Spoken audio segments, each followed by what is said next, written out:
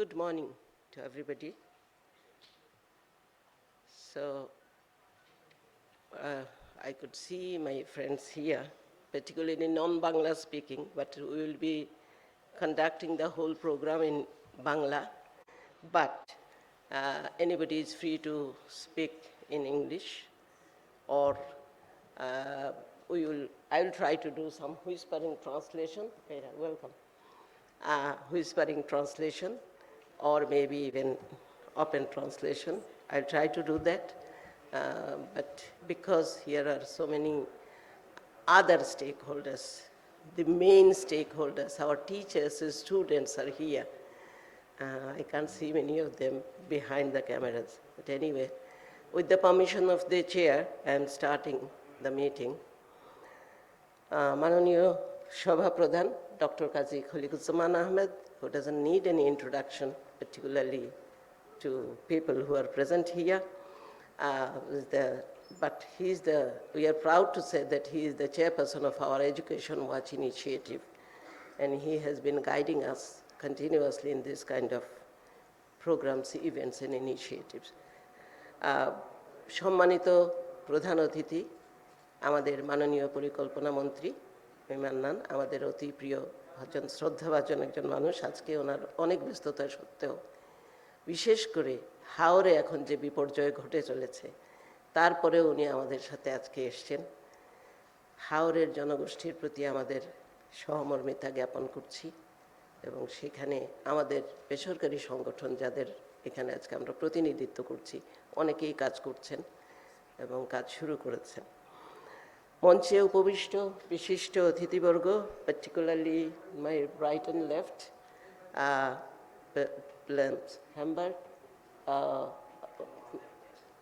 Hans Lambert, one of our special guests who is here today, and also the acting High Commissioner, British High Commissioner, Excellency Javed Vettel, and with us the UNICEF Deputy Country Representative Vera. So nice to have all of you here. And I would also like to say that আমাদের আজকের সহযোগী সংগঠন Center for Policy Dialogue এর প্রধান Dr. Fahmida Khatun. So we have jointly organized this because they have an expertise in analyzing budget, and we have kind of strategic advantage in reaching out to many people, particularly to the grassroots. That's why we have joined hands together.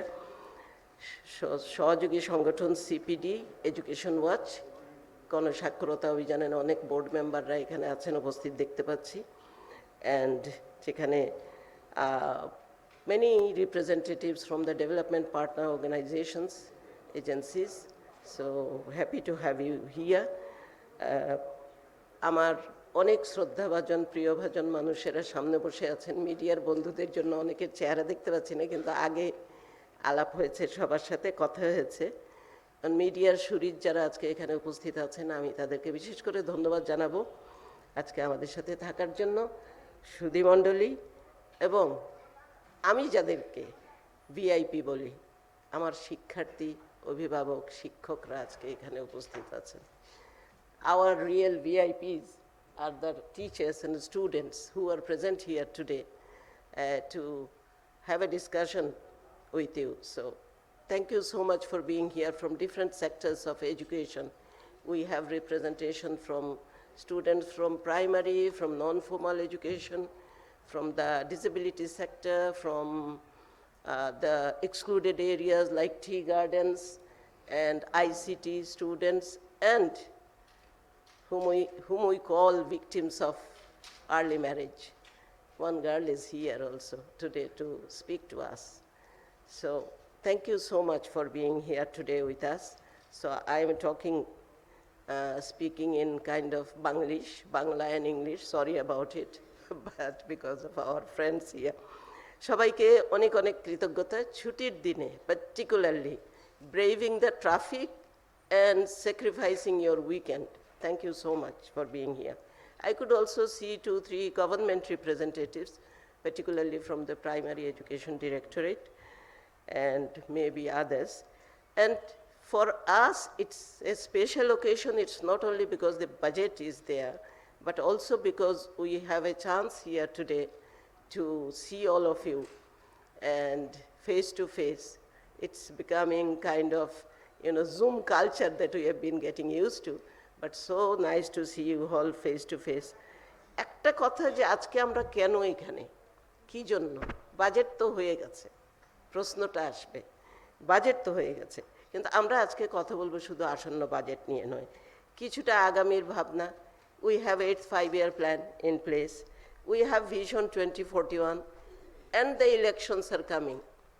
So government's manifesto, the ruling party's manifesto, which is also important to us, how it is being reflected in terms of financing of education, our expectations, how these are expressed.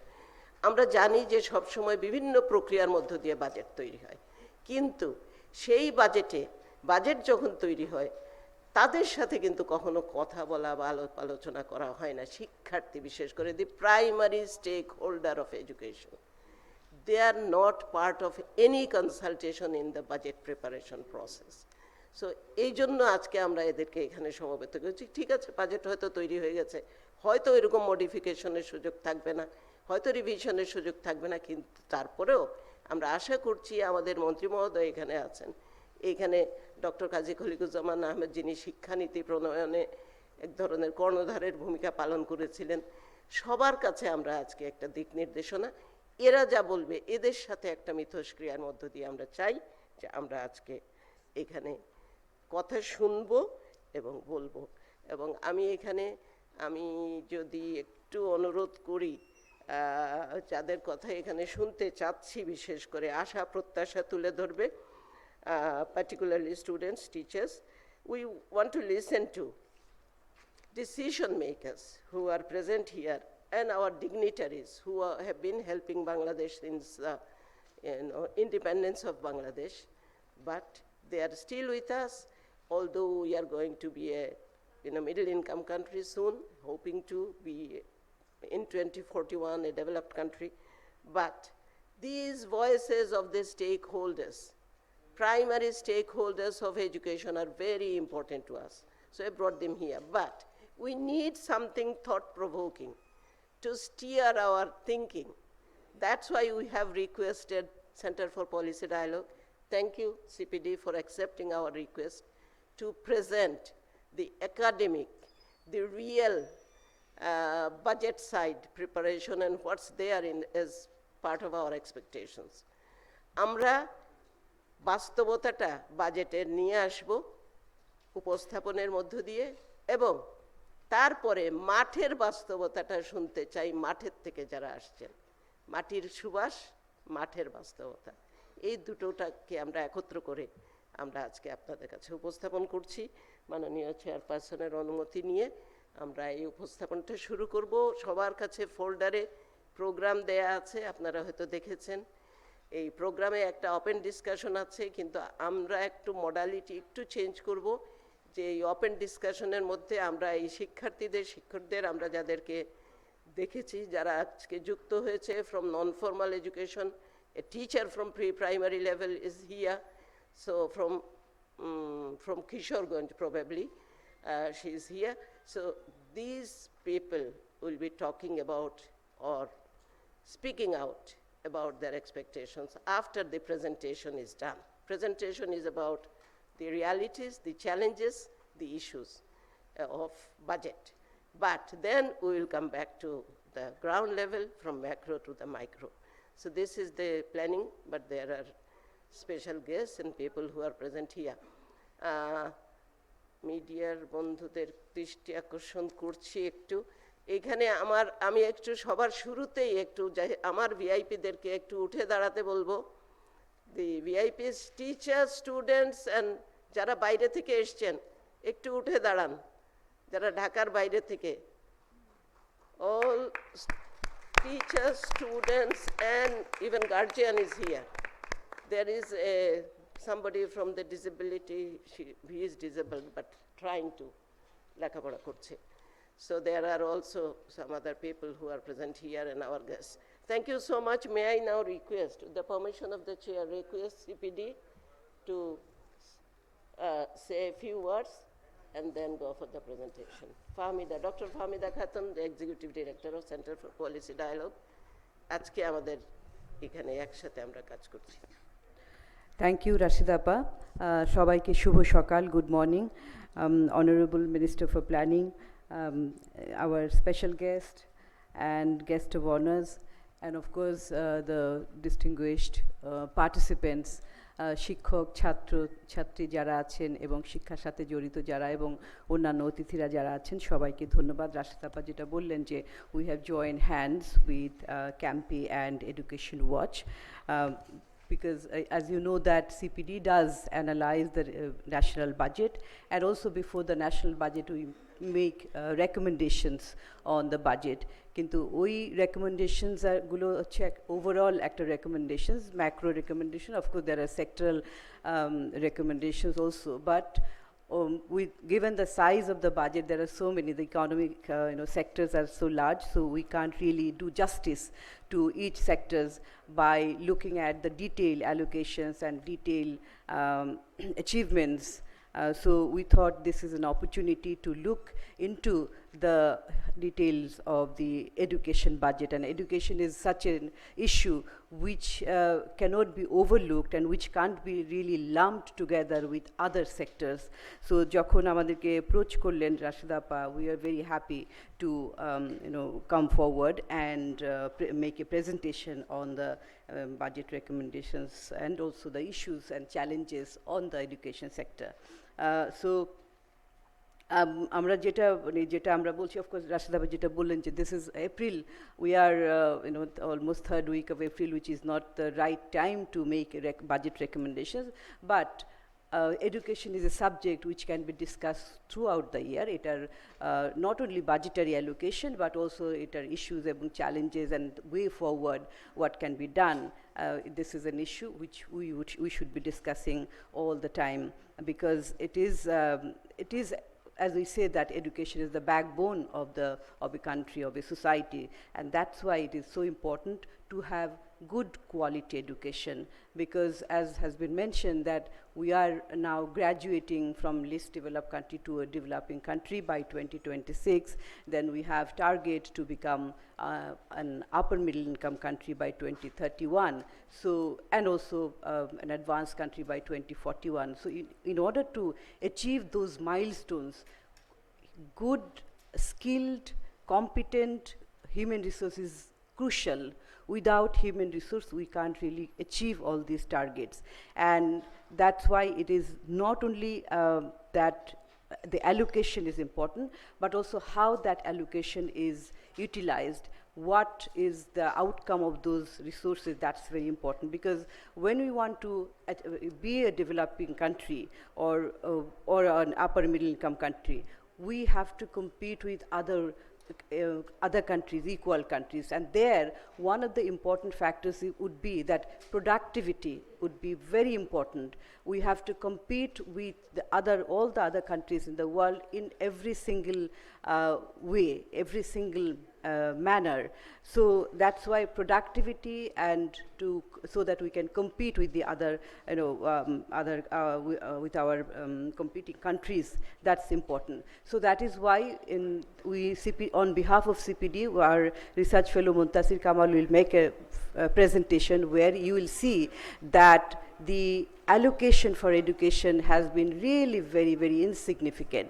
We have now in the 8th five-year plan, the target is to increase it to 3% of GDP by 2025, which is not a large number, but what we are having right now, it has been about 2%, but when we did the GDP rebasing, then it has come down to 1.4%. So we can imagine that with 1.4% of GDP, how much we can distribute. So we have a large population, large number of students there. So this is one aspect. But the other aspect, and also very important, is that how that resources are being utilized, whether those are being only utilized for salaries, of course salary is important, or buildings or infrastructure, or it is being utilized for the quality of the students, so that we are doing a lot of studies on skills also, that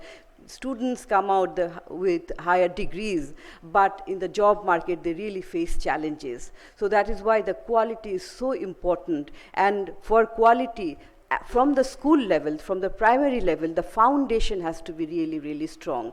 And for that foundation, of course, the teachers who are imparting the education, their quality is important, but also teaching profession itself has to be made more attractive, because it should not be the last choice for someone. It should be a profession which people would long for, but unfortunately they are also not well paid, and that's why we don't find the best of the best, but which should be here. Honorable Minister is there, so our urge is also that those who impart, who provide education, they should be also highly qualified. They should be compensated for, well compensated for. That's one.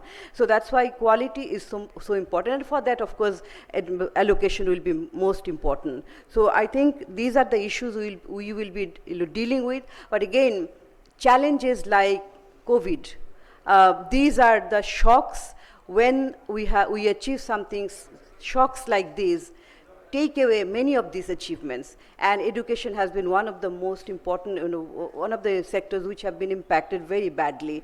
During the last 2 years, students were not in schools or colleges, and many are in fact in the risk of being dropped out, because the poor families where the boys, they were sent for livelihoods, for collecting or getting engaged in livelihood, and many girls were married off. We have many studies. In fact, Campe has also done some survey. So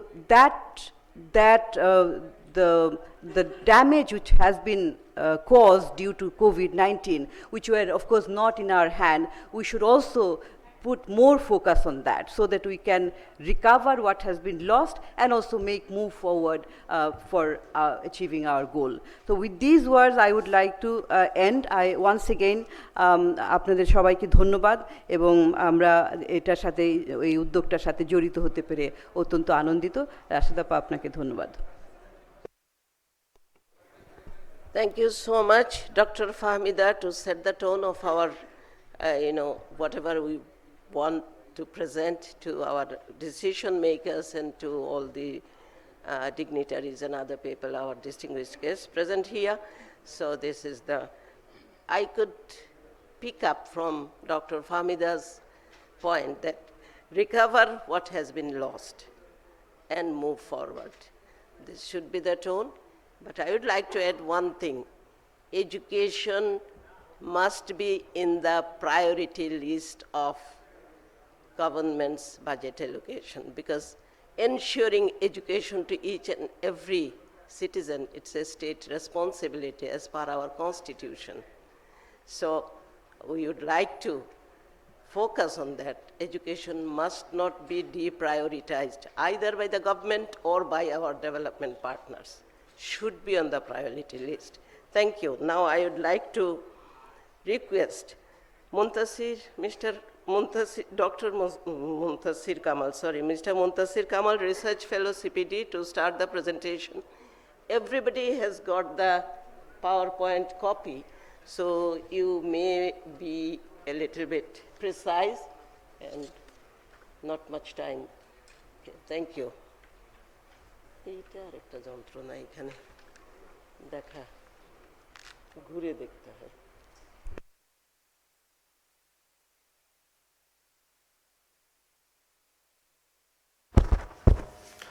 ধন্যবাদ সবাইকে, এবং আজকের উপস্থিত সম্মানিত অতিথিবৃন্দ, আমাদের মাননীয় পরিকল্পনা মন্ত্রী, অনুষ্ঠানের সভাপতি এবং অন্যান্য উপস্থিত সম্মানিত অতিথিবৃন্দ, সবাইকে ধন্যবাদ আজকে আমাদেরকে সময় দেওয়ার জন্য। আজকে আসলে মূলত আমাদের এখন পর্যন্ত বক্তব্য যেখানে শেষ হলো, যে আমাদের শিক্ষা আমাদের রাষ্ট্র কর্তৃক প্রদত্ত একটা অধিকার এবং সবার জন্য নিশ্চিত করা, সেই দিকে যদি আমরা তাকাই, তাহলে আসলে আমরা দেখতে পারি যে আমাদের যে সকল সরকারি পঞ্চবার্ষিকী পরিকল্পনা আছে সেখানে প্রায় সবগুলোতেই আমরা দেখতে পাই যে শিক্ষাকে একটা প্রায়োরিটি সেক্টর হিসেবে আসলে মেনশন করা হয়েছে। কিন্তু এই প্রায়োরিটি সেক্টরের সাথে আমরা যদি বাস্তবতার দিকে তাকাই তাহলে দেখতে পারি যে আমাদের যেই বাজেটারি বরাদ্দগুলো আছে কিংবা বাজেটের বরাদ্দের যে অ্যাকচুয়াল যে আসলে খরচটা হয় সেদিকে যদি তাকাই তাহলে সেটা কিন্তু আসলে এই প্রায়োরিটির চিত্রের সাথে অনেকখানি দেখা যায় যে সামঞ্জস্যপূর্ণ নয়। আমরা যদি দেখতে পাই যে আমাদের 90-এর দশকে আমাদের শিক্ষা খাতে বাজেটে ব্যয় বরাদ্দ ছিল মাত্র হচ্ছে 1.6% মতন, যেটা 2000 সালের দিক থেকে প্রায় 2%-এ চলে এসেছে এবং এরপর থেকে আসলে এটা মূলত এই রেঞ্জেই ঘোরাফেরা করছে। যদিও সাম্প্রতিক সময়ে যেহেতু আমাদের জিডিপির একটা বেজের পুনর্নির্ধারণ হলো, এর পরবর্তীতে দেখা যায় যে এটা আসলে কমে গিয়ে মাত্র 1.4%-এ নেমে আসে এবং এই যে জিডিপির অনুপাতে আমাদের শিক্ষা খাতে যে খরচটা সেটা কিন্তু কোনোভাবে আমাদের যেসব উন্নয়নমূলক যেসব লক্ষ্য বা উদ্দেশ্য আছে সেই অভীষ্ট আছে তার সাথে কিন্তু আসলে অনেকাংশে দেখা যাচ্ছে যে সামঞ্জস্যপূর্ণ নয়। সেটা আমরা যদি আমাদের স্বল্পোন্নত দেশ থেকে উন্নয়নশীল দেশের তালিকায় উন্নীত হওয়ার কথা বলি কিংবা আমাদের যে টেকসই উন্নয়ন অভীষ্ট আছে সেগুলো অর্জন করার কথা বলি, সকল ক্ষেত্রেই প্রযোজ্য। এবং একই সাথে আমরা যখন বলছি যে আমাদের যে খরচ হচ্ছে সেটা যেরকম পর্যাপ্ত নয় এবং একই সাথে সেখানে দেখা যাচ্ছে যে যেই খরচটা হচ্ছে সেটার কোয়ালিটি বা সেটার যেই এফিসিয়েন্সি সেই জিনিসটা নিয়েও কিন্তু বেশ কিছু আসলে কনসার্ন থেকেই যায়। ওভার দ্য ইয়ার্স আসলে আমরা যেটা দেখে এসেছি যে আমরা কিছু কিছু ক্ষেত্রে খুবই ভালো এডুকেশনের ক্ষেত্রে উন্নতি করেছি। পার্টিকুলারলি যদি আমরা বলি প্রাথমিক বা মাধ্যমিক ক্ষেত্রে আমাদের ভর্তির হারের কথা যদি বলি তাহলে সেক্ষেত্রে অভূতপূর্ব উন্নতি দেখা গেছে এবং সেটা আসলে এমডিজি সময়কাল থেকে আমরা দেখে আসছি। কিন্তু ঝরে পড়ার হারের কথা যদি বলি বিশেষ করে মাধ্যমিকের ক্ষেত্রে কিংবা আমরা এডুকেশনের কোয়ালিটির কথা যদি বলি তাহলে এই জিনিসগুলো নিয়ে কিন্তু কিছুটা শঙ্কা থেকেই যায় এবং এই পরিস্থিতি যখন চলমান ছিল এর ভিতরেই কিন্তু আসলে কোভিডের অভিঘাতটা আমাদের উপর এসে পড়ে এবং এই কারণে যে প্রায় 18 মাস বিভিন্ন স্কুল কলেজ সহ অন্যান্য শিক্ষা প্রতিষ্ঠান বন্ধ ছিল এবং এখানে একটা মানে তাদের জন্য যে অল্টারনেটিভ একটা শিক্ষণের ব্যবস্থা যা করা হয়েছে সেই জিনিসটার রোবাস্টনেস নিয়ে যেহেতু কিছুটা শঙ্কা ছিল সেটা আসলে সার্বিক পরিস্থিতিতে কিছুটা ঝুঁকির মুখে ফেলে দিয়েছে এবং এরকম একটা চ্যালেঞ্জিং পরিস্থিতিতে যেখানে কিনা আমাদের সামষ্টিক অর্থনীতি ডোমেস্টিক্যালি এবং এক্সটার্নালি অনেক রকম যেরকম চ্যালেঞ্জের মুখোমুখি আছে সেই পরিস্থিতিতে কিন্তু আমাদের আসছে 2023 অর্থ বছরের বাজেটটা পেশ হতে যাচ্ছে এবং এই পরিস্থিতিতে আমাদের শিক্ষা বাজেটকে যেরকম একই সাথে আমাদের যেসব দীর্ঘমেয়াদী এবং দীর্ঘস্থায়ী ইস্যু আছে সেই জিনিসগুলোকে ট্যাকেল করার জন্য যেরকম পদক্ষেপ নিতে হবে ঠিক একইভাবে এই পরিবর্তিত বৈশ্বিক এবং সামষ্টিক অর্থনৈতিক পরিস্থিতিতে যে সকল নতুন চ্যালেঞ্জ উদ্ভূত হচ্ছে এবং প্রতিনিয়ত পরিবর্তিত হচ্ছে সেই জিনিসগুলোকে মুখোমুখি করার বিষয়টি মাথায় নিয়ে এগোতে হবে। তো এরপরে যদি আমরা একটু পুরনো দিনের দিকে তাকাই তাহলে এমডিজিতে আসলে বাংলাদেশের শিক্ষা খাতে যে উন্নতি সেটা নিয়ে নতুন করে বলার আর খুব বেশি কিছু নেই। আমরা দেখেছি যে আমাদের স্কুলে ভর্তি বা এনরোলমেন্টের ক্ষেত্রে চমৎকার কিছু প্রোগ্রেস আমাদের ছিল এবং একইভাবে আমাদের যেসব জেন্ডার প্যারিটি সংক্রান্ত যে সকল আমাদের সূচক ছিল সেগুলোতে আমাদেরও খুব ভালো পারফরমেন্স ছিল। কিন্তু এমডিজির ক্ষেত্রে যেটা দেখা গেছে যে এইখানে আমাদের মূলত শিক্ষার পরিমাণগত দিকগুলোর দিকে আসলে মূল ফোকাসটা ছিল, গুণগত দিকটার দিকে নয়। সো সেই গুণগত দিকটার দিকে মাথায় রেখে কিন্তু আমরা যদি এসডিজিতে চলে আসি, এসডিজি 4 যেটা কিনা কোয়ালিটি এডুকেশন, সেখানের সূচকগুলোর দিকে যদি আমি চলে আসি তাহলে বাংলাদেশে আসলে আমরা সর্বমোট প্রায় এসডিজি 4 পরিমাপ করার জন্য প্রায় দেখতে পারি যে 54টার মতন সূচক আছে। এখন 54টা সূচকের থেকে সবগুলো অবশ্যই আমাদের পক্ষে ধরে ধরে যাওয়া সম্ভব নয়, কিছু নির্দিষ্টভাবে আমরা দেখেছি এবং সেগুলো ধরে ধরে আসলে এই প্রেজেন্টেশনও আমি যেতে পারছি না সময় স্বল্পতার কারণে। সো আমি আমার যেই মূল অবজারভেশনসগুলো আছে সেগুলোতে আসলে চলে যাচ্ছি। এসডিজির ক্ষেত্রেও আমরা দেখতে পারি এখন পর্যন্ত যতটুকু প্রোগ্রেস হয়েছে তাতে আসলে জেন্ডার সমতা ভিত্তিক যে সকল সূচক আছে সেগুলোতে বাংলাদেশের পারফরমেন্স অত্যন্ত ভালো।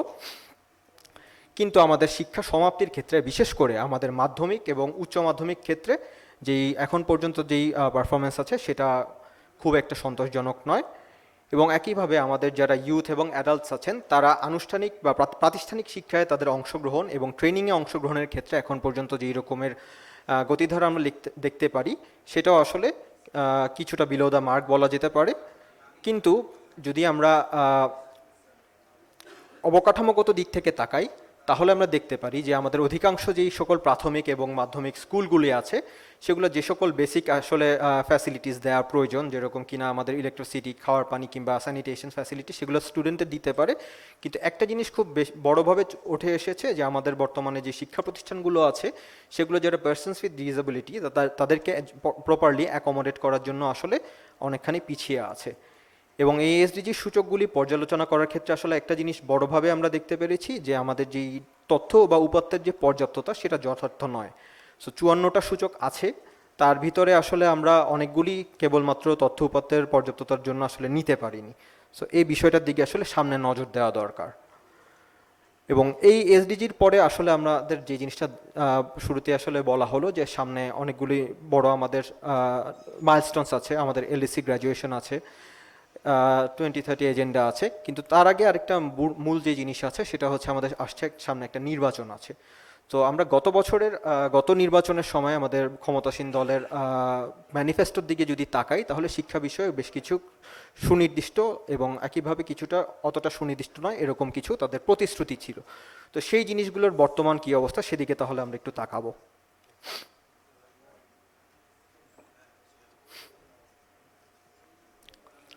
সো এক নাম্বার একটা জিনিস যেটা ছিল সেটা হচ্ছে যে বলা হয়েছিল যে শিক্ষা খাতে আমাদের বরাদ্দের পরিমাণ সর্বোচ্চ থাকবে এবং এই যে বরাদ্দটা হয় তার প্রপার ইউটিলাইজেশন নিশ্চিত করা হবে।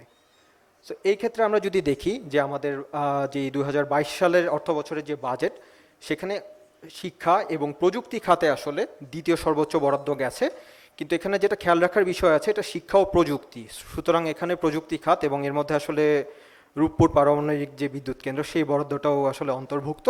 যদি শুধুমাত্র শিক্ষার কথা চিন্তা করা হয় তাহলে কিন্তু আর এটা থাকে না।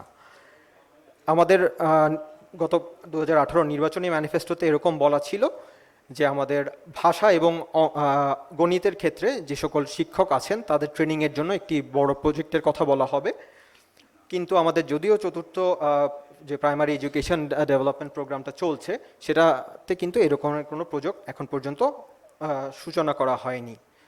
এবং একই সাথে নির্বাচনী ইশতেহারে বলা হয়েছিল যে আমাদের লিটারেসি রেটটা 100% করা হবে এবং একইভাবে যে ড্রপ আউটের রেটটা আছে প্রাইমারি লেভেলে সেটা 0-তে হবে। কিন্তু আমরা দেখছি যে বর্তমান যে পরিস্থিতি সেটাতে আমাদের বর্তমানে প্রাপ্তবয়স্কদের সাক্ষরতার হার প্রায় 76%-এর মতন এবং আমাদের যে লিটারেসি রেট প্রাইমারি লেভেলে সেটা 14%-এর মতন। একটা ভালো উদ্যোগের কথা বলা হয়েছিল স্কুল ফিডিং প্রোগ্রাম। আমরা দেখেছি যে একটা ন্যাশনাল স্কুল মিল পলিসি 19-এ করা হয়েছে এবং এই প্রোগ্রামটিরও সূচনা হয়েছে, অত্যন্ত ভালো উদ্যোগ। এবং আমাদের কাছে যে তথ্য উপাত্ত আছে তার ভিত্তিতে আমরা দেখেছি যে 1.5 কোটিরও মতো মানুষকে এখন বা শিক্ষার্থীদেরকে এখন পর্যন্ত এই প্রোগ্রামের মাধ্যমে সহায়তা দেওয়া হয়েছে। আমরা দেখতে এরকম প্রতিশ্রুতি ছিল যে আমাদের যে সকল প্রাইমারি থেকে উচ্চতর লেভেলে যাওয়ার জন্য যে সকল সুবিধাগুলি সরকারের তরফ থেকে দেওয়া হয় সেই জিনিসগুলি অব্যাহত রাখবে। সো আমরা দেখতে পেরেছি যে এই পরিস্থিতিতে আমাদের 2016 সালে প্রাথমিক বিদ্যালয়ে বেসরকারি বিদ্যালয়গুলোতে যে বর্ধিত ফিটা নেওয়া হয় সেটার একটা সীমা নির্দিষ্ট করে দেওয়া হয়েছিল এবং একই সাথে আমরা দেখতে পেরেছি যে বিভিন্ন রকমের যে সকল শিক্ষা ভাতা আছে পার্টিকুলারলি মেয়েদের জন্য সেই জিনিসগুলো কিন্তু অব্যাহত রাখা হয়েছে। এবং গুণগত মানসম্পন্ন টিচার কিংবা অন্যান্য যারা কর্মকর্তা বা স্টাফ আছেন তাদেরকে রিক্রুট করার বিষয়ে একটা কমিটমেন্ট ছিল। সেই বিষয়ে আমরা দেখতে পেরেছি যে আমাদের একটা national teachers registration and certification authority প্রতিষ্ঠা করা হয়েছে। এর মাধ্যমে আসলে গুণগত মানসম্পন্ন যাতে শিক্ষক নিয়োগ করা যায় সেই জিনিসটি নিশ্চিত করার চেষ্টা হচ্ছে। এবং আমরা দেখতে পেরেছি যে প্রশ্নপত্র ফাঁস বা এই সংক্রান্ত যে সকল নকল প্রতিরোধে একটা উদ্যোগ নেওয়ার কথা ছিল ইশতেহারে, এই বিষয়ে বেশ কিছু আসলে সুনির্দিষ্ট পদক্ষেপ আমরা সাম্প্রতিক সময়ে দেখতে পেরেছি। তো এরপরে আসলে আমরা যদি একটু বর্তমান একদম চলমান পরিস্থিতির দিকে এসে দাঁড়াই তাহলে তো আসলে কোভিড নিয়ে কথা বলার আসলে কোনো বিকল্প নেই এবং কোভিডের এডুকেশন মানে ইম্প্যাক্ট কীভাবে আসলে আমাদের শিক্ষা খাতের উপরে পড়ছে সেই জিনিসটা নিয়ে হয়তো আমি খুব সংক্ষেপে বলে যাব, কিন্তু আমার ধারণা এটা নিয়ে পরবর্তীতে আরও বিস্তারিত আলোচনা হবে। তো আমরা দেখতে পেরেছি যে এই যে কোভিড পরিস্থিতি যে যখন চলমান ছিল সেখানে আমাদের যেই প্রাথমিক গণশিক্ষা মন্ত্রণালয় ছিল এবং এডুকেশন ছিল তারা কিন্তু দূরশিক্ষণের জন্য বেশ কিছু পদক্ষেপ নিয়েছিলেন। আমাদের সংসদ টিভিতে হয়েছিল, ক্লাস নেওয়া হয়েছিল এবং একই সাথে অনলাইন ভিত্তিক বেশ কিছু উদ্যোগ নেওয়া হয়েছিল। কিন্তু অনেক সময় দেখা গেছে যে এই ধরনের যে দূরশিক্ষণ বা রিমোট লার্নিংয়ের ফ্যাসিলিটিগুলো আছে সেটা কিন্তু একদম মুখোমুখি বা ফেস টু ফেস যে এডুকেশন ছিল সেই গ্যাপটাকে আসলে পূরণ করতে পারেনি। আমরা দেখতে পাই এডিবির একটা সার্ভে করা হয়েছিল যেটাতে বলা হয়েছে, দেখা গেছে যে আমাদের যে 2/3 শিক্ষার্থী ছিলেন তারা কিন্তু আসলে সরাসরি শিক্ষকদের সান্নিধ্য পাননি। এবং এদের ভিতরে হয়তো দেখা গেছে একটা পজিটিভ দিক, যেটা হয়তো শিক্ষকরা মেয়েদের সাথে ছেলেদের তুলনায় হয়তো যোগাযোগের পরিমাণটা কিছুটা বেশি করেছেন। কিন্তু একই সাথে আমরা যদি দেখতে পারি যে যারা রুরাল এরিয়াতে একদম দরিদ্রতম পরিবারের ভেতরে ছিল তারা কিন্তু তাদের সাথে যোগাযোগটা তুলনামূলকভাবে অন্য শিক্ষার্থীদের তুলনায় কম হয়েছে। ব্র্যাকের 2টো স্টাডি ছিল, সেখানে তারা দেখতে পেরেছেন যে আমাদের এই কোভিডকালীন সময়ে কিন্তু শিক্ষায় অংশগ্রহণের হার যেরকম কমে গেছে ঠিক একইভাবে শিক্ষার পেছনে শিক্ষার্থীরা যতটুকু সময় ব্যয় করেন সেই জিনিসটাও কমে গেছে। এবং বিআইজিডির একটি জরিপে আসলে দেখা গেছে যে রুরাল এরিয়াতে শিক্ষার্থীরা আসলে তাদের শিক্ষার পেছনে কোভিড পূর্ব সময় যেখানে 10 ঘন্টা প্রায় প্রতিদিন সময় ব্যয় করতেন সেখানে সেটা কমে প্রায় 2 ঘন্টায় নেমে গেছে। এবং এক্ষেত্রে দেখা গেছে যে সকল পরিবারে বা হাউসহোল্ডে প্যারেন্টসদের এডুকেশনের লেভেলটা একটু লো, তাদের ক্ষেত্রে দেখা গেছে যে তারা বরঞ্চ তুলনামূলকভাবে আরও কম পরিমাণে পড়াশোনা করছেন। এবং ক্যাম্পের একটি 2021 রিপোর্টে আমরা দেখতে পাই যে আসলে 70% স্টুডেন্ট কিন্তু এই সময়ে আমরা রিমোট লার্নিংয়ে অংশগ্রহণ করতে পারিনি বা করার ব্যাপারে আগ্রহ দেখায়নি। এবং এটার কারণের পেছনে যদি আমরা তাকাই তাহলে কিন্তু দেখতে পারি যে প্রায় 58% শিক্ষার্থী বলেছেন যে তাদের এই ধরনের দূরশিক্ষণ কার্যক্রমে অংশগ্রহণ করার মতন কিন্তু কোনো প্রয়োজনীয় যেই যন্ত্র বা সুবিধা বাসায় দরকার সেইটা নাই। 10%-এর মতন আসলে বলেছেন যে তাদের প্যারেন্টসদের যদিও থাকে কিন্তু যখন ক্লাস চলে সেই সময় আসলে তাদের ডিভাইসটার অ্যাক্সেস থাকে না। এবং অ্যালার্মিংলি প্রায় 17%-এর মতন শিক্ষার্থী বলেছেন যে এই ধরনের ক্লাসে অংশগ্রহণ করার ক্ষেত্রে তারা আগ্রহ বোধ করেন না এবং একই সাথে তারা এটাকে ইউজফুল মনে করেন না। তো এক্ষেত্রে আসলে একটা যেই ডিজিটাল ডিভাইড নিয়ে যেই কথাটা হয়েছে কোভিডকালীন সময়ে সেই জিনিসটা কিন্তু একটা স্পষ্ট প্রতিফলন আমরা দেখতে পাই। তো এই পরিবর্তিত পরিস্থিতিতে আসলে আমাদের এই আসছে অর্থ বছরের বাজেটটা আসছে, কিন্তু এই পরিস্থিতিতে বাজেটটা হয়তো 2023-এর বাজেট নিয়ে আলোচনা করার আগে হয়তো আমাদের বাজেটে এখন পর্যন্ত যে সকল গতিধারা আমরা দেখতে পাই বা ডায়নামিক্স আমরা দেখতে পাই সেই জিনিসগুলো নিয়ে একটু আলোচনা করার একটু বিষয় আছে। তো আমরা দেখতে পাই যে বর্তমানে আমাদের বাজেটে শিক্ষা খাতে যে বরাদ্দ থাকছে এবং শিক্ষা খাতে যে অ্যাকচুয়াল ব্যয় হচ্ছে সেই জিনিসটা কিন্তু যতটুকু প্রয়োজন তার তুলনায় অনেক কম। এবং আমরা এই গ্রাফটার দিকে যদি তাকাই তাহলে অন্যান্য মধ্য আয়ের দেশ কিংবা উচ্চ আয়ের দেশের থেকে তো অবশ্যই আমাদের অন্যান্য যে সকল স্বল্পোন্নত দেশের এলডিসির তালিকা আছেন তাদের তুলনায় আমরা শিক্ষা খাতে কম ব্যয় করছি। এবং যে সকল হেভিলি ইন্ডেটেড পুয়ার কান্ট্রি আছে অর্থাৎ যাদের ঋণের দায় অনেক বেশি এই ধরনের কান্ট্রি থেকেও কিন্তু আমরা অনেক কম ব্যয় করছি। এবং পাশাপাশি রিজিওনাল পার্সপেক্টিভে যদি আমরা দেখি দক্ষিণ এশিয়ার তুলনায় আমরা শিক্ষা খাতে জিডিপির অনুপাতে কম ব্যয় করছি। এবং এই জিনিসটা শুধুমাত্র যে কম ব্যয় করছি এটা কিন্তু আসলে একটা ক্রমাগত ডিক্লাইনিং ট্রেন্ড দেখা যাচ্ছে। আমরা শিক্ষা খাতে ব্যয় যদি জিডিপির অনুপাতে কিংবা আমাদের সর্বমোট যেই আমরা পাবলিক এক্সপেন্ডিচার করি তার অনুপাতে দেখি এখানে কিন্তু একটা ক্রমাগত নিম্নমুখী ধারা লক্ষ্য করা যায় যদি আমরা 16 থেকে 21-এর দিকে তাকাই। এর ভেতরেও আসলে একটা পজিটিভ গতিধারা আমরা দেখতে পারি যে আমাদের শিক্ষা খাতে সর্বমোট যে ব্যয় এর ভেতরে আসলে উন্নয়ন ব্যয়ের পরিমাণটা সাম্প্রতিক সময়ে আমরা দেখতে পারি ক্রমাগত বাড়ছে। এটা খুবই পজিটিভ একটা ডেভেলপমেন্ট। এবং এই উন্নয়ন ব্যয়ের দিকে যদি তাকাই এবং আমরা যদি পুরনো একটু ফিরে অষ্টম পঞ্চবার্ষিক পরিকল্পনার সাথে চিন্তা করি তাহলে আমরা দেখি যে এর মধ্যে তো আসলে অষ্টম পঞ্চবার্ষিক পরিকল্পনার 2 বছর পার হলো। সো এই 2 বছরে শিক্ষা খাতে অষ্টম পঞ্চবার্ষিক পরিকল্পনায় যেই টার্গেট রাখা ছিল তার থেকে কিন্তু বরাদ্দ 3টি যেই আমাদের প্রধান এজেন্সি আছে শিক্ষা খাতের তাতে বেশি হয়েছে। এবং এই যে ডেভেলপমেন্ট খাতে যে ব্যয়ের কথা আমরা বললাম এর ভিতরে আসলে কিছু প্রজেক্ট আমরা সুনির্দিষ্টভাবে আসলে চুজ করেছিলাম যাতে আমরা তাদের বর্তমানে কি অবস্থা এডিপির বরাদ্দ এবং এই অর্থ বছরে তাদের সমাপ্তির ক্ষেত্রে কি ধরনের একটা সিচুয়েশন হতে পারে তা দেখার জন্য। তো এরকম 13টা প্রজেক্টের ভিতরে আসলে আমরা 5টা প্রজেক্ট পেয়েছিলাম যেটা এই অর্থ বছরের মধ্যে শেষ করা এবং 2টো প্রজেক্ট ছিল যেটা গত বছর অর্থ বছরের থেকে আসলে ক্যারি ওভার হয়েছে। তো এই প্রজেক্টগুলোর এখন পর্যন্ত যে অবস্থা দাঁড়ায় তাতে আসলে তাদের কমপ্লিশন রেট এই বছরের মধ্যে শেষ হওয়ার কোনো সুযোগ নাই, যদিও তাদের ডেডলাইনটা এই বছরে। এবং এর থেকে আসলে এই জিনিসটা বোঝা যায় যে এই জিনিসগুলির ক্ষেত্রে আসলে এই প্রজেক্টগুলির ক্ষেত্রে টাইম এক্সটেনশনের আসলে প্রয়োজন হবে। আমরা একটা জিনিস যেটা দেখতে পাই যে আমাদের একটা মাধ্যমিক শিক্ষা খাতের একটা বড় প্রজেক্ট সেসিপ, সেই জিনিসটা কিন্তু আমাদের 2021 সালের 31শে ডিসেম্বর শেষ হয়ে যাওয়ার কথা ছিল। সেটা বর্তমানে আমাদের যেই সংশোধিত এডিপি আছে তাতে স্টার্ট চিহ্নিত আছে, অর্থাৎ এই প্রকল্পের যদি টাইম এক্সপ্যান্ড না করা হয় তাহলে আর এখানে অর্থ ছাড় করা হবে না। এবং একই জিনিস কিন্তু আমাদের যে স্কুল ফিডিং প্রোগ্রামটার কথা আমি আগে বললাম সেটার ক্ষেত্রেও প্রযোজ্য। এবং আমাদের প্রাথমিক শিক্ষা খাতের সবচেয়ে বড় যেই এডিপি প্রজেক্ট, যেটা কিনা PDP-4, সেটা 2023 অর্থ বছরের মধ্যে শেষ হওয়ার কথা, কিন্তু এখন পর্যন্ত তার মাত্র 30.5% সম্পন্ন করা সম্ভব। তো তার মানে আসলে দাঁড়ায় যে এই প্রজেক্টটার ক্ষেত্রে আসলে আমাদের একটা টাইম এক্সটেনশনের প্রয়োজন হবে। শিক্ষা খাতে তো আসলে এই ধরনের ডেভেলপমেন্ট উন্নয়ন প্রকল্প ছাড়াও আসলে আমাদের কিছু সামাজিক নিরাপত্তা কর্মসূচির মাধ্যমে অনেক ধরনের সহায়তা দেওয়া হয়। তো এক্ষেত্রে আমরা আসলে একটা ছোট ক্লাস্টার ভিত্তিক অ্যানালাইসিস করার চিন্তা করেছি। তো এই অ্যানালাইসিসটা করার সময় আসলে শিক্ষা খাতে যেরকম আমাদের বিভিন্ন রকমের ভাতা থাকে, অন্যান্য সুযোগ সুবিধা থাকে, ঠিক একইভাবে কিছু অবকাঠামোগত প্রকল্পও থাকে। তো এই অ্যানালাইসিসটার জন্য আসলে আমরা অবকাঠামোগত প্রকল্পগুলো বাদ দিয়ে মূলত কোর যে ধরনের ভাতা বা অন্যান্য সুবিধাদি দেওয়া হয় সেই জিনিসগুলি চিন্তা করেছি।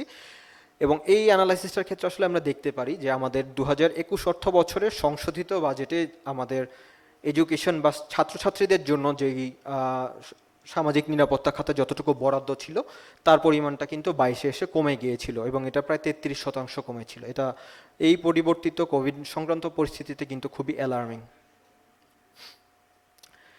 এবং আমরা যখন এডুকেশন সেক্টরের মোট আসলে ব্যয় কিংবা বরাদ্দর অনুপাতে আসলে তুলনা করি তখন আসলে দুভাবে দেখা যায় যে আমরা কতটুকু আমাদের অপারেটিং এক্সপেন্ডিচার হিসেবে ব্যয় করছি এবং কতটুকু ডেভেলপমেন্ট এক্সপেন্ডিচার হিসেবে ব্যয় করছি। তো ট্র্যাডিশনালি আমরা যেটা দেখতে পাই যে এডুকেশনের যেই আমাদের 3টে কি এজেন্সি আছে এবং সামগ্রিকভাবে সেখানে আমাদের ডেভেলপমেন্ট এক্সপেন্ডিচার কিন্তু টিপিক্যালি আমাদের অপারেটিং এক্সপেন্ডিচারের থেকে পিছিয়ে থাকে। অর্থাৎ হচ্ছে আমরা যেই সকল বেতন ভাতা বা অন্যান্য যে সকল অনুন্নয়ন ব্যয় যেটাকে বলে সেই বরাবর যেই বরাদ্দটা থাকে সেটা খরচ করার বিষয়ে আসলে যতখানি সাফল্য থাকে ততখানি কিন্তু আসলে যেটা উন্নয়ন ব্যয় বলা হয় সেটা খরচ করার পিছনে সাফল্য থাকে না, আনুপাতিক হারে কম। এবং আমাদের এডিপি প্রজেক্টগুলোর ভিতরে যদি আমি তাকাই তাহলে তার ভিতরেও আসলে আমরা দেখি যে কিছুটা আমাদের সরকারি অর্থাৎ আমাদের সরকারের তরফ থেকে অ্যালোকেশন থাকে এবং কিছুটা আমাদের প্রজেক্ট এইড হিসেবে পাই। তো টিপিক্যালি দেখা যায় যে সরকার বা থেকে যে বরাদ্দটা থাকে সেইটা খরচ করার ক্ষেত্রে যতটুকু সহায়তা আমরা পাই, সাফল্য আমরা দেখি, প্রজেক্ট এইডের ক্ষেত্রে কিন্তু সেটা আসলে দেখি না। এবং সেটা একইভাবে সামগ্রিকভাবে এডুকেশন খাতের ক্ষেত্রে যেরকম প্রযোজ্য ঠিক একইভাবে তার অন্তর্গত যে 3টা মূল এজেন্সি আছে সেটার ক্ষেত্রেও প্রযোজ্য। আরেকটা জিনিস যেই জিনিসটা বর্তমান পরিস্থিতিতে না বললে না সেটা হচ্ছে এডুকেশনের জন্য আমাদের নিজস্ব অর্থাৎ আউট অফ পকেট এক্সপেন্ডিচার কতটুকু সেইটা। তো আমরা খানা আয় ব্যয় জরিপের তথ্যগুলো যদি ওভার দ্য ইয়ার্স দেখি তাহলে আমরা দেখতে পারি যে আমাদের রুরাল এরিয়াতে যে আউট অফ পকেট এক্সপেন্ডিচার ছিল সেটা কিন্তু ওভার দ্য টাইম বেড়ে চলেছে। যদিও সাম্প্রতিক দুটা এই খানা আয় ব্যয় জরিপের ফলাফল যদি আমরা দেখি তাহলে আমরা দেখতে পারি যে আমাদের ন্যাশনালি এবং আরবান লেভেলে কিন্তু এই আউট অফ পকেট এক্সপেন্ডিচারের পরিমাণটা কিছুটা নেমে এসেছে, কিন্তু তারপরেও আমরা পুরোনো দিনগুলোর দিকে যদি তাকাই সেই জিনিসটা কিন্তু আনুপাতিক হারে বৃদ্ধির হারটা অনেক বেশি। সো এই পরিস্থিতিতে আসলে তাহলে আমাদের দেখার বিষয় আছে যে আমাদের এই শিক্ষা খাতে এবং সামগ্রিকভাবে শিক্ষা খাতের বাজেট সংক্রান্ত আসলে মূল কনসার্নসগুলো বা চিন্তার জায়গাগুলো কি কি। আমরা দেখতে পারি যে অনুপস্থিতির যে হারটা ছিল সেই জিনিসটা কিন্তু এক সময় আমাদেরকে 2011 থেকে 20 এই সময়কালে যদি আমরা তাকাই প্রাথমিক পর্যায়ে তাহলে কিন্তু কমে আসছিল, কিন্তু 2021 সালে এসে কিন্তু এখানে একটা ঊর্ধ্বমুখী প্রবণতা দেখা যায়। সো এটা কিন্তু কোভিডের একটা সরাসরি ইম্প্যাক্ট, এই কথা অনুমান করাই যায়। এবং মাধ্যমিক পর্যায়ে যদি আমরা দেখি তাহলে মাধ্যমিক পর্যায়ে কিন্তু ক্রমাগত লম্বা সময় ধরেই আমরা দেখছি যে ঝরে পড়ার হারটা একটা দুশ্চিন্তার বিষয় ছিল। যদিও সাম্প্রতিক বছরগুলোতে আমরা যদি তাকাই তাহলে দেখা যায় যে প্রাথমিক লেভেলে অর্থাৎ প্রাথমিক শিক্ষার ক্ষেত্রে কিন্তু এই ঝরে পড়ার হারটা তুলনামূলকভাবে একটা স্টেডি রেটে কমে এসছে। এবং শিক্ষা খাতের যদি আমরা গুণগত মানের দিকে তাকাই তাহলে এই সংক্রান্ত সূচকের যদি আমরা ওভার দ্য টাইম ট্রেন্ডসগুলো দেখি তাহলে আসলে দেখতে পারি যে এখানে একটা নিম্নমুখী প্রবণতাই লক্ষ্য করা যায়। এবং এখানে পার্টিকুলারলি যদি আমি দৃষ্টি আকর্ষণ করি তাহলে আমরা কিন্তু এখানে দেখতে পারি যে শিক্ষার্থী এবং শিক্ষকদের যে অনুপাত, বিশেষ করে বিজ্ঞান এবং গণিতের ক্ষেত্রে, এবং তাদেরকে যে সকলের কোয়ালিটি এনহ্যান্সিং যে সকল ট্রেনিং দেওয়ার কথা সেই জিনিসগুলোর ক্ষেত্রে কিন্তু একটা দুর্বলতা দেখা যায়। আমরা কারিগরি এবং ভোকেশনাল শিক্ষার দিকে যদি তাকাই তাহলে দেখতে পারি যে আমাদের এই ক্ষেত্রে কিন্তু শিক্ষার্থী বৃদ্ধির হার, অর্থাৎ টোটাল শিক্ষার্থীর মধ্যে তাদের অনুপাতটা খুব ধীরে ধীরে বাড়ছে। সরকার অবশ্যই খুব সঠিকভাবেই কিন্তু আমাদের অন্ততপক্ষে যেটা মাধ্যমিক পর্যায়ে সেখানে আস্তে আস্তে এই কারিগরি শিক্ষায় যারা নিযুক্ত হতে চান তাদের পরিমাণটা বৃদ্ধি করার কথা চিন্তা করছেন। কিন্তু এখানে যে সকলের দুর্বলতাগুলি বিদ্যমান আছে সেগুলোকে সলভ করা ছাড়া যদি এগিয়ে যাওয়া হয় তাহলে কিন্তু এটা তার যেই টার্গেট সেই জিনিসটা যথাযথ ফলাফল বয়ে আনতে পারবে না।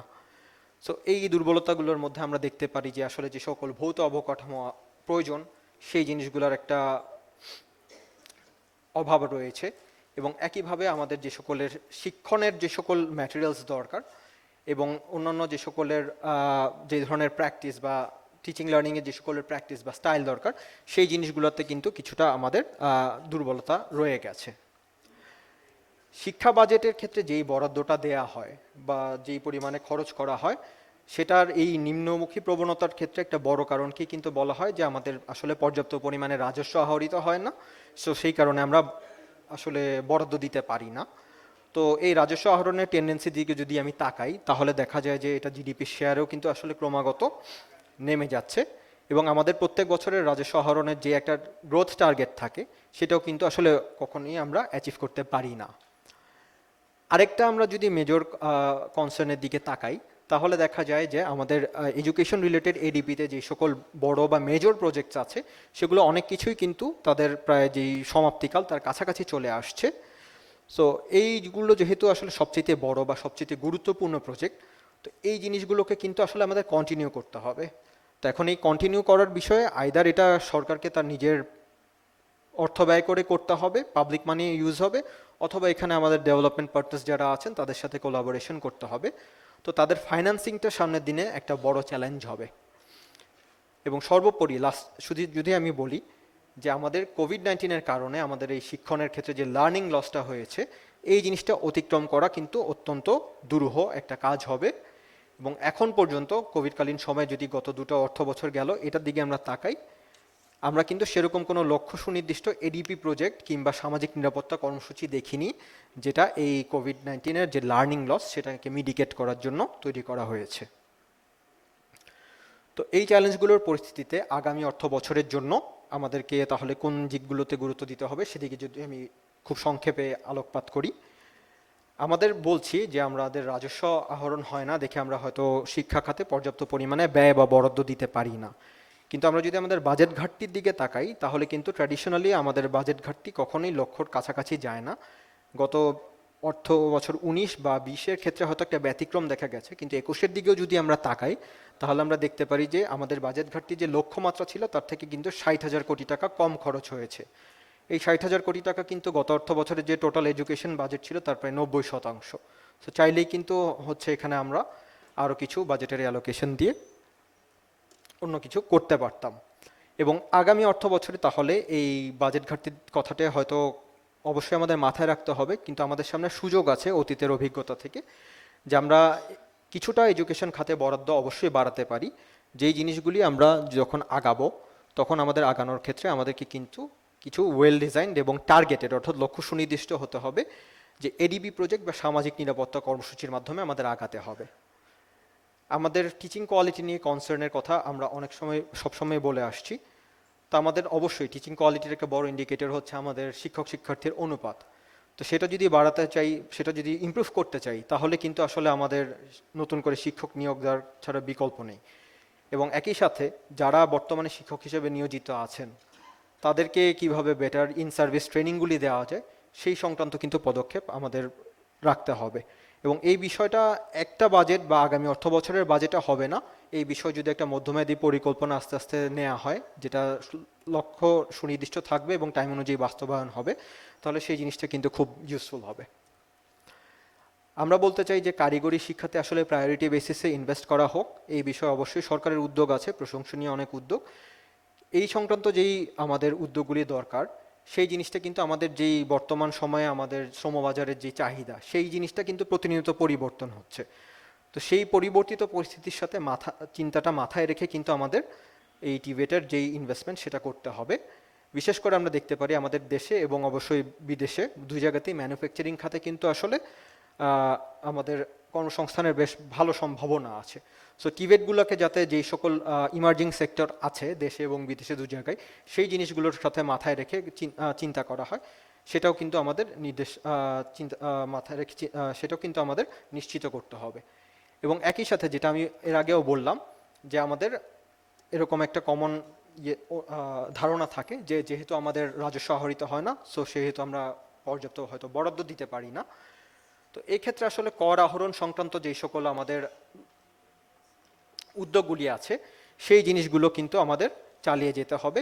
এবং বিশেষ করে কর ফাঁকি রোধে যেই সকল ব্যবস্থা আছে, সেই জিনিসগুলো কিন্তু আমাদেরকে সর্বোচ্চ গুরুত্ব দিয়ে চিন্তা করতে হবে। আমরা অলরেডি দেখতে পেরেছি যে বিভিন্ন ধরনের টেকনোলজি সংক্রান্ত যে সকলের উদ্যোগ, যেরকম একটা ইলেকট্রনিক ট্যাক্স ডিডাক্টেড একটা সোর্স, এরকম একটা উদ্যোগ কিন্তু অলরেডি এনবিআর কর্তৃক চালু হয়েছে, অত্যন্ত প্রশংসনীয় সেটা।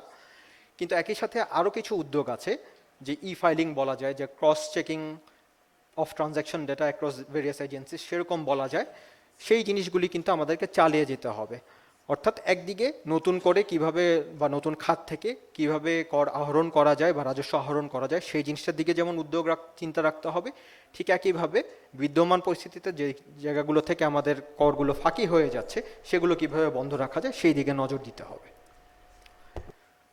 এর পরবর্তীতে আমরা যেটা বলতে চাই, যে আমাদের এডুকেশন রিলেটেড যে সকল সামাজিক নিরাপত্তা কর্মসূচিগুলো ছিল, সেই দিকে কিন্তু আসলে পর্যাপ্ত বরাদ্দ রাখতে হবে। এবং আমরা গত বছরের যেই পরিস্থিতিটা দেখালাম, যে 21-এর থেকে কিন্তু 22-এ এসে এডুকেশনের কোর জায়গাগুলোতে কিন্তু আসলে বরাদ্দের পরিমাণটা সামাজিক নিরাপত্তায় কমে গিয়েছিল। সেই ধরনের কোনো পরিস্থিতি যাতে এই বছর না হয়, সেদিকে নজর রাখতে হবে। এবং আমাদের কিন্তু একটা বেশ ভালো একটা প্রোগ্রাম ছিল, reaching out of school programme, যেই প্রোগ্রামটা বর্তমানে বন্ধ হয়ে গেছে। সো কোভিড উদ্ভূত পরিস্থিতিতে এই যে আমাদের যে লার্নিং লস হলো, সেই জিনিসটা মিটিগেট করার জন্য কিন্তু এই ধরনের একটা প্রোগ্রাম রিইনিশিয়েট করার কথা চিন্তা করা যায়।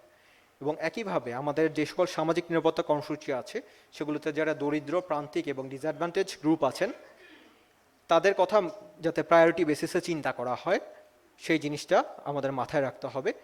কিছু কিছু ক্ষেত্রে অবশ্যই আমরা দেখতে পাই কিছু কিছু সামাজিক নিরাপত্তা কর্মসূচি আসলে ইউনিভার্সাল বা সার্বজনীন।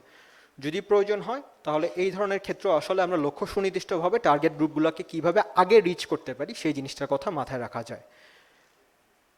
আমাদের যে বার্ষিক উন্নয়ন কর্মসূচি বা এডিপি আছে, তাদের কতগুলি প্রজেক্টের কথা আমি বললাম, যে বড় অনেকগুলি প্রজেক্ট শেষ হয়ে যাবে বা হয়তো আমাদের সামনে নতুন করে প্রজেক্ট নিতে হবে। তো এই ধরনের প্রজেক্টগুলি যখন নেওয়া হবে, তখন তাতে যাতে এই কোভিড-19 জনিত যেই লার্নিং লস, সেইটা মিটিগেট করার যে সকলের উদ্যোগ দরকার, সেই জিনিসগুলি যাতে ইনবিল্ট থাকে, সেই দিকে আমাদের সর্বোচ্চ চেষ্টা রাখতে হবে। এবং এডুকেশনের ক্ষেত্রে অনেক ক্ষেত্রে আমরা দেখতে পারি যে বড় প্রজেক্টগুলি আসলে সেক্টর ওয়াইড অ্যাপ্রোচে হয়ে থাকে। সো সামনের দিকে সেক্টর ওয়াইড অ্যাপ্রোচে যেই বড় প্রজেক্টগুলি আসছে, সেই জিনিসগুলোতে যাতে এই লার্নিং লস মিটিগেট করার বিষয়টা একদম পরিপূর্ণভাবে আসে, সেই দিকে সরকার এবং একইভাবে আমাদের যারা সহযোগী সংস্থা আছেন, উন্নয়ন সহযোগী, তাদেরকেও মাথায় রাখতে হবে। সো এই বর্তমানে যেই পরিস্থিতি, তাতে আসলে সামনের অর্থ বছর কিংবা সামনের 2-3 অর্থ বছরে আসলে কোভিড-19 জনিত যেই শিক্ষণের যেই ক্ষতি হয়েছে, সেই জিনিসটা কিভাবে আমরা মিট আপ করবো বা সেই জিনিসটা কিভাবে আমরা পোষণ করব, সেই জিনিসটা আমরা যদি সর্বোচ্চ গুরুত্ব না দিই, তাহলে কিন্তু আমরা এই জনমিতিক সুবিধার কথা যেটা বলে থাকি সাধারণত আমাদের ডেমোগ্রাফিক ডিভিডেন্ড, সেটা অ্যাচিভ করার ক্ষেত্রে আমরা পিছিয়ে যাব। সুতরাং সামনের অর্থ বছরের অন্ততপক্ষে শিক্ষা খাতে একটা মূল ফোকাস হওয়া উচিত, যে কিভাবে আমরা আমাদের লার্নিং লসটা মিটিগেট করব। সো সবাইকে ধন্যবাদ। অনেক ধন্যবাদ মুনতাসির কামাল। একটু দীর্ঘ উপস্থাপনা, কিন্তু এটার প্রেক্ষাপট এবং আমাদের আগামীর ভাবনাগুলো তুলে আনার জন্য এটা করার দরকার ছিল, একটা অ্যানালিসিস। অনেক ধন্যবাদ জানাচ্ছি Mumtasir Kamal, thank you so much, thanks to CPD. এবং আমি এখানে দেখছি যে অ্যারোমা দত্ত জয়েন করেছেন, উনি কিন্তু পার্লামেন্টের সরকারি প্রতিশ্রুতি কমিটিরও সদস্য, এবং আমরা এখানে যে সরকারি প্রতিশ্রুতির যে আহ্বানটা আমাদের পক্ষ থেকে গেছে, নিশ্চয়ই ওনার কাছে কিছু শুনতে পাবো।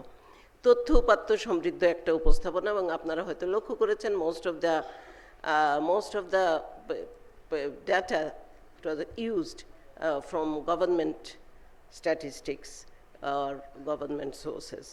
So যেখানে একটা জিনিস মন্ত্রী মহোদয়ের দৃষ্টি আকর্ষণ করে বলি, নিশ্চয়ই আপনি এবং আমাদের অর্থ মন্ত্রণালয় অনেকে মানে বিপদগ্রস্ত অবস্থার মধ্যে আছেন, কারণ টানাটানি চলবে জ্বালানি খাত, সার, ভর্তুকি ইত্যাদি।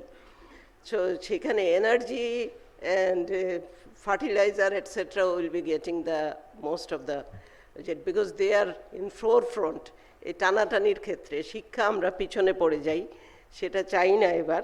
আমরা চাই, এবং একটা জিনিস এখানে মাননীয় মন্ত্রীরও দৃষ্টি আকর্ষণ করি, নীতি নির্ধারক আরও যারা আছেন, শিক্ষার সাথে অন্য সেক্টরকে কেন যুক্ত করা হয় এটা বোধগম্য না। আমরা শুরু হয়েছিল ধর্ম মন্ত্রণালয়ের সাথে শিক্ষাকে জুড়ে দিয়ে, তারপরে দেখলাম তথ্য প্রযুক্তি, তারপরে এবার প্রযুক্তি খাত। আমরা শিক্ষার জন্য সম্পূর্ণ আলাদা একটা সেক্টরাল বাজেট কেন করতে পারি না? রূপপুর পারমাণবিক প্রকল্প 8,000 কোটি টাকা ওখানে চলে গেছে, তো দ্বিতীয় সর্বোচ্চ বরাদ্দ কিছু আসলে থাকলো না।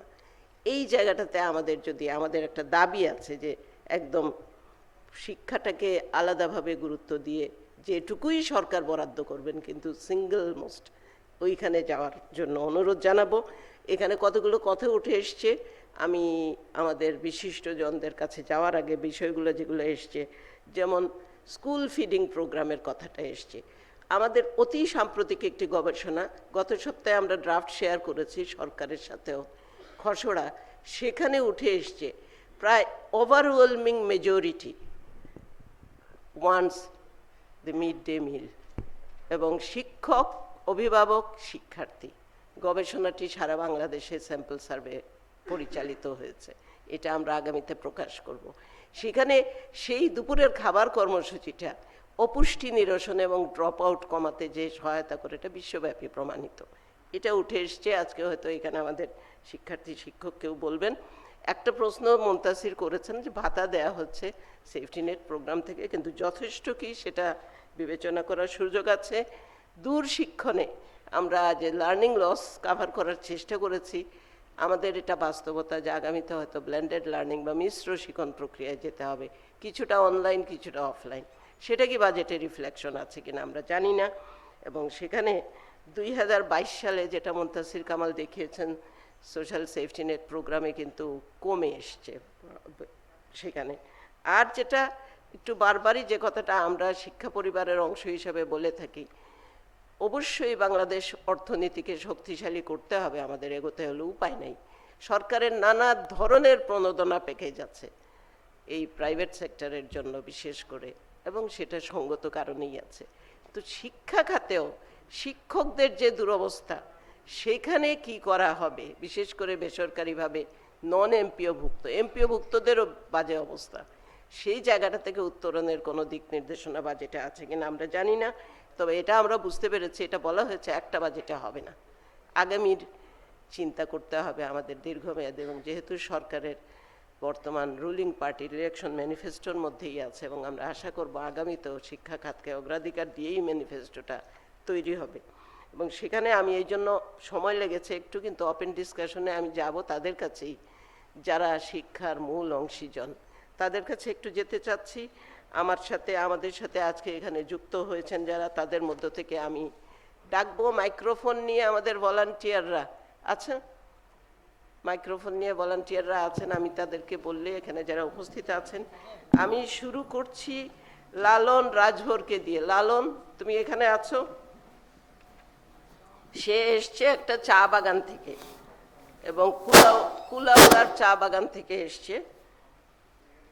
সেকেন্ডারি স্টুডেন্ট, ক্লাস 10-এ পড়ে। তার প্রত্যাশাটা, তার চ্যালেঞ্জটা আমরা যদি তার কাছে শুনি। লালন, একটু সামনে এসে, এখানে এসে যদি কথা বলো সবাই দেখতে পাবে, এদিকে চলে আসো। হ্যাঁ, একটু তাড়াতাড়ি করবে, যাদেরকে আমি ডাকবো।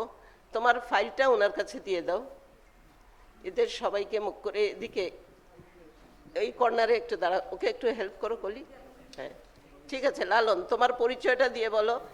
সরকার, নীতি নির্ধারক, এখানে যারা আছি আমরা, তাদের কাছে তোমার কি প্রত্যাশা?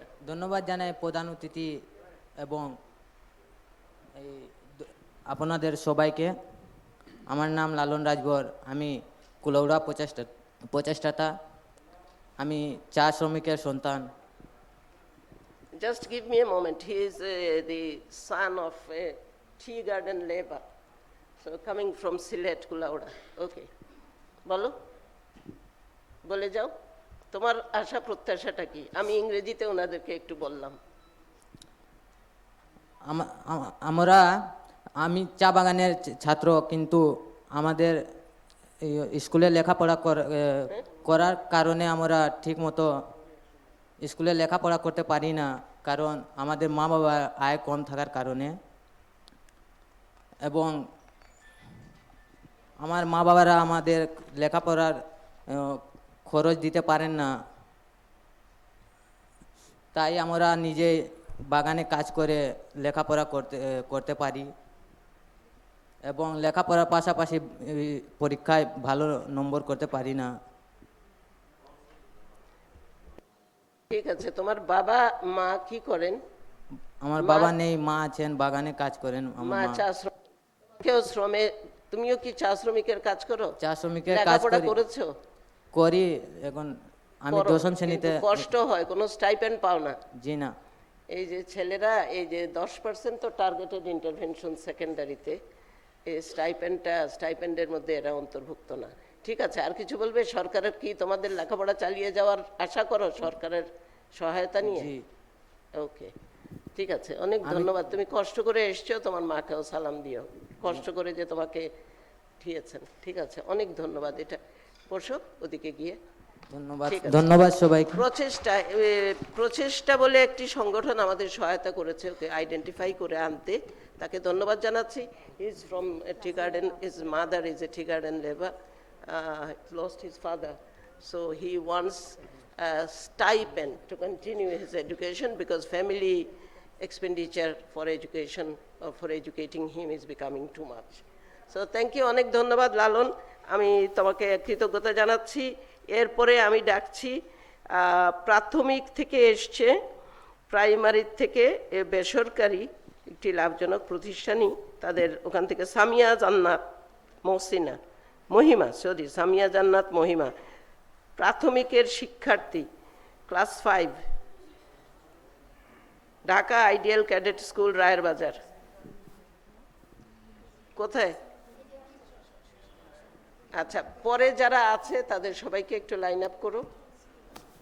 ঠিক আছে, বলো, এখানে দাঁড়িয়ে বলো। বাবা, ছোট্ট মানুষ কিন্তু অনেক সাহস, সবার সামনে কথা বলছে। উপস্থিত সম্মানিত ব্যক্তিবর্গ, সকলকে আমার সালাম। আসসালামু আলাইকুম ওরহমাতুল্লাহি ওবারাকাতুহু। আমার নাম সামিয়া জান্নাত মহিমা, আমি মোহাম্মদপুর ঢাকা আইডিয়াল ক্যাডেট স্কুলের 5ম শ্রেণীর শিক্ষার্থী। বিগত 2 বছর করোনাকালীন সময়ে বিদ্যালয় বন্ধ থাকার কারণে আমাদের লেখাপড়ার অনেক ক্ষতি হয়েছে। 2 বছর গ্যাপ থাকার কারণে লেখাপড়া বুঝতে অনেক অসুবিধা হয়েছে। আমার বয়সী অনেক শিক্ষার্থীরা শিশু শ্রমের সাথে যুক্ত হয়েছে। শিক্ষার সাথে শিক্ষার্থীরা শিক্ষা প্রতিষ্ঠানে ফিরিয়ে আনার অনেক চ্যালেঞ্জ হয়ে দাঁড়িয়েছে। তাই মাননীয় মন্ত্রী মহোদয়, আমার সুবিনয় অনুরোধ, আসন্ন বাজেটে শিক্ষাখাতকে শিক্ষার্থীকে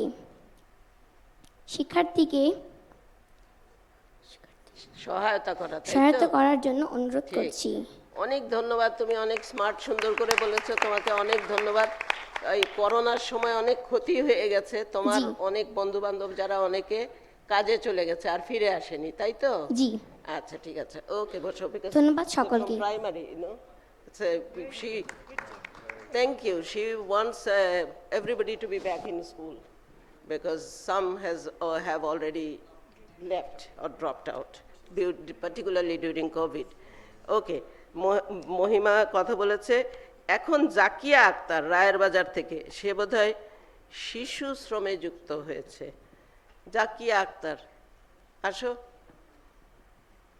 জাকিয়া আক্তার, এটা ফুলবাড়ি স্কুলে থেকে। জাকিয়া আক্তার বলো পরিচয় দিয়ে। ফুলবাড়ি, ফুলকুড়ি, সরি, ফুলকুড়ি আমি Dhaka institute. Mohammadpur Phulkuri kindergarten and high স্কুলের একজন শিক্ষার্থী। আমার বাবা একজন দোকানদার ছিলেন। মাইকটা একটু সামনে নিয়ে বলো। হ্যাঁ। গত বছর করোনার জন্য আমার বাবার দোকানে খুব লস হয়, যার জন্য দোকানটা ছাড়তে হয়। বর্তমানে আমার বাবা এখনও দেনাগ্রস্ত। আমার মা একটা বাসায় কাজ করে আমাদের সংসারটা চালানোর জন্য। আমি এখন পড়াশোনা করতে পারি না, ঘরকে মানে সংসারে একটু সাহায্য করার জন্য আমি একটা কারখানায় কাজ করতেছি। আমি মানে তাদেরকে, আমার বড় ভাই নাই তো, তাই আমি কোন ক্লাস থেকে তুমি করতে পারোনি? আমি ক্লাস কতদূর পড়েছো? আমি নবম শ্রেণী পর্যন্ত পড়েছি, তাই টাকার জন্য আমি দশম শ্রেণীতে ভর্তি হতে পারিনি। তাই সরকারের কাছে আমার আবেদন, তিনি যদি আমাদেরকে একটু শিক্ষার অনুদানের ব্যবস্থা করতেন, তাহলে হয়তো বা আমাদের মতো ঝরে যাওয়া শিক্ষার্থীরা পড়াশোনা চালিয়ে যেতে পারত। অনেক ধন্যবাদ তোমাকে। তুমি বলেছো যে তোমার because she is already involved in child labor, class 10, because she had to leave because of COVID. Her father was a small trader, so could not continue because of lockdown and other things. So now she is could not go back. তুমি কি চাও তোমার সবাই যেন ফিরে আসুক সরকারের কাছে? এটাই তো দাবি। জি। আচ্ছা, এবং সেটার জন্য বাজেটে টাকা পয়সা থাকতে হবে, তাই তো? মা বাবার পকেট থেকে যাতে পয়সা না দিতে হয়, তাই যদি তো? হতো তাহলে আমাদের পরিবারের অনেক মানে সাহায্য হতো। ওকে, আচ্ছা, ঠিক আছে। অনেক ধন্যবাদ তোমাকে, তোমাকে অনেক অনেক ধন্যবাদ। আমি এখন ডাকবো, সে তার বিয়ে হয়ে গেছে। আসো সামনে। তানজিলা আক্তার পড়ালেখা করতে পেরেছে এসএসসি পর্যন্ত, বিয়ের পরেও কষ্ট করে কোভিডে। আসসালামু আলাইকুম। ওয়ালাইকুম আসসালাম। পরিচয়টা দিয়ে বলো। একটু একটু সামনে আসো। আমার নাম তানজিমা। আরেকটু ওইদিকে তাকিয়ে বলো। হ্যাঁ, বলো। মুখের সামনে মাইক্রোফোন, আরেকটু সামনে আসতে হবে। ওকে, বলো তোমার কি। আমি হাজারিবাগ বউবাজার বস্তি থেকে এসেছি। আমার নাম তানজিমা। আমার বাবা রিক্সা চালায়।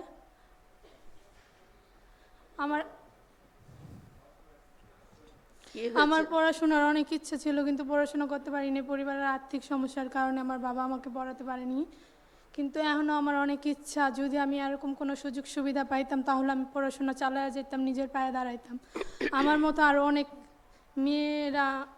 মেয়েদের বিবাহ হয়ে গেছে, কিন্তু এখনও পড়াশোনা করতে চাই কিন্তু করতে পারে না। সরকার যদি আমাদের কোনো সাহায্য সহযোগিতা করতো, তাইলে আমরা পড়াশোনাটা চালায় নিজের পায়ে দাঁড়ায় কিছু করতে পারতাম। তুমি কি স্টাইপেন্ড পেতে যখন পড়ালেখা করতে? উপবৃত্তি পেতে? না, উপবৃত্তি তখনও পাওনি, বস্তিতে তখনও উপবৃত্তি যায়নি। এখন যারা, এখানে একটা বিষয় আছে, মন্ত্রী মহোদয়ের দৃষ্টি আকর্ষণ করে বলছি, যে যারা those who have dropped out of the system because of early marriage, they are not getting any stipend, because the conditionality in the stipend policy is that if she gets married, she will not get the stipend. If she continues in the school? No, it's not. No, she can't come back with the stipend. If she's a dropout, she drop out. She drop out. If she continues, she doesn't get, but she should get. tentative That consideration. policy has to be Very changed. tentative situation. এইখানে, We'll talk later. yeah, okay, it's doesn't get a stipend. So should we abandon these girls? That's our ethical question. We can't abandon. We will find a way to, but it has to be with a condition, because then if you open it for everybody, then each one will get married and come back with condition. So those who had to get married during COVID should be getting this advantage of getting the stipend. মিডিয়ার একজন বন্ধু এখানে আছেন, মোস্তফা মল্লিক, আপনি বলবেন এটার ব্যাপারে কিছু? ওকে, আমি ওদের কথা শুনে আবার এই ফ্লোরে অন্যদের কাছে যাব। ওকে, থ্যাংক ইউ। তোমার পড়ালেখার ব্যবস্থা হবে আশা করি। ঠিক আছে, ওকে, ওর জায়গায় যাও তুমি। থ্যাংক ইউ রাশেদা আপা আমাকে সুযোগ দেওয়ার জন্য। আসলে যদি পরিচয়টা দিয়ে দেন। জি জি, আমি হচ্ছে মোস্তফা মল্লিক, আমি বিশেষ প্রতিনিধি চ্যানেল আই। আসলে যদি শুরু থেকেই আসলে বলি যে কুলাউড়ার একটা ছেলে এসেছিল 10ম শ্রেণীতে পড়ে, তার প্রোনাউন্সিয়েশন এবং তার কথা বলার ভঙ্গি যদি দেখতেন সেক্ষেত্রে বোঝা যায়, মাননীয় মন্ত্রী আপনাকে বলছি, যে আমাদের আসলে নীতি নির্ধারকরা শুধু ঢাকা কেন্দ্রিক কিংবা শহর কেন্দ্রিক কিনা। তারপরে ক্লাস 5-এর একটা বাচ্চা আসলো, তারও প্রোনাউন্সিয়েশন এবং কথাবার্তা দেখলেন। আমি মাঠ পর্যায়ে সাংবাদিকতা করতে গিয়ে আমি দেখলাম এই যে মেয়েটির কথা বলল যে বিয়ে হয়ে যাওয়ার পরে সে আর তার উপবৃত্তি পাবে না। প্রথমত তো উপবৃত্তি দেয় একটা পার্সেন্টেজ অনুযায়ী, সেখানে আমরা অনেক 9-6 জানি যে চেয়ারম্যান কিংবা তাদের প্রভাবশালী যারা, তাদের বৃত্তি দেওয়া হয়। এরপরে যদি গরিব কোনো বাচ্চা কোনোভাবে পেয়েও থাকে, তার বিয়ে হয়ে যাওয়ার পরে সে সেটা আর পায় না। এবং এই ঘটনাটা যে নতুন কিংবা আজকে আমি বলছি কিংবা রাশেদা আপা বলছে বিষয়টা তা না, এটা দীর্ঘদিন ধরেই হয়ে আসছে। এটার একটা পরিবর্তন দরকার। এবং আরও একটা জিনিসের পরিবর্তন দরকার মাননীয় মন্ত্রী, এই উপবৃত্তি নিয়েই যখন কথা বলছি, আমরা দেখেছি আপনার সিলেটেরই অনেক প্রত্যন্ত অঞ্চল আছে কিংবা বরগুনা, পটুয়াখালী, যেদিনকে উপবৃত্তির টাকাটা দেয়া হয় সেদিনকে সেই এলাকায় মুরগিওয়ালারা মুরগি নিয়ে আসে, মাছওয়ালারা মাছ নিয়ে আসে, অর্থাৎ সেই টাকাটা কিন্তু তাদের লেখাপড়ায় ব্যয় করা হয় না। এখন এইটা কিভাবে করা হবে বা না হবে, এটা মাননীয় মন্ত্রী আসলে নীতি নির্ধারকদের ব্যাপার, তারা এটা কিভাবে কি করবে। আপনার নিশ্চয়ই মনে আছে মাননীয় মন্ত্রী, পরিকল্পনা মন্ত্রণালয়ের সামনে একটা ছবি ছিল, অসাধারণ চমৎকার একটা ছবি, প্রচুর বাচ্চা দাঁড়িয়ে আছে, ডিফোকাসে দেখা যাচ্ছে কিছু ঘোলাটে, অর্থাৎ অনেক বাচ্চা, সামনে একটা মেয়ে বাচ্চা দাঁড়িয়ে আছে বই হাতে নিয়ে, কিন্তু তার বইটা ছিল জুপিটার গাইডের, অর্থাৎ প্রাথমিক শিক্ষা নয়। আমি আপনাকে ফোন করে বলেছিলাম, আপনি পরের দিনই সেই ছবিটা পরিবর্তন করে দিয়েছিলেন। আমার কথাটা হচ্ছে যে আমরা এভাবে বারবারই বলি, কিন্তু আপনি যেহেতু তাৎক্ষণিকভাবে ওটা করেছেন, আমরা রাষ্ট্রের তরফ থেকে আসলে তাৎক্ষণিকভাবে অনেক কিছুই করি না, এটা করা দরকার। রাশেদ আপা এটা নিয়ে দীর্ঘদিন চিৎকার চেঁচামেচি করছেন এই যে উপবৃত্তি নিয়ে। আমরা পৌরসভা, যদিও একটু বড় হয়ে যাচ্ছে, আমি আর 2 মিনিটে শেষ করব স্টাইপেনের কথাটা, এইটা বলে যে পৌরসভার যারা মেয়র, তাদেরকে কিন্তু আমরা 2 থেকে 3 কোটি টাকার গাড়ি দিচ্ছি। মাননীয় মন্ত্রী, আপনি যেটা চড়ে এসছেন সেটাও কিন্তু অনেক অনেক দামি গাড়ি। রাষ্ট্র আপনাদেরকে, আপনারা চাননি, তারপরে রাষ্ট্র আপনাদেরকে দিয়েছে। সবই বেড়েছে, সুযোগ সুবিধা সবই বেড়েছে। বিদেশে যখন যাই তখন একটা মন্ত্রীর অফিসের সাথে আপনি মাননীয় মন্ত্রী পরিকল্পনা মন্ত্রণালয়ে যেখানে বসেন কোনো তফাৎ নাই, সেম। আপনার চাকর বা আপনার বলতে আমি টোটাল হাই অফিসিয়াল বলছি, তাদের উন্নত বিশ্বের এবং আপনারা যা ব্যবহার করেন একেবারেই কোনো ধরনের পার্থক্য নেই। কিন্তু দেখুন 125 টাকা দিয়ে একটা বাচ্চা প্রাইমারির সে কিভাবে এখন চলে আপনি বলেন? তো বেতন বেড়েছে, কত কি হয়েছে, এবং এটা নিয়ে বছরের পর বছর চিৎকার করা হচ্ছে। আমরা সবসময় বলছি যে আমরা গণমাধ্যম কর্মীরা চিৎকার চেঁচামেচি করে ফুলিয়ে ফাঁপিয়ে বলছি যে সরকার সবার হাতে বই দিচ্ছে ইত্যাদি ইত্যাদি অনেক কিছু। ডেফিনেটলি এটা নিশ্চয়ই সরকারকে প্রশংসা। বই তো আগেও দিত, আগে হয়তো 4টা বই দিত, এখন হয়তো 10টা বই দিচ্ছে, কিন্তু দিচ্ছে তো। কিন্তু প্রবলেমটা যেটা দাঁড়িয়েছে মাননীয় মন্ত্রী, যে আগে হয়তো দাতা সংস্থাগুলো ক্লাস 5ম শ্রেণীর বাচ্চাদেরকে, ক্লাস 3-4 বাচ্চাদের কখনো কখনো খাতাও দিত। এখন প্রাথমিক অনেক বিদ্যালয় আছে, সরকারি প্রাথমিক বিদ্যালয় এমন বাণিজ্যিকীকরণ করেছে যে তাদের ফর্মও কিনতে হয় আপনার ভর্তি হওয়ার জন্য। এটা হওয়া উচিত নয়। যেহেতু অনেকেই বলবেন, অনেক ধন্যবাদ। এটা আপনি নিশ্চয়ই নোট দিবেন প্রাথমিক ও গণশিক্ষা মন্ত্রণালয়। অনেক ধন্যবাদ আপনাকে।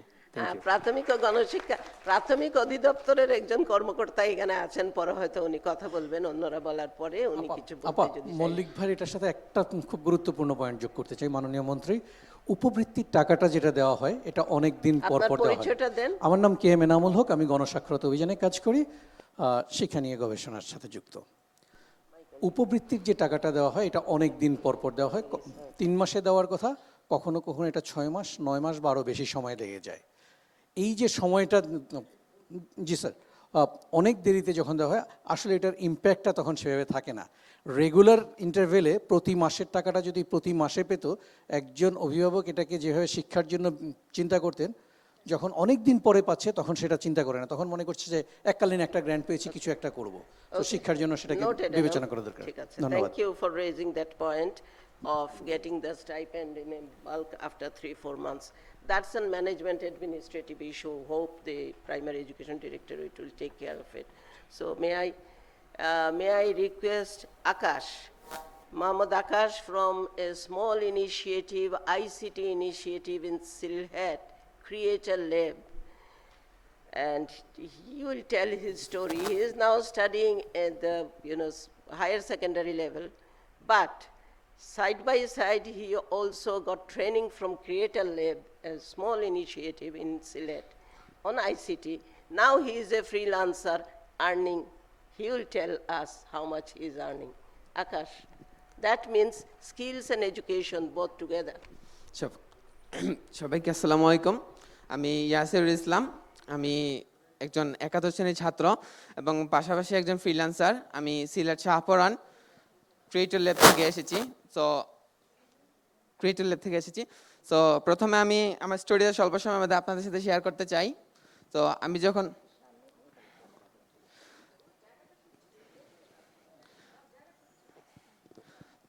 আমি যখন ষষ্ঠ শ্রেণীতে পড়তাম তখন আমার ইচ্ছে ছিল আমি কম্পিউটার শিখবো, অনেক আগ্রহ ছিল আমার কম্পিউটার শেখার। বাট তখন আমার পরিবারের আর্থিক অবস্থা তেমন ভালো ছিল না, যার জন্য আমি কম্পিউটার শিখতে পারিনি। তাই মা কি করেন একটু যদি বলো। আমার আব্বু একজন চেম্বারে ডক্টরের সাথে কাজ করেন এবং আম্মু হাউসওয়াইফ।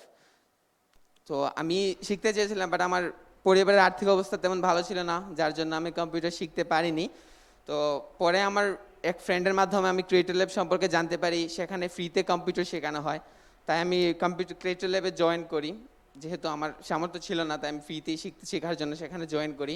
তো ক্রিয়েটর ল্যাবের মাধ্যমে আমি কম্পিউটার শিখি এবং বর্তমানে আমি একজন ফ্রিল্যান্স গ্রাফিক ডিজাইনার, ফ্রিল্যান্সার একজন। তো ফ্রিল্যান্সিং করে আমি মান্থলি এখন 40 থেকে 50,000 টাকারও বেশি আয় করি, যেটা একজন 40 থেকে 50 টাকা আয় করি। এবং গত 1 বছরে আমি প্রায় 6 লক্ষ টাকার মতো আয় করেছি, যেটা একজন মধ্যবিত্ত পরিবার ছেলে হয়ে প্রায় অসম্ভব। এটা আমার ভাবতে ভালো লাগে যে আমি আমার পড়াশোনার পাশাপাশি আমার ফ্যামিলিকে আর্থিকভাবে সাহায্য করতে পেরেছি। এবং তো এখন আমার মতো আরও অনেক ছেলে মেয়ে আছে যারা কম্পিউটার শিখতে চায়, অনেক আগ্রহী, কিন্তু তাদের সামর্থ্যের কারণে হয়তো সেটা করতে পারে না। তো আমি যেরকম ক্রিয়েটর ল্যাব থেকে এত সুযোগ সুবিধা পেয়েছি, যার জন্য আমি আজ এত দূরে আসতে পেরেছি, তো তারাও যদি আমার মতো এত সুযোগ সুবিধা পায়, তো আশা করি তারাও স্বাবলম্বী হতে পারবে, তারাও কিছু একটা করতে পারবে। সো মাননীয় মন্ত্রী মহোদয়ের কাছে আমার এতটুকু প্রত্যাশা থাকবে যে ক্রিয়েটর ল্যাবের মতো আরও যে সংস্থাগুলো কাজ করে তাদেরকে যদি সরকারিভাবে সহায়তা করা হয়, তাহলে এরকম আরও অনেক ছেলে মেয়ে উপকৃত হবে বলে আমি মনে করি। থ্যাংক ইউ সবাইকে। থ্যাংক ইউ, অনেক ভালো করছো তুমি। এবং ক্রিয়েটর ল্যাব বাংলাদেশে ছোট্ট করে সিলেটের একটা জায়গায় কাজ করছে তারা, but he wants government to help these small non-profit initiatives, because for the private profit sector lots of incentives, but how about these small initiatives that are helping this kind of children? So thank you so much, Akash. Now I would like to bring in a teacher from the pre-primary level from Khagrachhori. Thank you for coming here. So Ting Mia Yi, are you there? Okay, please, come here. Yeah?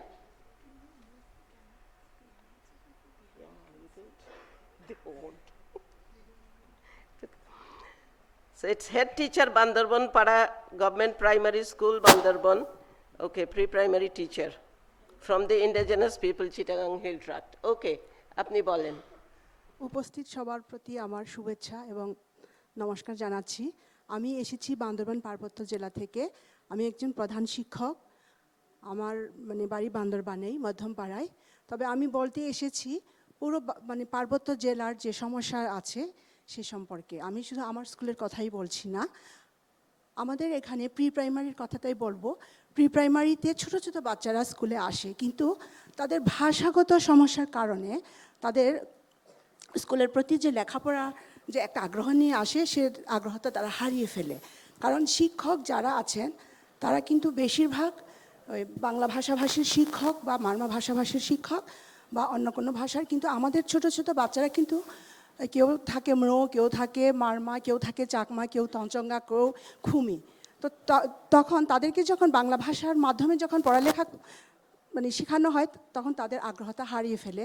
তো আমি আমার গণপ্রজাতন্ত্রী বাংলাদেশ সরকারের মাননীয় মন্ত্রীর কাছে আমি অনুরোধ জানাবো মাতৃভাষার প্রতি, যে মাতৃভাষার মাধ্যমে যে শিক্ষাটা মানে প্রদান করা হয়, ওইখানে কিন্তু আমাদের প্রশিক্ষণপ্রাপ্ত শিক্ষক নেই।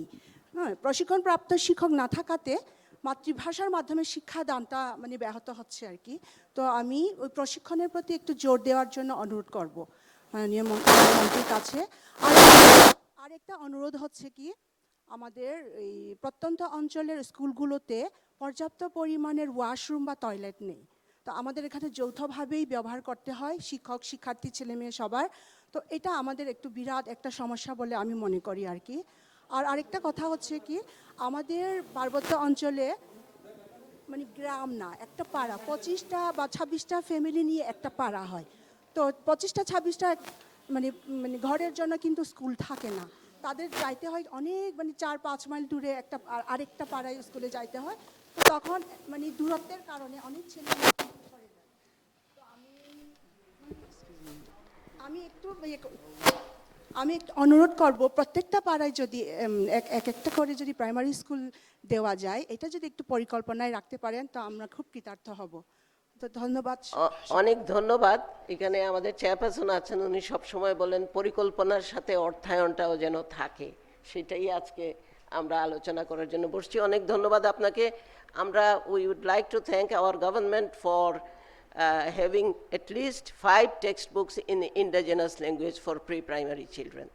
5টি ভাষা, আদিবাসী ভাষাকে স্বীকৃতি দিয়ে বই পুস্তক। কিন্তু what she is asking for is training for teachers, because teachers are not trained properly to have that mother language instruction inside the classroom or at a pre-primary, at the pre-primary level. Pre-primary বাচ্চাদের এখানে আনা সম্ভব না, সেই জন্য আমরা ওনাকে আসতে অনুরোধ করেছি। অনেক ধন্যবাদ, আপনি এসছেন। নিশ্চয়ই এটার ব্যাপারে প্রতিটি পরিকল্পনার সাথে তো অর্থায়নের একটা ব্যাপার থাকে। অনেক ধন্যবাদ। ওয়াশ ফেসিলিটিস ইত্যাদিও আপনি বলেছেন। আমি এখন একটু আমাদের মিডিয়ার আরেকজন বন্ধু এখানে আছে বোধহয়, মোশতাক এসছে, যোগান্তর। মোশতাক, আপনি কথা বলতে চেয়েছিলেন, আছে?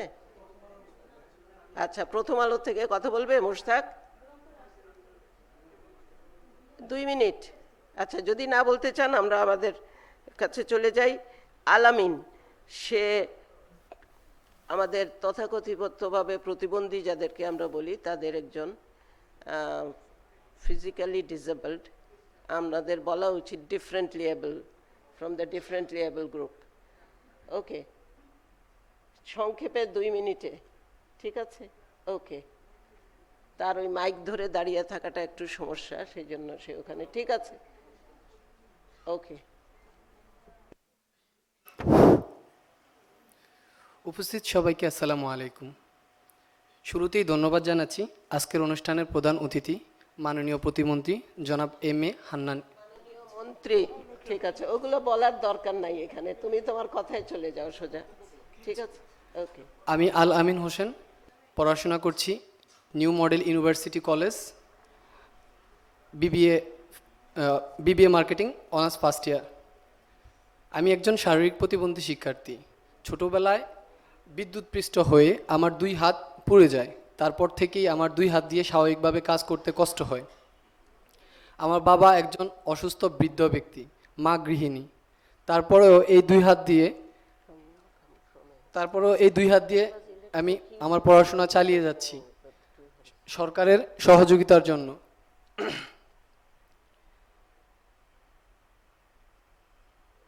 তোমার কথা বলো, প্রত্যাশাটা কি, আশাটা কি? আমার প্রত্যাশা হচ্ছে যে আমি এত কষ্টের পর সরকারের সহযোগিতায় পড়াশোনা করছি, কিন্তু আমার মতো সারা দেশে এমন অনেক প্রতিবন্ধী ছাত্রছাত্রী আছে যারা কিনা এ ধরনের সুযোগ সুবিধা থেকে বঞ্চিত। যেহেতু আজকের মূল বিষয় হচ্ছে শিক্ষা বাজেট নিয়ে, তাই আমি সরকারের প্রতি সকল প্রতিবন্ধী ছাত্রছাত্রীদের পক্ষ থেকে 2টি বিষয় দাবি জানাচ্ছি। প্রথম বিষয়টি হচ্ছে, প্রতিবন্ধী ব্যক্তিদের জন্য সরকারিভাবে যে শিক্ষা উপবৃত্তিটি দেওয়া হয় তা খুবই সামান্য পরিমাণ, যা দিয়ে হচ্ছে আমাদের খাতা কলম কিনতে কষ্ট হয়ে যায়। এবং দুঃখের বিষয় হলো এটা সত্যি যে সকল প্রতিবন্ধী ছাত্রছাত্রীদের জন্য তার বরাদ্দ নেই, এমনকি আমি নিজেও এর আওতাভুক্ত নই। দ্বিতীয় দাবিটি হচ্ছে যে আমাদের স্কুল কলেজের সম্মানিত শিক্ষকগণ অনেক ক্ষেত্রেই জানেন না যে অনেক বিশেষ প্রতিবন্ধী ব্যক্তিদের জন্য বিশেষ ধরনের শিক্ষা ব্যবস্থা সম্পর্কে অনেকে অবগত নয়। আমার দাবিটি হচ্ছে যে এই ক্ষেত্রে যদি বাজেট বৃদ্ধি করে সম্মানিত শিক্ষকদের প্রশিক্ষণের ব্যবস্থা করানো হয়, তাহলে অকালেই ঝরে পড়বে না প্রতিবন্ধী ছাত্রছাত্রীরা। আমাদের শিক্ষা ব্যবস্থা, আমরা যদি শিক্ষাক্ষেত্রে ভালো কিছু না করতে পারি, তাহলে আমাদেরকে ছাড়া শতভাগ শিক্ষা কখনোই সম্ভব হবে না। ধন্যবাদ তোমাকে। ঠিক আছে, ওকে, অনেক ধন্যবাদ, সুন্দর বলেছো। এবং this is about the social safety net programme. Our PowerPoint presentation also pointed it out that it has been kind of reduced in 2020, this during COVID. So the demand has been to increase it, to reach out to all the special children or those differently able groups. So this has to have a budget implication, of course, social safety net program, but there is also a policy implication. All these are under the Ministry of Social Welfare. It's not under the Ministry of Education, but Ministry of Education proactively takes care of the education of these learners. So there is kind of still a social welfare attitude to not as a right, education as a human right is not yet that we accepted. It's still under the Social Welfare Ministry. So I would like to now see somebody from a non-formal education, উপানুষ্ঠানিক শিক্ষা থেকে এসছে মোহাম্মদ হাবিব নারায়ণগঞ্জ থেকে, class 1-এর। আছো তুমি এখানে? Class 1-এর শিক্ষার্থী, নারায়ণগঞ্জ থেকে এসছে, উপানুষ্ঠানিক শিক্ষা কেন্দ্রে পড়ছে। সে তার আশাটা বলবে। তুমি একটু সামনে আসো। মাশাআল্লাহ, তোমার তো অনেক, তোমার বয়সে আমরা এরকম পারতাম কিনা জানি না। পারতাম এরকম মাইক ধরে? মাইক ছিল না, মাইকই ছিল না। আসসালামু আলাইকুম, আমার নাম মোহাম্মদ হাবিব। আমি উপনিক প্রাথমিক বিদ্যালয়ের ছাত্র। আমি নারায়ণগঞ্জ সিটি কর্পোরেশন থেকে এসেছি।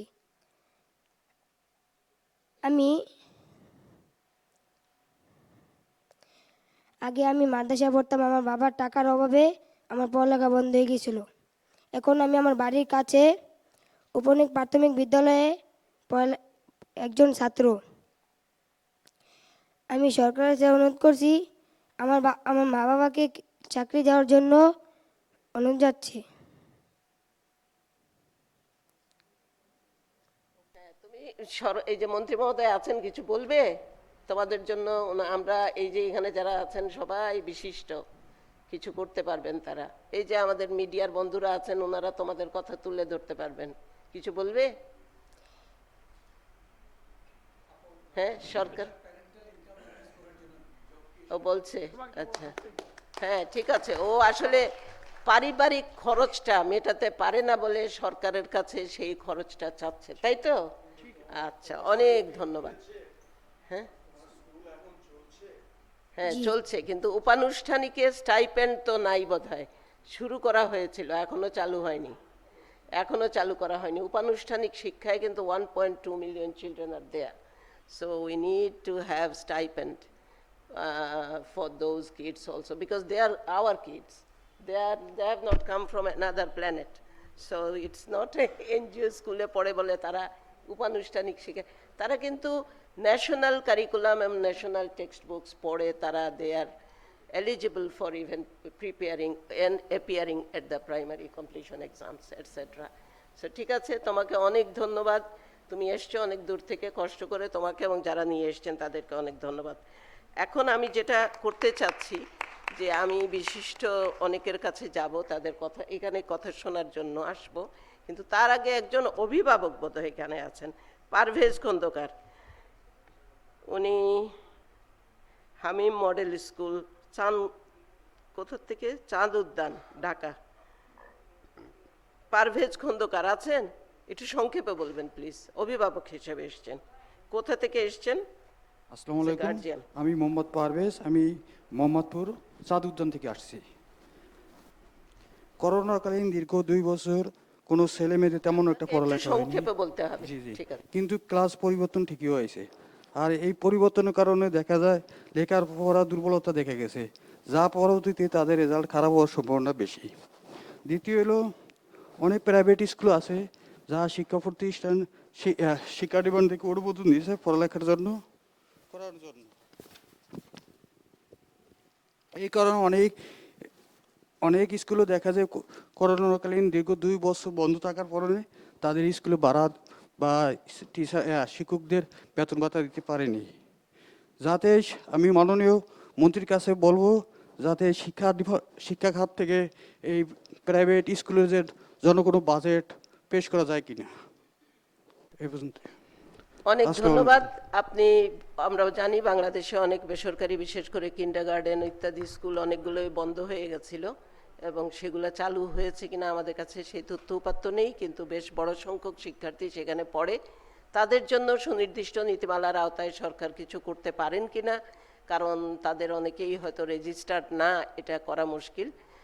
যেরকম কারণে মনিটারি ইনসেন্টিভ ছোট ছোট ট্রেডারদের দেওয়া সম্ভব হয়নি, যদি ট্রেড লাইসেন্স না থাকে মুদির দোকানিকে দেওয়া সম্ভব হয়নি। সেইভাবে হয়তো কিন্ডারগার্টেন বা ওরাও যদি কোনো রেগুলেটরি ফ্রেমওয়ার্কের আওতায় না থাকে, তাদের জন্য সরকারের পক্ষে করা সম্ভব কতটুকু সেটা সরকার বিবেচনা করবেন আমি আশা করছি। এখন আমরা যদি একজন শিক্ষকের কথা যদি না শুনি তাহলে তো হয় না। এখানে অবশ্য আমাদের একজন শিক্ষক নেতাও আছেন, প্রবীণ শিক্ষক আমাদের শিক্ষা আন্দোলনের কাজী ফারুক, কিন্তু তার আগে আলম নাসারা কিশোরগঞ্জ থেকে এসছেন। আসেন, আপনার পরিচয় দিয়ে একটু কি বলতে চান কিশোরগঞ্জ থেকে একজন, তারা কিভাবে কোভিডের সময় লেখাপড়া চালিয়েছেন, এবং সেখানে বাজেটের একটা বিষয় দরকার। ঠিক আছে। আসসালামু আলাইকুম, আমি আলম নাসরা, সহকারী শিক্ষক, নগোয়া সরকারি প্রাথমিক বিদ্যালয়, কিশোরগঞ্জ সদর, কিশোরগঞ্জ। তো আমি একটু পজিটিভিটি দিয়ে শুরু করতে চাই, কারণ একটু আগেই প্রাইমারি স্কুল সম্পর্কে কিছু নেগেটিভিটি চলে আসছে আমাদের সম্মানিত গণমাধ্যম কর্মীর কাছ থেকে। তো এখানে আমি যেটা বলতে চাচ্ছি যে সরকারি প্রাথমিক বিদ্যালয়ে বলা হচ্ছে যে মানে ওই ফিস অনেক কিছু করছে, কিন্তু সেই সাথে আমরা কিন্তু কিছু স্কুল আছে একদমই ব্যতিক্রম, আমরা যেখানে আমাদের টাকায় আমাদের স্টুডেন্টদেরকে খাতা কলম প্রোভাইড করছি। যেমন আমার নিজের স্কুলে আমি খাতা কলমগুলো আমাদের টিচাররা প্রোভাইড করছি, যেসব বাচ্চারা কিনতে পারছে না। এবং একই সাথে আরেকটা কাজ আমরা করে যাচ্ছি রেগুলারলি, সেটা হচ্ছে স্টুডেন্টদেরকে উজ্জীবিত করার জন্য আমার ফ্রেন্ড সার্কেল যারা আছে ওদের কাছ থেকে অনুদান নিয়ে নিয়ে আমরা ওদেরকে ক্রেস্ট দিচ্ছি, পুরস্কৃত করছি আমার ফ্রেন্ডদের কাছ থেকে টাকা নিয়ে। ওরা কিন্তু আসলে এটা হচ্ছে যে, এবং সেই সাথে আমাদের কিশোরগঞ্জ এরকম আরও 6টা স্কুল আছে, আমি নাম বলতে পারবো, ওই স্কুলগুলোতেও টিচাররা, কোনো স্কুলে সহকারী শিক্ষকরা করছেন, কোনো স্কুলে হেড টিচাররা করছেন, বাট আমরা করছি আমাদের একদম নিজস্ব উদ্যোগ থেকে, যেন আমাদের স্টুডেন্টরা স্কুলমুখী হয় এবং একই সাথে শিক্ষাটা যেন আনন্দদায়ক হয়, সেজন্য আমরা নিজেদেরকে ডেভেলপ করার চেষ্টা করছি অলওয়েজ। এবং সেক্ষেত্রে আমি সরকারের কাছে কৃতজ্ঞ, কারণ আমাদের অলরেডি টিচারদের ল্যাঙ্গুয়েজ ডেভেলপমেন্ট করার জন্য ইংলিশের একটা বেশ ভালো একটা কোর্স চলছে, 3 মাসের বড় একটা ট্রেনিং চলছে, যেটা পিটিআইগুলোতে হচ্ছে, এবং সেখানে ফরেনার আমাদের ট্রেনাররা কাজ করছেন ব্রিটিশ কাউন্সিলের সাথে, TMTE, এবং সেই সাথে গণিতের ভীতি দূর করার জন্য আমাদের স্টুডেন্টদের সেজন্য আমরা প্রশিক্ষিত হয়েছি, আনন্দে গণিত শিখে একটা প্রশিক্ষণের মাধ্যমে। এবং এখন গণিত ক্লাসে যেটা হয়, আমরা মানে এখন যদি ক্লাসে গিয়ে জিজ্ঞেস করি যে বলো তো বাবা এখন কিসের ক্লাস, ওরা আমাকে খুব সুন্দর করে বলে ম্যাম মজার ক্লাস। এটা গণিত ক্লাসটাকে মজার ক্লাস বলাটা কিন্তু এত সহজ না, এবং আমরা চেষ্টা করছি। হ্যাঁ, এখন আমি বাজেটের প্রত্যাশায় যাচ্ছি, কারণ মানে যে কোনো জায়গায় আমি মনে করি যে পজিটিভ কথাগুলো বলা উচিত। এবং সেই সাথে এখন আমি যে প্রবলেমটা ফেস করছি সেটা হচ্ছে আমার 4 এবং ক্লাস 5-এর বাচ্চাদেরকে নিয়ে। কারণ হচ্ছে যে করোনাকালীন সময়ে এই বাচ্চারা আমার কাছে যদিও সে শিশু, কিন্তু আমাদের গার্জিয়ানদের কাছে, যারা বিশেষ করে নিম্ন আয়ের মানুষ, তাদের কাছে কিন্তু ওরা শিশু হিসেবে থাকে না, ওই বাচ্চাটাকে আর্নিং মেম্বার হিসেবে তারা সামনে ঠেলে দেয়। এবং তখন দেখা গেছে যে আমার স্কুলের 3জন ক্লাস 5-এ আছে, 2টা ছেলে আছে যারা ওয়ার্কশপে কাজ করছে এবং আরেকটা মেয়ে আছে যে মানুষের বাসায় মানে গৃহকর্মী হিসেবে কাজ করছে। এবং ওদেরকে আমরা যে স্কুলে আনছি সেটা খুব শর্ত সাপেক্ষে। ওর মালিকের সাথে কথা বলে সপ্তাহে একদিন আমি ওর ওয়ার্কশপের মালিকের সাথে গিয়ে কথা বলে সপ্তাহে একদিন ওর ছুটির ব্যবস্থা করেছি, অন্তত অ্যাটলিস্ট যেন সপ্তাহে একটা দিন ক্লাসে এসে সে মূল ধারাটার সাথে কিছুটা এঙ্গেজ হতে পারে। তো এই হচ্ছে আমাদের সিনারিও। তো এখানে এরপরে আরেকটা স্টুডেন্ট আছে আমার, যে ওর মায়ের বাচ্চা হয়েছে এবং ওই বাচ্চা হওয়ার জন্য যে ডেলিভারি কস্ট সেটার জন্য ওকে ওয়ার্কশপে কাজ করতে হয়েছে, দোকানে কাজ করতে হয়েছে। এটা হচ্ছে আমার সিনারিও। সো ওই যে উপবৃত্তির যেই পরিসর বা উপবৃত্তির যেই জায়গাটা, আমার আসলে এক্সপেকটেশন ওই জায়গাটাতেই যে ওটা যেন মান্থলি হয় এবং অবশ্যই এটার পরিমাণটা যেন বেশি হয়। হ্যাঁ, উপবৃত্তির পরিধি পরিমাণ মান্থলি, হ্যাঁ হ্যাঁ মান্থলি হবে এবং পরিমাণটা অবশ্যই বেশি হবে, কারণ আমাদের স্টুডেন্টদের কাছ থেকে এরা স্টুডেন্ট থাকে না, এরা অনেক কিছু হয়। অনেক ধন্যবাদ আমাকে কথা বলার সুযোগ দেওয়ার জন্য ধন্যবাদ। ঠিক আছে, অনেক ধন্যবাদ। আপনি দূর থেকে কষ্ট করে এসেছেন, আপনাদের এলাকায় তো এখন বন্যারও পদধ্বনি, কাজেই কষ্ট করে এসেছেন, অনেক ধন্যবাদ। আমি এখন আমাদের যারা নির্ধারিত বক্তারা আছেন তাদের কাছে একটু যেতে চাই। এখানে অবশ্য উপানুষ্ঠানিক শিক্ষা ব্যুরোর কেউ আছেন নাকি আমি অবশ্যই জানি না আছেন কিনা, কিন্তু প্রাথমিক শিক্ষা অধিদপ্তরের যিনি আছেন ওনাকে একটু কথা বলার জন্য। এখন আপনি আমাদের শিক্ষার্থী, শিক্ষক, অভিভাবকদের কথা শুনলেন, আপনার যদি কিছু পরামর্শ বা দিক নির্দেশনা কিছু থাকে একটু সংক্ষেপে বললে আমরা আমাদের অতিথিদের কাছেও আসতে পারি।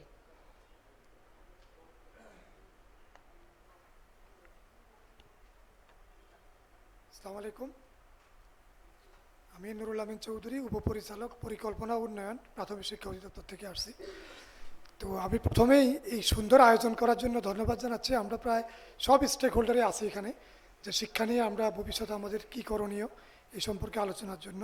তো এখানে অনেক আমাদের বিদ্যালয়ের শিক্ষার্থী থেকে শুরু করে আমরা বিভিন্ন পর্যায়ের যে আমাদের এখানে অংশগ্রহণকারী ওনাদের কাছ থেকে আমরা অনেকগুলো বিষয় আমি সব নোট করেছি, এগুলো যাতে পরবর্তী আমরা পলিসিতে আমাদের পক্ষ থেকে যেন যা প্রয়োজন এটা যেন করতে পারি। তবে কিছু খুব ভালো ভালো কিছু সাজেশনও এখানে আসছে। আমি প্রথমেই বলতে চাই যে বাংলাদেশের প্রাথমিক শিক্ষা এটি কিন্তু, যদি আমরা শিক্ষাক্ষেত্রে চিন্তা করি, এটি কিন্তু পৃথিবীর অন্যতম বৃহৎ একটা এডুকেশন সিস্টেম, এবং দক্ষিণ এশিয়াতেও আমরা কিন্তু অর্গানাইজেশন চিন্তা করলে দ্বিতীয় বৃহত্তম প্রতিষ্ঠান ইন্ডিয়ান রেলওয়ের পরেই। এখানে আমাদের 2 কোটিরও বেশি শিশু প্রাথমিক বিদ্যালয়গুলিতে আসে। এখানে আমাদের প্রায় সরকারি বেসরকারি যদি সব শিক্ষকদেরকে চিন্তা করি প্রায় 8 লাখের মতো শিক্ষক আছেন। এর মধ্যে সরকারি পর্যায়ে আমাদের প্রায় 3,80,000-এর উপরে শিক্ষক আছে। আপনারা জানেন যে গতকালকে একটা পরীক্ষা হয়েছে, এখান থেকে আমরা 3 পর্যায়ে পরীক্ষাটা হবে, প্রায় 45,000 শিক্ষক আমরা খুব শীঘ্রই নিয়োগ দিতে যাচ্ছি ইনশাল্লাহ। তো এখানে যেই বিষয়গুলো নিয়ে মূলত আমরা কথা বলেছি, সেখানে একটা হলো স্টাইপেন্ড। 1,40,00,000 শিক্ষার্থী প্রাথমিক বিদ্যালয়ে, আমাদের টার্গেট গ্রুপ প্রায় 14 মিলিয়ন চিলড্রেন। তো এখানে তারা যে রেটটা কিন্তু একটু কম ছিল, তো গত 2 বছর আগে মনে এটা একটু বাড়ানো হয়েছে। তবে এখনও এটা, আমিও মনে করি যে এটা আসলে এখনও সাফিসিয়েন্ট না। বাচ্চাদের শিক্ষার জন্য শিক্ষাক্ষেত্রকে আমরা সবচেয়ে বেশি গুরুত্ব দিচ্ছি। তো এই জন্য আমি ঊর্ধ্বতন কর্তৃপক্ষকে এটা অবশ্যই আজকের এই আলোচনা যে হয়েছে, যেটা আমাদের বিশেষ করে আমাদের মাননীয় মন্ত্রী মহোদয় এখানে আছেন, অন্যান্য যারা আছেন সবাই নেতৃস্থানীয় ব্যক্তিবর্গ, যে স্টাইপেন্ডটা আসলে আমাদের সব পর্যায়ে এটা হয়তো আরও বাড়ানোর প্রয়োজন বলে আমরা মনে করছি। তো এটা আমি কর্তৃপক্ষকে আপনারা তো অবশ্যই সিদ্ধান্ত নেবেনই, তো আমাদেরও শিক্ষা যারা আছেন তাদের সাথে আমি এটা শেয়ার করব। তারপরে স্কুল ফিডিং, আমাদের মাননীয় প্রধান অতিথি মহোদয় ওনার দপ্তর থেকে গত 21 তারিখ, আজকে হচ্ছে 23 তারিখ, আমাদের স্কুল ফিডিংয়ের এই প্রজেক্টটি দীর্ঘদিন চলছিল এটা, এবং সাথে WFP আমাদেরকে সহযোগিতা করেছে। তো এটা ওই প্রোগ্রামটা শেষ হয়ে আসছে, এই জুনের 30 তারিখ পর্যন্ত এটা শেষ হবে। তবে আমাদের কাছে মাননীয় প্রধানমন্ত্রীর একটা অনুশাসন আছে, আমাদের যেটা আমরা এর আগে যে ডিপিপি করেছিলাম, যে আমরা কিভাবে একটা ফিজিবিলিটি স্টাডি করে এটাকে কীভাবে আরও ভালো করতে পারি, আমরা খুব শীঘ্র এটা নিয়ে কাজ করব। এবং কাজ করব না, আমরা কাজ করছি, যে ফিজিবিলিটি স্টাডি করে যেটাকে আরও কীভাবে ভবিষ্যতে আরও ভালো প্রোগ্রাম নেওয়া যায়, এটার কাজ বর্তমানে চলছে। তারপরে আমরা যে সোশ্যাল প্রোটেকশনের কথা বলছি আমরা, আর বিশেষ করে বাজেটের কথা বলছি, বাজেটের ক্ষেত্রে যদি জেন্ডার বাজেট এবং শিশু বাজেট বলি, প্রাথমিক ও গণশিক্ষা মন্ত্রণালয় হলো দেশের মধ্যে অন্যতম একটি মন্ত্রণালয় যেখানে শিশু বাজেট এবং জেন্ডার বাজেট আমরা মেনটেন করি। এখানে শিশু বাজেট চিন্তা করলে আমাদের বাজেটের সিংহভাগই কিন্তু শিশু বাজেটে পড়ে। আর যেহেতু বাচ্চাদের মধ্যে 51% হচ্ছে মেয়ে শিশু, এবং আমাদের দেশে কিন্তু মেয়ে শিশু সংখ্যাও কিন্তু ছেলেদের থেকে একটু বেশি, সেই ক্ষেত্রে আমরা ভর্তির হার যেটা আমাদের প্রায় 98%, এখানে 51% কিন্তু আমাদের প্রাইমারি স্কুলে মেয়ে শিশু, আর 49% হচ্ছে ছেলে শিশু। আর শিক্ষকদের ক্ষেত্রে প্রায় 63%-এর মতো হচ্ছে কিন্তু শিক্ষিকা। অর্থাৎ এখানে বড় ইনভলভমেন্টটাই হচ্ছে আমাদের এখানে জেন্ডার যে বৈষম্যটা এখানে খুব, আমি মনে করি খুব কমই, আমাদের বৈষম্য তেমন নেই। এবং আমরা যে শিক্ষক নিয়োগ করি এখানে 60% কোটা কিন্তু নারীদের জন্য সংরক্ষিত থাকে। এবং আমরা যে প্রশিক্ষণ দেই, আমরা এই যে 4 লক্ষের মতো প্রায় শিক্ষক, সরকারি স্কুলের শিক্ষক যেটা আগে বললাম, তাদেরকে আমাদের 67টা পিটিআই এবং 505টি ইউআরসি এগুলোতে কিন্তু ট্রেনিং চলে, নিয়মিত এগুলোতে প্রশিক্ষণ হয়। এবং দেশে বিদেশেও কিন্তু আমাদের শিক্ষকরা ট্রেনিং করেন এবং তাদেরকে আমরা PDP-4-এর মাধ্যমে বিভিন্ন দেশেও আমাদের শিক্ষকরা দেখতে যান যে তারা কিভাবে পড়াচ্ছে, তাহলে আমাদের শিক্ষকদেরকে আমরা এটা করছি। এরপরে সামাজিক নিরাপত্তা ব্যবস্থাটি যদি এককভাবে চিন্তা করি তাহলে দেশের সর্ববৃহৎ কার্যক্রম প্রাথমিক শিক্ষাতেই হয়। কারণ আমি আগে বলছি শুধু স্টাইপেন্ড দিচ্ছি আমরা 1,40,00,000 শিশুকে, আরেকটা হচ্ছে প্রায় 29 লক্ষ বাচ্চা কিন্তু স্কুল ফিডিং পায়। এরপরে আমরা এই 2 কোটি বাচ্চা প্লাস অন্যান্য যেসব পৃথিবীর যেখানেই বাংলাদেশে কারিকুলাম পড়ানো হয় সেখানেই বিনামূল্যে বই দেওয়া হয়। এটি একেবারে বিশ্বব্যাপী এখন, কারণ আমরা যখন সমাপনী পরীক্ষা নিতাম আমাদের দেশের বাইরেও 12টা সেন্টারে পরীক্ষা হতো, কিন্তু যেখানেই বাংলাদেশের ন্যাশনাল কারিকুলাম পড়ানো হয় পৃথিবীর যেখানেই, সেখানে আমরা এই বই বিনামূল্যে দিই। আগে দেওয়া হতো শুধু, একসময় দেওয়া হলো 50%, এই সরকার আসার আগে 2008-এর আগে 9-এর আগে এটা 50% পুরাতন, 50% নতুন দেওয়া হতো। এখন আমরা 100 নতুন দিচ্ছি এবং 4 কালারের, অর্থাৎ যেই কোনো বাচ্চা দেখলেই এই বইটির প্রতি আকৃষ্ট হবে, এবং এটাও বিনামূল্যেই বছরের প্রথমেই তাদেরকে দিয়ে দেওয়া হয়। এরপরে সবচেয়ে বড় আমাদের যেটা আমরা এখন করতে যাচ্ছি সেটা হচ্ছে সকল বিদ্যালয়ে, সেটা সুনামগঞ্জের পত্তনতলায় হোক অথবা একেবারে ওই তালতলী উপজেলাতে হোক দক্ষিণ অঞ্চলে, আমরা কিন্তু ওয়াইফাই দিচ্ছি। আমরা ইতিমধ্যে আপনারা পত্রপত্রিকা দেখেছেন, গত কয়েকদিন আগে আমরা গ্রামীণের সাথে আমাদের একটা চুক্তি হয়েছে, আমাদের এই স্কুলগুলিতে আমরা ওয়াইফাই দেওয়ার ব্যবস্থা করেছি। এবং মাল্টিমিডিয়া ক্লাসরুম করার জন্য ইতিমধ্যেই কোনো গ্রামের সবচেয়ে সুন্দর যে বিল্ডিংটা এখন, আমার মতে আমি মনে করি আপনারা সবাই একমত হবেন, সবচেয়ে সুন্দর বিল্ডিংটা যে গ্রামের সেটি এখন সরকারি প্রাথমিক বিদ্যালয়। একসময় ছিল যে ঝরাজীর্ণ হতো না। তো আমরা স্কুলগুলোতে মাল্টিমিডিয়া দিচ্ছি, আমরা কম্পিউটার দিচ্ছি, ল্যাপটপ দিচ্ছি, সকল শিক্ষককে আমরা প্রশিক্ষণ দিচ্ছি এবং আমরা ICTর উপরে প্রশিক্ষণ দিচ্ছি। মাননীয় প্রধানমন্ত্রী যখন ডিক্লেয়ার করেছেন যে ডিজিটাল বাংলাদেশ হবে, এখন যদি বলেন এই গ্রামে ডিজিটাল কী কী কার্যক্রম আছে, সম্ভবত প্রাইমারি স্কুলটাতে আমাদের মাল্টিমিডিয়া ক্লাসরুম প্লাস কম্পিউটার এবং ল্যাপটপ আধুনিক সব যন্ত্রপাতি ইতিমধ্যে আমরা পৌঁছে দিয়েছি এবং খুব শীঘ্রই আমরা আরও 65,000 স্কুলে এই জিনিসগুলো পাঠাবো। আগেও দিয়েছি, এখন আরও যাবে এগুলো। তো এইসব কার্যক্রমগুলো হচ্ছে। তবে এখনও যেহেতু প্রাথমিক শিক্ষা হচ্ছে সকল শিক্ষার ভিত্তি, এখানে যদি আমরা এটাকে যদি আরও জোরদার করতে পারি, হিউম্যান রিসোর্স ডেভেলপমেন্টের প্রথম ধাপটি কিন্তু এটা।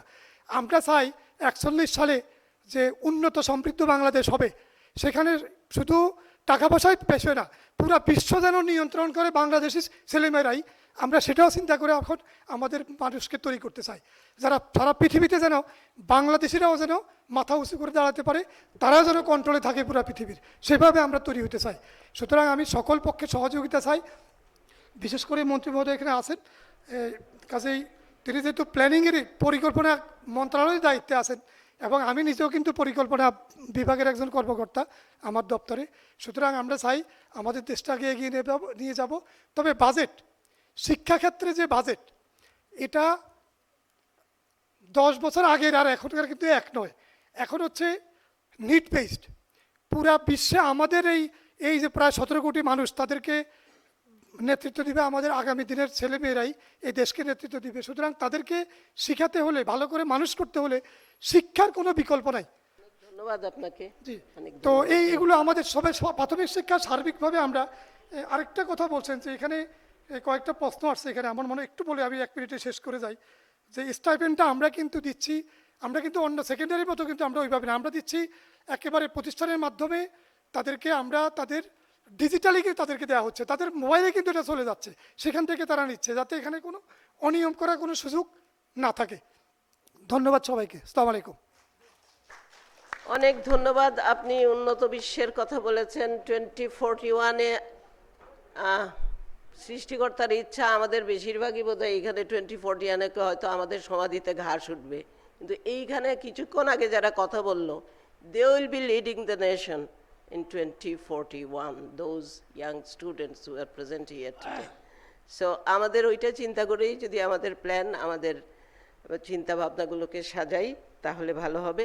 আমরা অনেক পিছিয়ে আছি, সেজন্য ক্ষমা প্রার্থনা করছি, অনেকের কথা বলতে দিতে পারবো না, কিন্তু ডক্টর মঞ্জুর আহমদ আছেন এখানে, তারপরে আমি প্রিন্সিপাল কাজী ফারুক আহমদ, আমাদের আরেকজন গেস্টের কাছে যাব। ডক্টর মঞ্জুর আহমদ, ভাইস চেয়ার ক্যাম্পে। মঞ্জুর ভাই একটু সংক্ষেপে। জি, আমাদের ধন্যবাদ আমাকে সুযোগ দেওয়ার জন্য। আমি সংক্ষেপেই বলবো, মাননীয় মন্ত্রী, বিশিষ্টজন, আমার অনেক প্রাসঙ্গিক ব্যাপার এখানে আজকে উঠে আসলো, আলোচনা হলো, অতি জরুরি বিষয়। তা আমার মনে হচ্ছে যে এই আলোচনাটা বোধহয় আরও 6 মাস আগে হতো যদি, এবং শিক্ষা মন্ত্রণালয়ে যে 2টি মন্ত্রণালয় আছে শিক্ষার, তাদের সঙ্গে তারা যখন বাজেট নিয়ে চিন্তাভাবনা করছিলেন এবং তারা যে বাজেটের দাবি, প্রোগ্রাম ইত্যাদি দেবেন অর্থ মন্ত্রণালয়ে, তো তাদের সঙ্গে তারা যখন এটা করছিলেন তখন তাদের সঙ্গে এই আলোচনাটা যদি হতো, তাহলে এই বিষয়গুলো নিয়ে একটু হয়তো কার্যকর কিছু পদক্ষেপ, কিছু জিনিস অন্তর্ভুক্ত করা যেত। কারণ এই ব্যাপারগুলো তো অর্থ মন্ত্রণালয়ের ঠিক ব্যাপার নয়, এবং বাজেটের মধ্যে এইগুলো কিভাবে সব কিছু, বাজেটের একটা দলিল যেটা হবে এই বছরের খরচপাতির জন্যে, সেটার মধ্যে সব কিছু যদি ওই মন্ত্রণালয়গুলো থেকে না আসে, এই প্রস্তাবনাগুলো, এই কৌশলগুলো, এই কার্যসূচিগুলো এবং ব্যয়ের যে তালিকাগুলো আছে, তা না হলে এখানে তো নতুন করে তেমন কতটা করা যাবে। কিছু হয়তো আশা করি কিছু বিবেচনা করবেন তারা, তো এটাই একটা, তো সেইখানে আমরা বেশি আগ্রহ দেখি না, আমরা চেষ্টা করি কিছু আলাপ আলোচনা, তো সেটা বোধহয় দরকার। আর দ্বিতীয় কথা হচ্ছে যে এখন করোনার ব্যাপার, অতিমারির অভিঘাত, যে আমরা বিশ্বব্যাপী দেখছি যে এটার ফলাফলে যে বিরাট যে ক্ষতি হয়েছে, লার্নিং লস 2 বছরের, আমাদের দেশে সবচেয়ে বেশি সময় স্কুল বন্ধ ছিল, এবং সেই কারণে যে ক্ষতিটা হয়ে গেছে, এটা তো 2 বছর লেখাপড়া না করে 2 বছর প্রমোশন পেয়ে ছাত্ররা এগিয়ে গেছে। তো এই অভিঘাতটার ক্ষতিপূরণ কীভাবে, একটা প্রজন্মের ক্ষতি হওয়ার সম্ভাবনা দেখা দিয়েছে। আমরা শুধু আলোচনা শুনছি শিক্ষা মন্ত্রণালয় থেকে যে তারা স্কুলগুলো খুলবেন, নিশ্চয়ই খুলে স্কুল চালাবেন এবং সেই আগের রুটিনে কি করে চলে যাওয়া যায় সেটাই তাদের, যে ক্ষতিটা হলো, ক্ষতিপূরণটা কিভাবে হবে সেটার যথেষ্ট আলাপ আলোচনা আমরা দেখছি না। এটাই বড় সমস্যা, এবং এটা নিয়ে বাজেটে হয়তো নতুন করে শিক্ষা মন্ত্রণালয় থেকে এই কৌশল আলোচনা ইত্যাদি আসতে হবে। তো সেইখানে কিছু করণীয় আমরা বিভিন্ন প্রস্তাবনা এখানে দিচ্ছি, মানে যারা এই ব্যাপারে আলাপ আলোচনা করছি, এডুকেশন ওয়াচ এবং অন্যান্যরা, সেটা নিয়ে একটু এখন কি করা যায়, এই বাজেটের মধ্যেও ওটা নিয়ে কি করা যায় সেটাই যাওয়া উচিত। আর যে কথাটা আলোচনা এসছে আমি সংক্ষেপে বলছি, যে যেরকম পরিবর্তন, আমরা একটা ট্রান্সফরমেশন অফ এডুকেশন যেটা চাই, সেটার জন্য একটা মধ্যমেয়াদী এবং বাজেট অর্থায়নের ব্যাপারটাও, আমরা হঠাৎ করে অনেক বাজেট বাড়ানো যাবে না, বাড়ালেও সেটা খরচ করা যাবে না।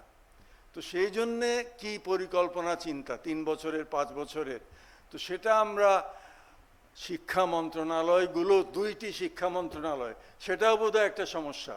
সামগ্রিকভাবে শিক্ষা নিয়ে আমরা চিন্তা ভাবনা করতে পারছি না। তো সেখানে তারা যদি মধ্যমেয়াদী একটা পরিকল্পনা নিয়ে একটা সামগ্রিক শিক্ষা সেক্টর খাতের একটা পরিকল্পনা নিয়ে যদি এগোন এবং অর্থায়ন কিভাবে হবে এবং ভালোভাবে খরচ হবে, এবং সেই যে শিক্ষা নীতি যেটা 10 বছর ধরে আমি বলবো যে এটা অবাস্তবায়িত রয়ে গেছে, সেটা নিয়ে যদি আমরা একটু চিন্তাভাবনা করি তাহলে হয়তো, তো সেটা যদি শিক্ষা মন্ত্রণালয় থেকে সেই উদ্যোগটা পুরোপুরি না আসে, তাহলে পরিকল্পনা মন্ত্রণালয় কি সেটা উদ্যোগ নিতে পারে? আমার মনে হয় একটা দায়িত্ব আছে এখানে, সরকারের দায়িত্ব আছে, ক্যাবিনেটের দায়িত্ব আছে। পরিকল্পনা মন্ত্রণালয় হয়তো একটা উদ্যোগ নিতে পারেন এখানে, মধ্যমেয়াদী পরিকল্পনা, একটা সামগ্রিক শিক্ষা সেক্টরের পরিকল্পনা, এবং সেইখানে অর্থায়ন কিভাবে হবে এবং অর্থায়ন কিভাবে ব্যবহার হবে সেটা যদি করা যায়। কারণ আমরা চাই যে এটা একটা কিছু হতে হবে, সেটা হচ্ছে না, আমরা এটা চলতে দেওয়া যায় না এইভাবে। তো সেটাই বড় কথা। আমি শেষ করছি, আমি আশা করি যে এই ব্যাপারে মন্ত্রী মহোদয় কিছু উদ্যোগ নেবেন এবং আমাদের কিছু আশ্বাস দেওয়ার মতো কথা বলবেন। ধন্যবাদ। অনেক ধন্যবাদ ডক্টর মঞ্জুর আহমদকে। আমরা বরাবর যে কথাগুলো, যে দাবিগুলো উচ্চারণ করি উনি করেছেন, এবং এটাই আমাদের চেয়ারপারসন মহোদয় বলছিলেন যে এডুকেশন ওয়াচ থেকেও আমরা বারবার এই দাবিগুলো উত্থাপনই করছি, এবং সেই জায়গা থেকে আমাদের দেখতে হবে। একটা বিষয় বরাবর ফিনান্সিংয়ে উঠে আসে যে টাকাটা আসবে কোত্থেকে, অর্থায়ন। আমরা একটু খুশি হয়েছি, পুরোপুরি হতে পারিনি। শুনলাম যে প্রাথমিক সমাপনী পরীক্ষা আপাতত হচ্ছে না, কিন্তু এটার ব্যাপারে আমরা সুনির্দিষ্ট ঘোষণা চাই, এবং প্রাথমিক সমাপনী পরীক্ষার যে কর্মযোগ্য তার পেছনে যে অর্থায়ন, সেটাকে যেন এই স্টাইপেন্ড বা অন্য কোথাও যেন রিডিরেক্ট করা হয়। প্রাথমিক সমাপনী পরীক্ষার ব্যাপারে শিক্ষানীতিতে কোনো কিছু বলা নেই। অতএব শিক্ষানীতি প্রণয়ন কমিটির কো চেয়ার এখানে আছেন আমাদের আজকের চেয়ার হিসাবে, তিনি এ ব্যাপারে নিশ্চয়ই দিক নির্দেশনা আমাদের কিছু গাইডেন্স দেবেন, কিন্তু সেখানে অর্থায়নের একটা বিষয় আছে। ভায়োলেন্স এগেনস্ট উইমেন কেয়ারের একটা স্টাডি আছে, 2% of GDP gone because of violence against women, and corruption 2% of GDP gone. তো এগুলো যদি কমাতে পারি আমরা, তাহলে হয়তো অর্থেরও সংস্থান হবে। আরও অনেক জায়গা থেকে অর্থে অপ্রয়োজনীয় ব্যয় বা কমানো, এগুলোও আমাদের একটা অর্থের সংস্থান হবে, কিন্তু সেই জায়গায় সরকারের একটা শক্ত অঙ্গীকার আমরা চাই, যেখান থেকে অর্থের সংস্থান আমরা পাবো। আমাদের এখন আমরা আর ফ্লোর থেকে আর কথা বলতে দিতে পারছি না, আমি দুঃখিত। আমি এখানে আমাদের একজন গেস্ট অফ অনার হিসাবেই আছেন আজকে আমাদের এখানে প্রবীণ শিক্ষক নেতা principal Kazi Faruque Ahmed. He has been involved in teachers movement for ages, for ages. He is one of the senior leaders of our teacher associations, the trade unions. Principal Kazi Farooq Ahmed, একটু সংক্ষেপে বললে ফারুক ভাই অন্যরা কথা বলতে পারি। আমি আসলে শুনতেই বেশি স্বাচ্ছন্দ্য বোধ করছিলাম। সম্মানিত সভাপতি, আমি আমার বক্তব্যটা একটু অন্যভাবে শুরু করতে চাই। বাংলা ভাষায় প্রকাশিত একটা প্রতিবেদনের, বাংলা ভাষায় প্রকাশিত একটি প্রতিবেদনের কয়েকটি লাইন উদ্ধৃতি দিয়ে।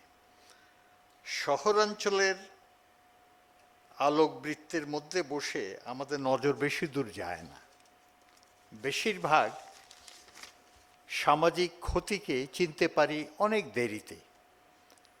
কিন্তু অতিমারি যেমন আমাদের অনেক কিছু কেড়ে নিয়েছে, তেমনি দিয়েছে অনেক কিছু। আমরা দেখেছি মানুষ কিভাবে সম্পূর্ণ অজানা অচেনা মানুষের জন্য লড়ে যাচ্ছে, অক্সিজেন সিলিন্ডার নিয়ে ছুটে যাচ্ছে, হাসপাতালে নিয়ে যাচ্ছে অসুস্থকে। এত সাহস, এত প্রাণশক্তিও যে আমাদেরই মধ্যে লুকিয়ে ছিল, তাকে আমরা জানতাম এই বিপদে না পড়লে। আলোচনা অনেক হয়েছে, আমি বলবো খুব মোটা দাগে কয়েকটা কথা। প্রথম কথাটা হলো, এই করোনা ক্ষতি পুষিয়ে না আমাদের দেশের প্রেক্ষিতে আমরা অনেক কথা বলি। প্রথমে বলা দরকার যে আমাদের দেশে আমরা কিন্তু কোনো সময়ক্ষেপণ করিনি আমাদের সরকার, আমাদের দুটো মন্ত্রণালয় এবং আমাদের শিক্ষক এবং অভিভাবকেরা, তারা যেভাবে সাড়া দিয়েছেন, উদ্যোগ নিয়েছেন, এটা একটা অভাবিত বিষয়, এটা একটা নতুন অভিজ্ঞতা। আমি পত্রিকায় দেখেছি মার্কিন যুক্তরাষ্ট্রের নিউ ইয়র্কে শিক্ষা প্রতিষ্ঠান প্রধানরা দেখছেন যে তারা ইমেইল করে শিক্ষার্থীদের কাছ থেকে সেভাবে সাড়া পাচ্ছেন না। তখন তারা কি করলেন? তারা মোবাইল টেলিফোনে ছাত্রের সাথে যোগাযোগ করার চেষ্টা করলেন। আমার কাছে বিশ্বাস করেন, আমি নিজেকে যে মুক্তিযুদ্ধের মধ্য দিয়ে দেশটা অর্জন করে আমরা যে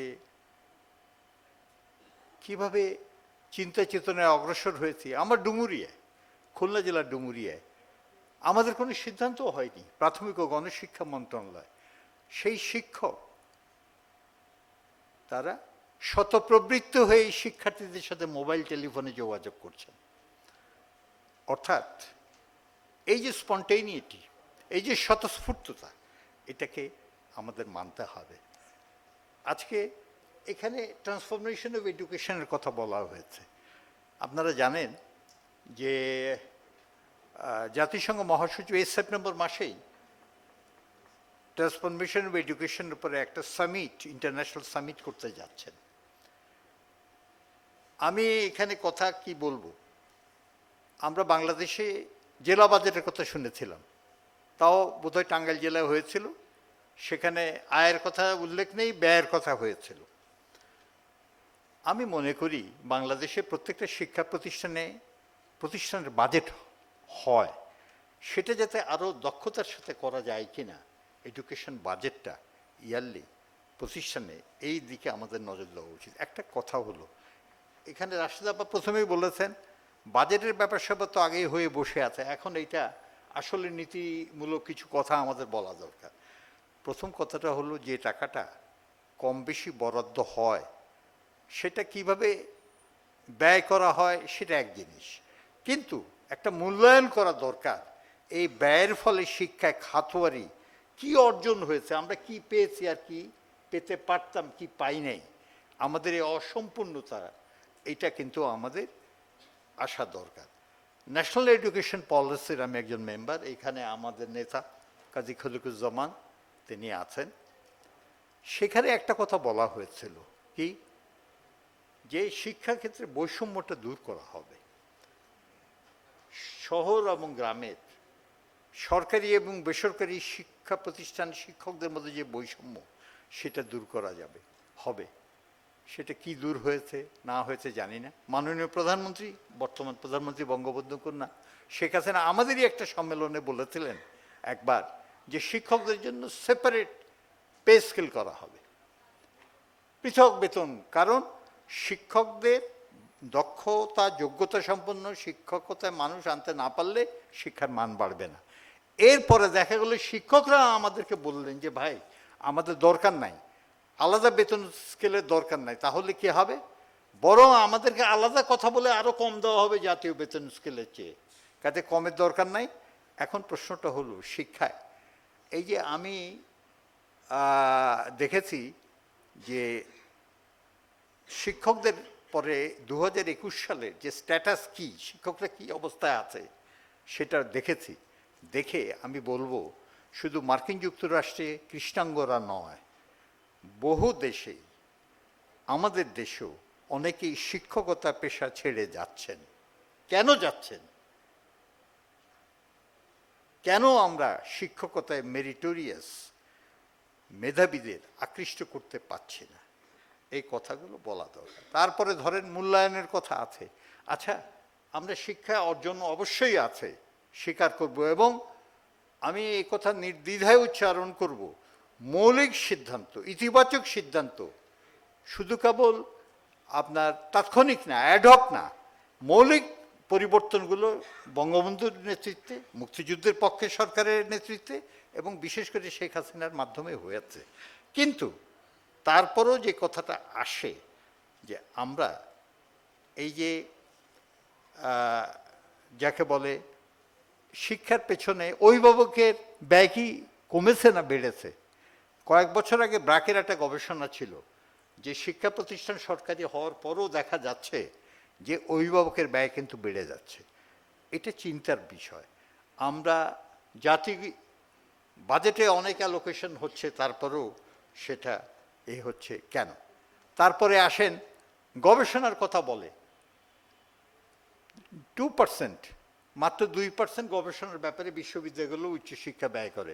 তার চাইতেও একটা মজার খবর হলো বেসরকারি বিশ্ববিদ্যালয়গুলো তারা ওই পাবলিক বিশ্ববিদ্যালয়ের চেয়ে অনেক কম, তুলনামূলকভাবে কম অর্থ বরাদ্দ করছে গবেষণায়।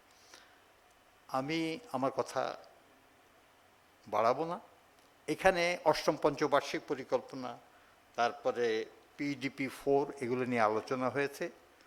আমি সবশেষে বলবো শিক্ষকদের জন্য যেমন বিনিয়োগ বাড়াতে হবে, এই করোনার কারণেও অভিভাবকদের জন্য বরাদ্দ বাড়ানোর কথা চিন্তা করতে হবে। কারণ যে অভিভাবকরা আগে শিক্ষকদের উপরে লেখাপড়া ছেড়ে দিতেন বাচ্চার, আজকে তারাও নব্য শিক্ষকে রূপান্তরিত হয়েছেন এবং তাদের যে কষ্টটা সেটাও করা দরকার। এবং করোনাকালে মানুষ যেটা আবিষ্কার করেছে, উদ্ভাবন করেছে, এখানে ইউনেস্কো থেকে বলা হয়েছে কি যে এই করোনায় দেখা যাচ্ছে যে মানুষ শুধু কেবল খোয়ায়নি, সে অনেক কিছু অর্জন করেছে এবং তার অর্জনের দিকগুলো, তার উদ্ভাবনের দিকগুলোকে আমাদের অগ্রাধিকার দেওয়া উচিত, প্রাধান্য দেওয়া উচিত।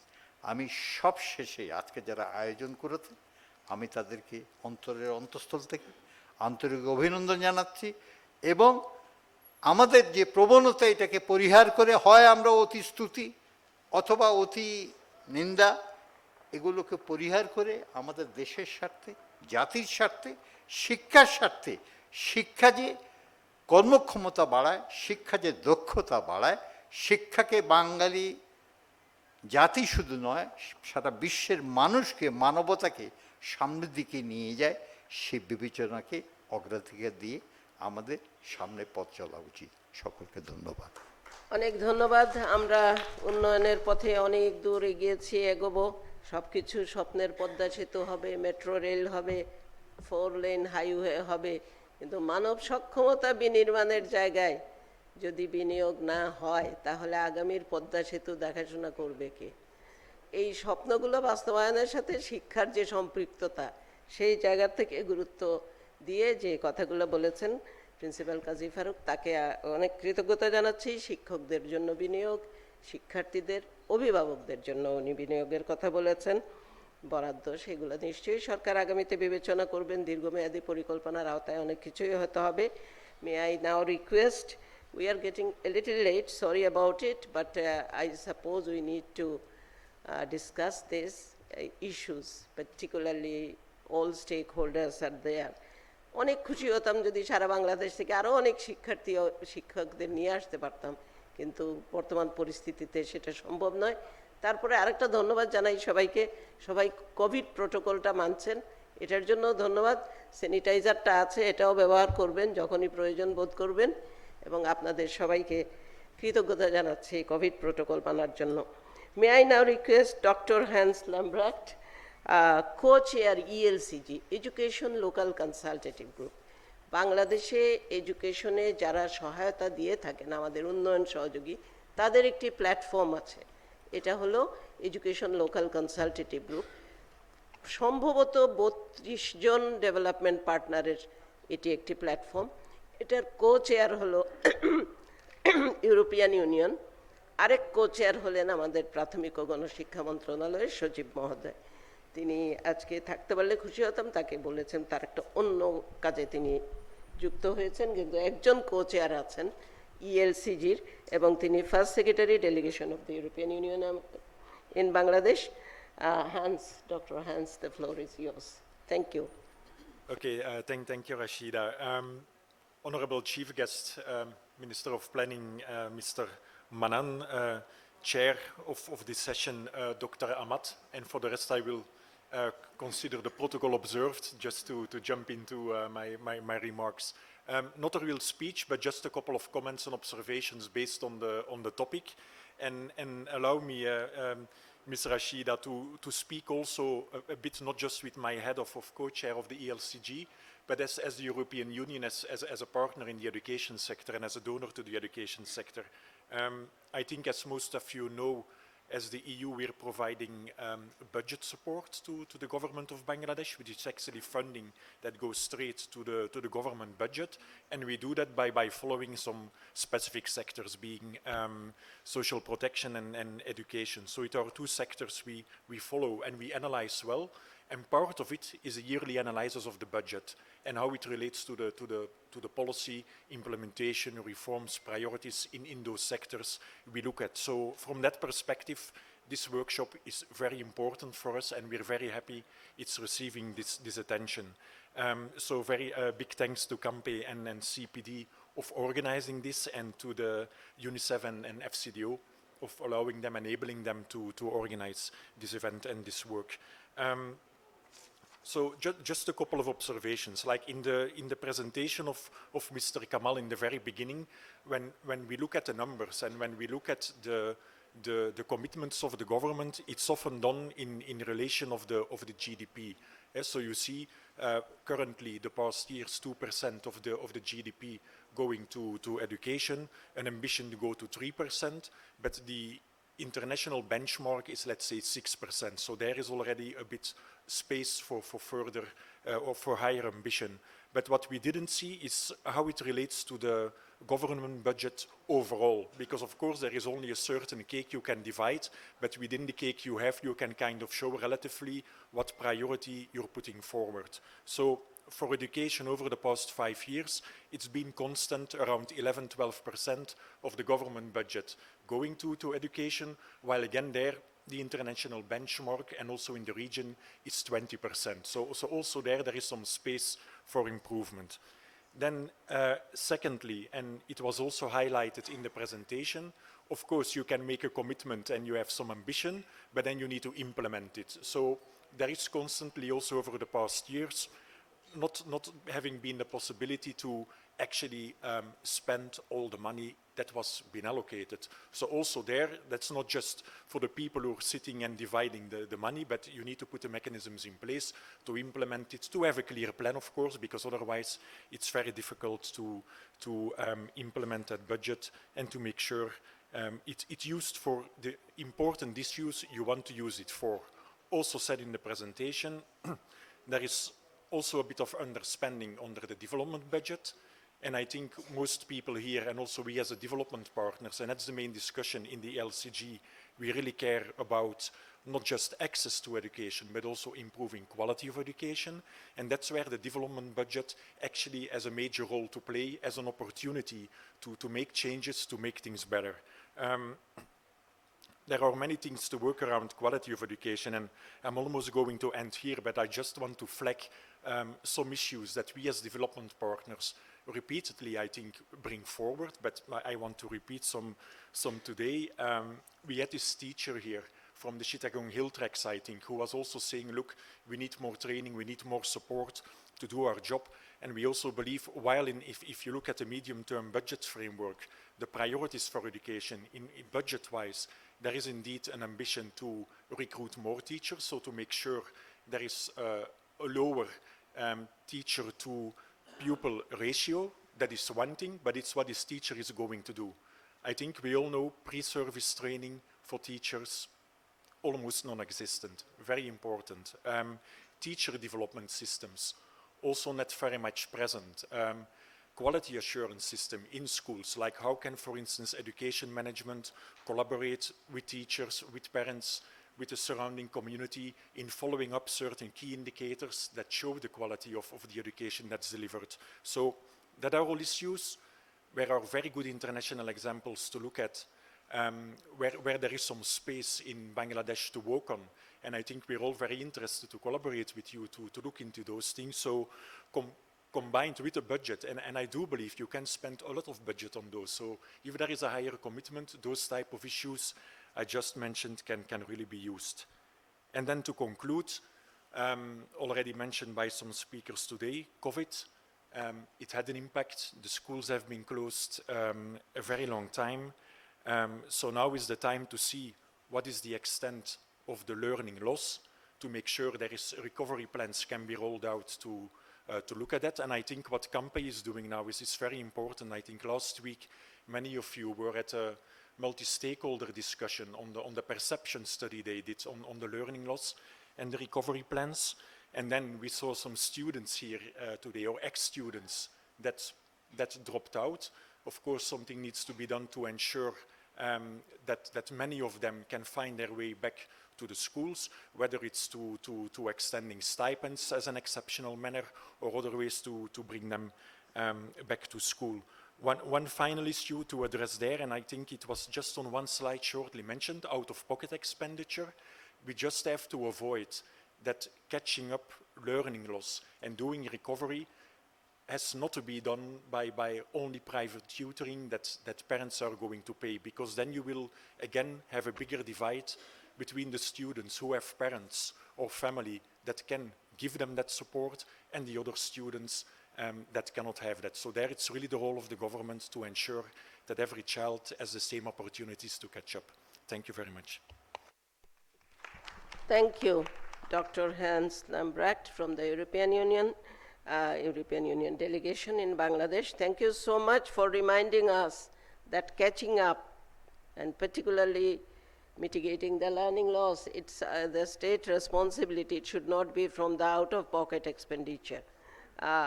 Should not be on the parents.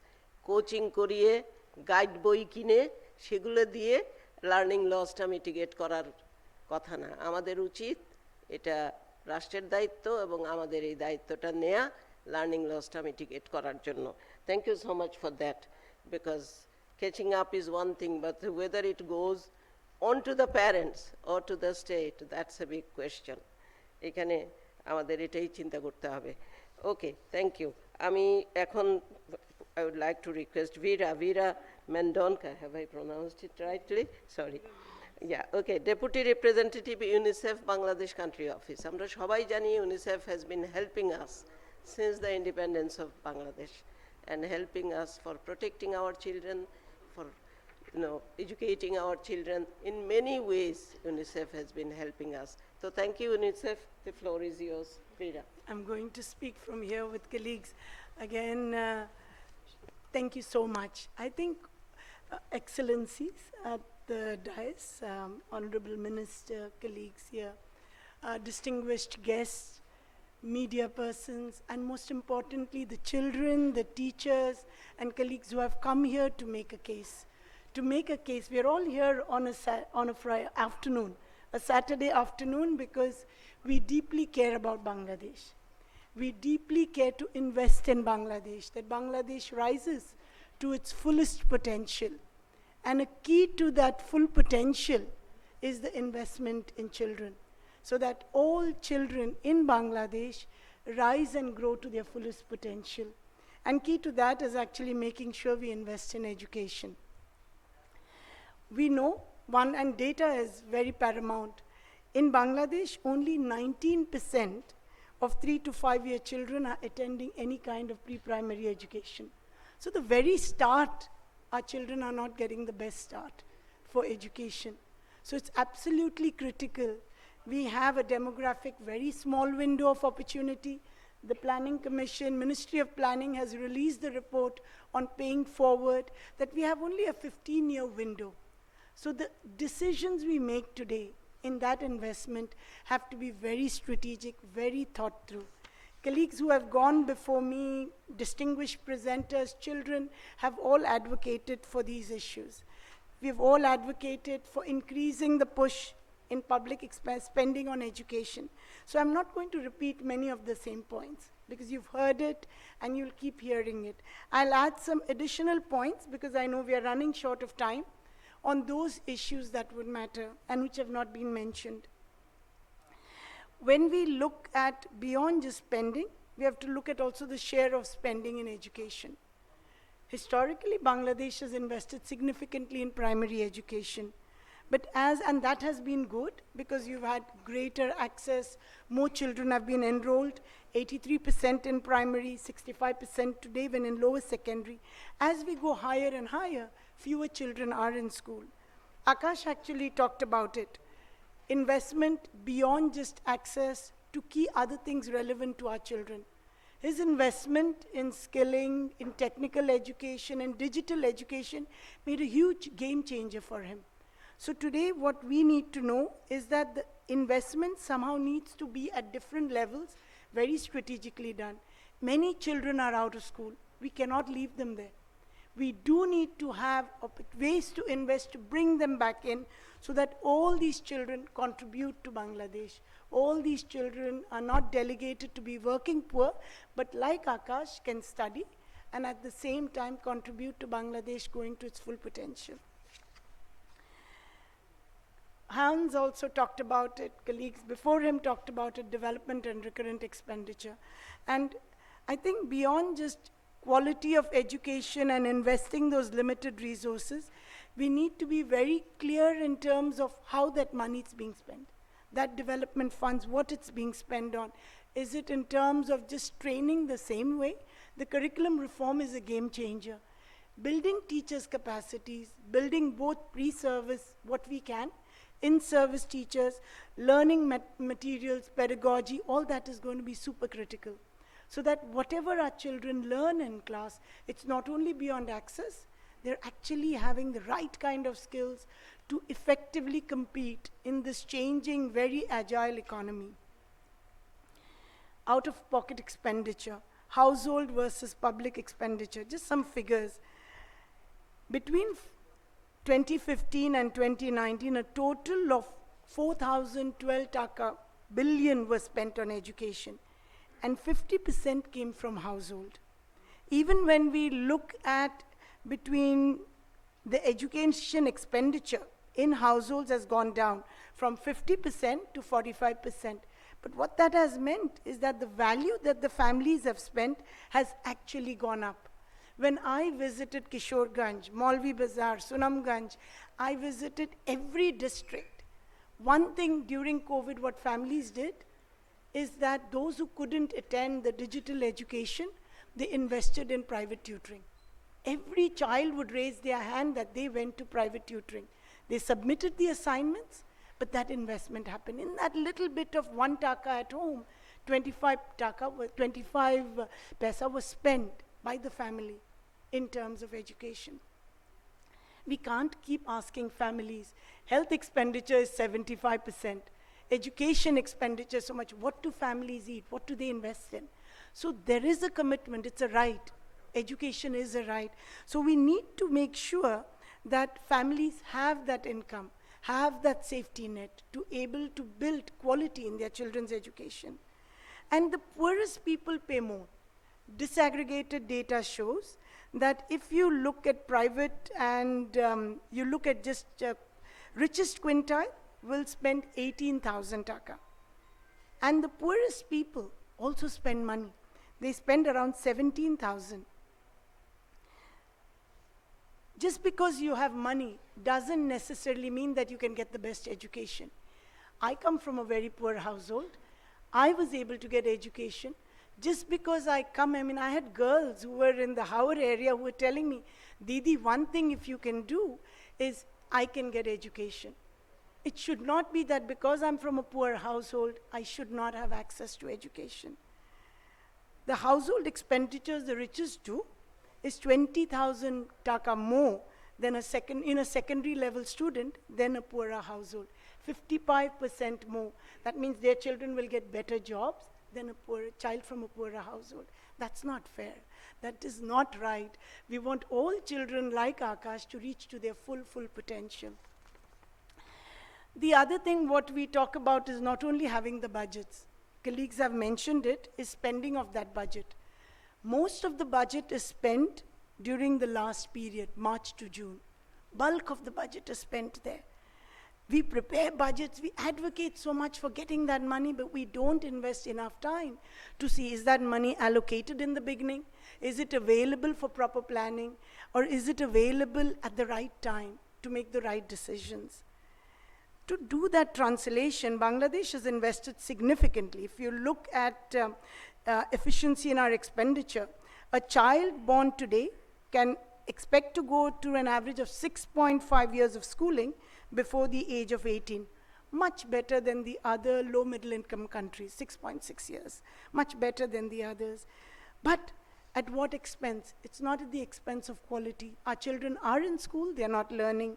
What is missing beyond all this is data.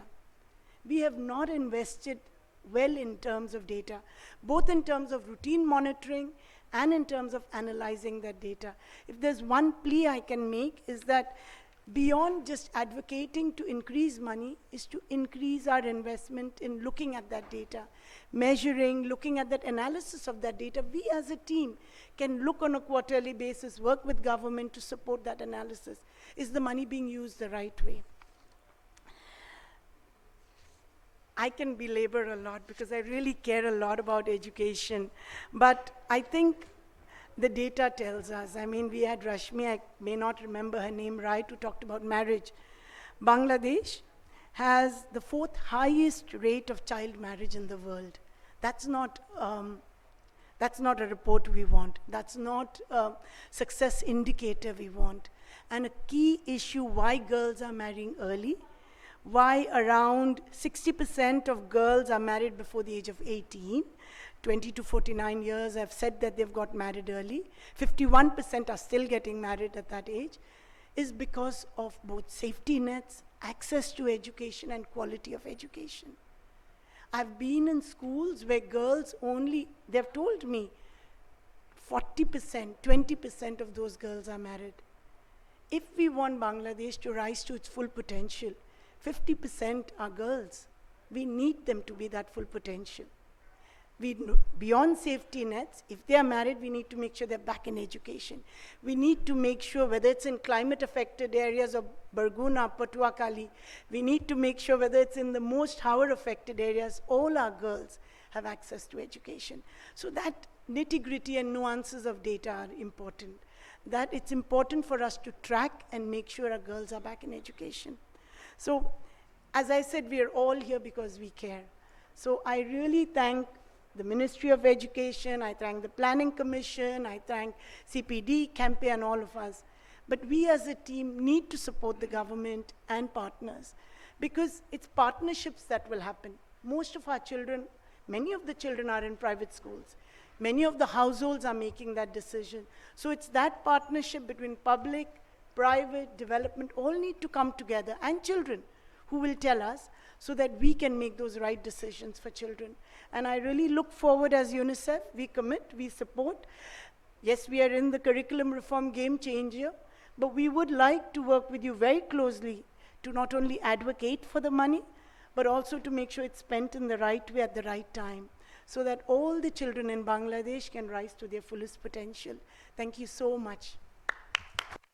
Thank you, Veera, for that inspiring speech, and thank you for your commitment to support Bangladesh, as you have always been doing. But two things, we could pick up investment in data, because if we don't have the exact data, how do we plan? And if we don't plan properly, how do we manage? If we don't manage, how do we monitor? So that's related to each other.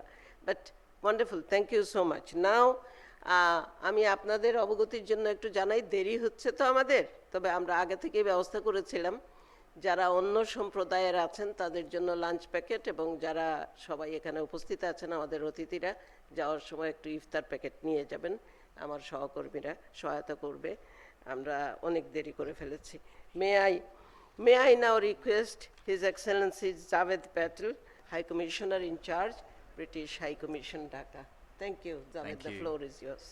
Respected chairs, Honourable Minister, special guests, fellow panel members, and honourable guests, and as my UNICEF colleague said, a really, really warm welcome to the students, teachers, advocates who have spoken so eloquently today. The sort of beauty, also the danger of coming late in the series of presentations is that sort of most of the key arguments have already been mentioned, and you know, by people who are far more expert than I. So in the interest of time, I will deliberately keep my remarks quite brief, but to mostly reinforce what has been said earlier in the presentations and by fellow panel members about just how important this agenda is. It goes without saying that education and investing in education is absolutely critical to any country's development. And seeing the journey that Bangladesh has made over two decades is awe-inspiring. But as you've heard, there is still a huge amount to do. And the challenges that COVID has presented, which has already been talked about, is immense. And it's immense in sort of countries like mine. I have two not so young children. I have an 18-year-old, or soon to be 18-year-old son, and a daughter who's 14. And seeing the challenges that they've gone through in the UK with COVID, I can only imagine some of the challenges that children here have gone through, particularly those from poorer communities, marginalised communities, and some of the children that we've heard from here. I want to start by sort of welcoming this initiative. I think it's wonderful to have had the opportunity to listen to people from the grassroots, from organisations who are representing schools, teachers, and from the children themselves. And as I discussed with my colleague to my left during the session, it would have been nice maybe if we do one of these events in the future to have children maybe sat at the front, because they're very much what this is about. It's investing in them, it's investing in their future. And as Rashida said sort of earlier today, that those children will be the leaders of the future. You know, they are absolutely critical part of this, and decisions that we make now has huge impacts on generations in the future. I also want to sort of welcome the Bangladesh government's decisions over many years to increase budgetary support on education, and we've seen sort of year on year as as Bangladesh grows as a country and as we see GDP growing, we see incremental increases in education. But as my EU colleague reinforced, this sort of overall budget allocation in education still remains quite low compared to national budgets of developing countries. And what I'm inspired by in the 2.5 years that I've been in Bangladesh is I see a country with huge aspirations to be an economic powerhouse, and Bangladesh can only become an economic powerhouse if it invests in education and continues to invest in its people and its human capital. When we talk about the population of this country, sometimes I speak to people who say the large population in a country like Bangladesh is both a blessing and a curse. But I'd like us to see it very much as a blessing and to really see it as the human capital and a country that will hopefully see that human capital pay dividend by investing in education, by investing in skills, and as many people have said, investing in quality education. So I might sort of humbly offer 3 recommendations which reinforces the recommendations that we saw in the presentation and that of which colleagues on the panel have mentioned. The first is allocating and spending sensibly to improve quality and learning. We've talked a lot about how there is money, but even the money that is allocated, it isn't necessarily spent in the best way. So finding mechanisms to do that. So a major portion of the budget we've seen is spent on teachers' salaries, infrastructure, but there is a limited scope for investment to improve quality of education. Allocating more budget in areas like teachers' education, their own professional development, girls' retention in secondary and higher education, examinations, assessments, and data management and evidence generation would likely see better results. The second recommendation is effective and efficient structures to spend money. The issues in the education sector doesn't just require more money, although more investment is always important. For effective and efficient use of allocated budget, we think it's critical for a decentralized spending. This requires enhanced capability at local level offices, increased accountability and transparency of the system, and a decentralized system that reduces the burden on central organizations. And what we're really talking about is delegated authority and empowerment.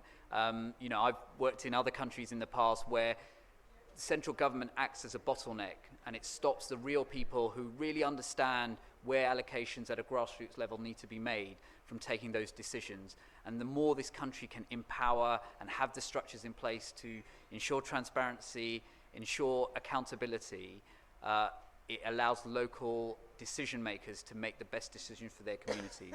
And then finally, something that has been repeated throughout this conversation, so I will reinforce, is to mobilize domestic resources and allocate more for education. Got to be honest here, foreign aid as a source of financing education is on the decline. As Bangladesh moves into middle-income country status, development partners are likely to shift priorities. And I should say it is to Bangladesh's credit that we can look at this through the prism of a rapidly developing country and a rapidly developing economy. But clearly more investment is needed in education. You know, economic growth is great, investment in other sectors, infrastructure is really, really important, but it cannot be at the expense of building the human capital in the country. So finally, I'll conclude by just reinforcing what I know is obvious to all of us, and that is that education is one of the pillars of human capital development, and that adequate investment in education is critical for enabling Bangladesh to reach its goal of becoming an upper middle income country. Finally, the British government stands with Bangladesh in its endeavours in this space, and we look forward, as my colleague from UNICEF mentioned, working in partnership with the government, with NGOs, with ministries to make sure that the country itself can realise its full potential. Thank you very much. Thank you, Excellency, for reiterating your support and re-emphasizing some of the points that were made throughout the discussion. Thank you so much. Particularly, I would like to take pride in that we have a huge population, that's true. Threefold increase, but our food production has also increased. We are number 5 probably in terms of fish production globally. So it's increasing, and our huge population is turning into a blessing, and that's what we would like to see.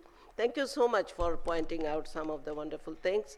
Okay, so, and domestic mobilization, domestic resource mobilization, thank you.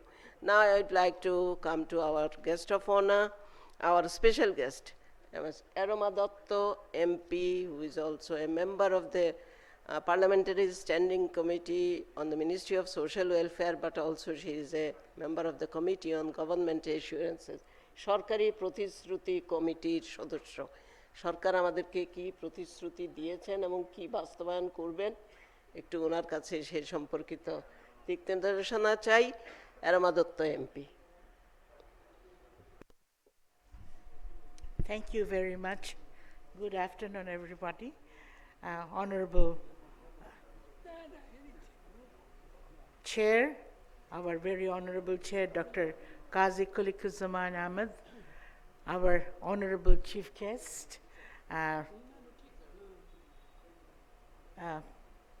Minister M.M. Annan, Ministry of Planning, and distinguished dignitaries, ambassadors, and all my respected participants who I consider one of the most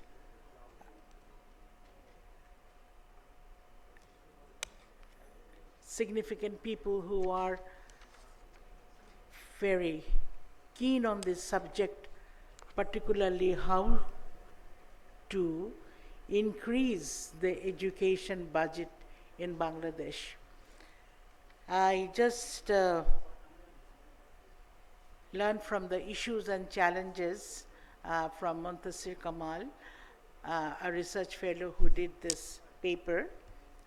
I have just very few issues to just touch base upon. Because time is short, all have been said so far. I think, first of all, during the pandemic, the entire planet stumbled over and had tremendous difficulties to recover. It's not only Bangladesh who has suffered, the entire world has suffered. And how to now minimize that gap remains as a challenge for all, for everyone. What I feel in the context of Bangladesh particularly, our government has tried their level best. And particularly, we have to acknowledge and appreciate that our government specifically use the television channels, BTV, as a special, very special focus to keep the momentum going. It's not the best. It's not the best, but to continue with the momentum, especially for the grassroots and the normal schools, which are not the high-level sophisticated schools. For the normal children of Bangladesh, Bangladesh government has tried their level best. Given the context, even there has been dropouts.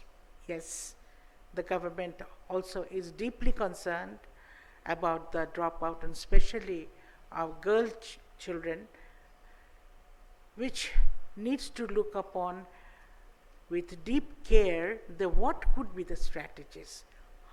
We just heard how to bring them back.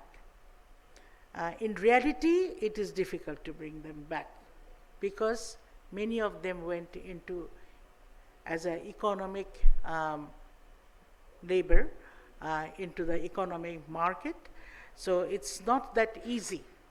But what should be focused now, can be focused, that there could be more alternative.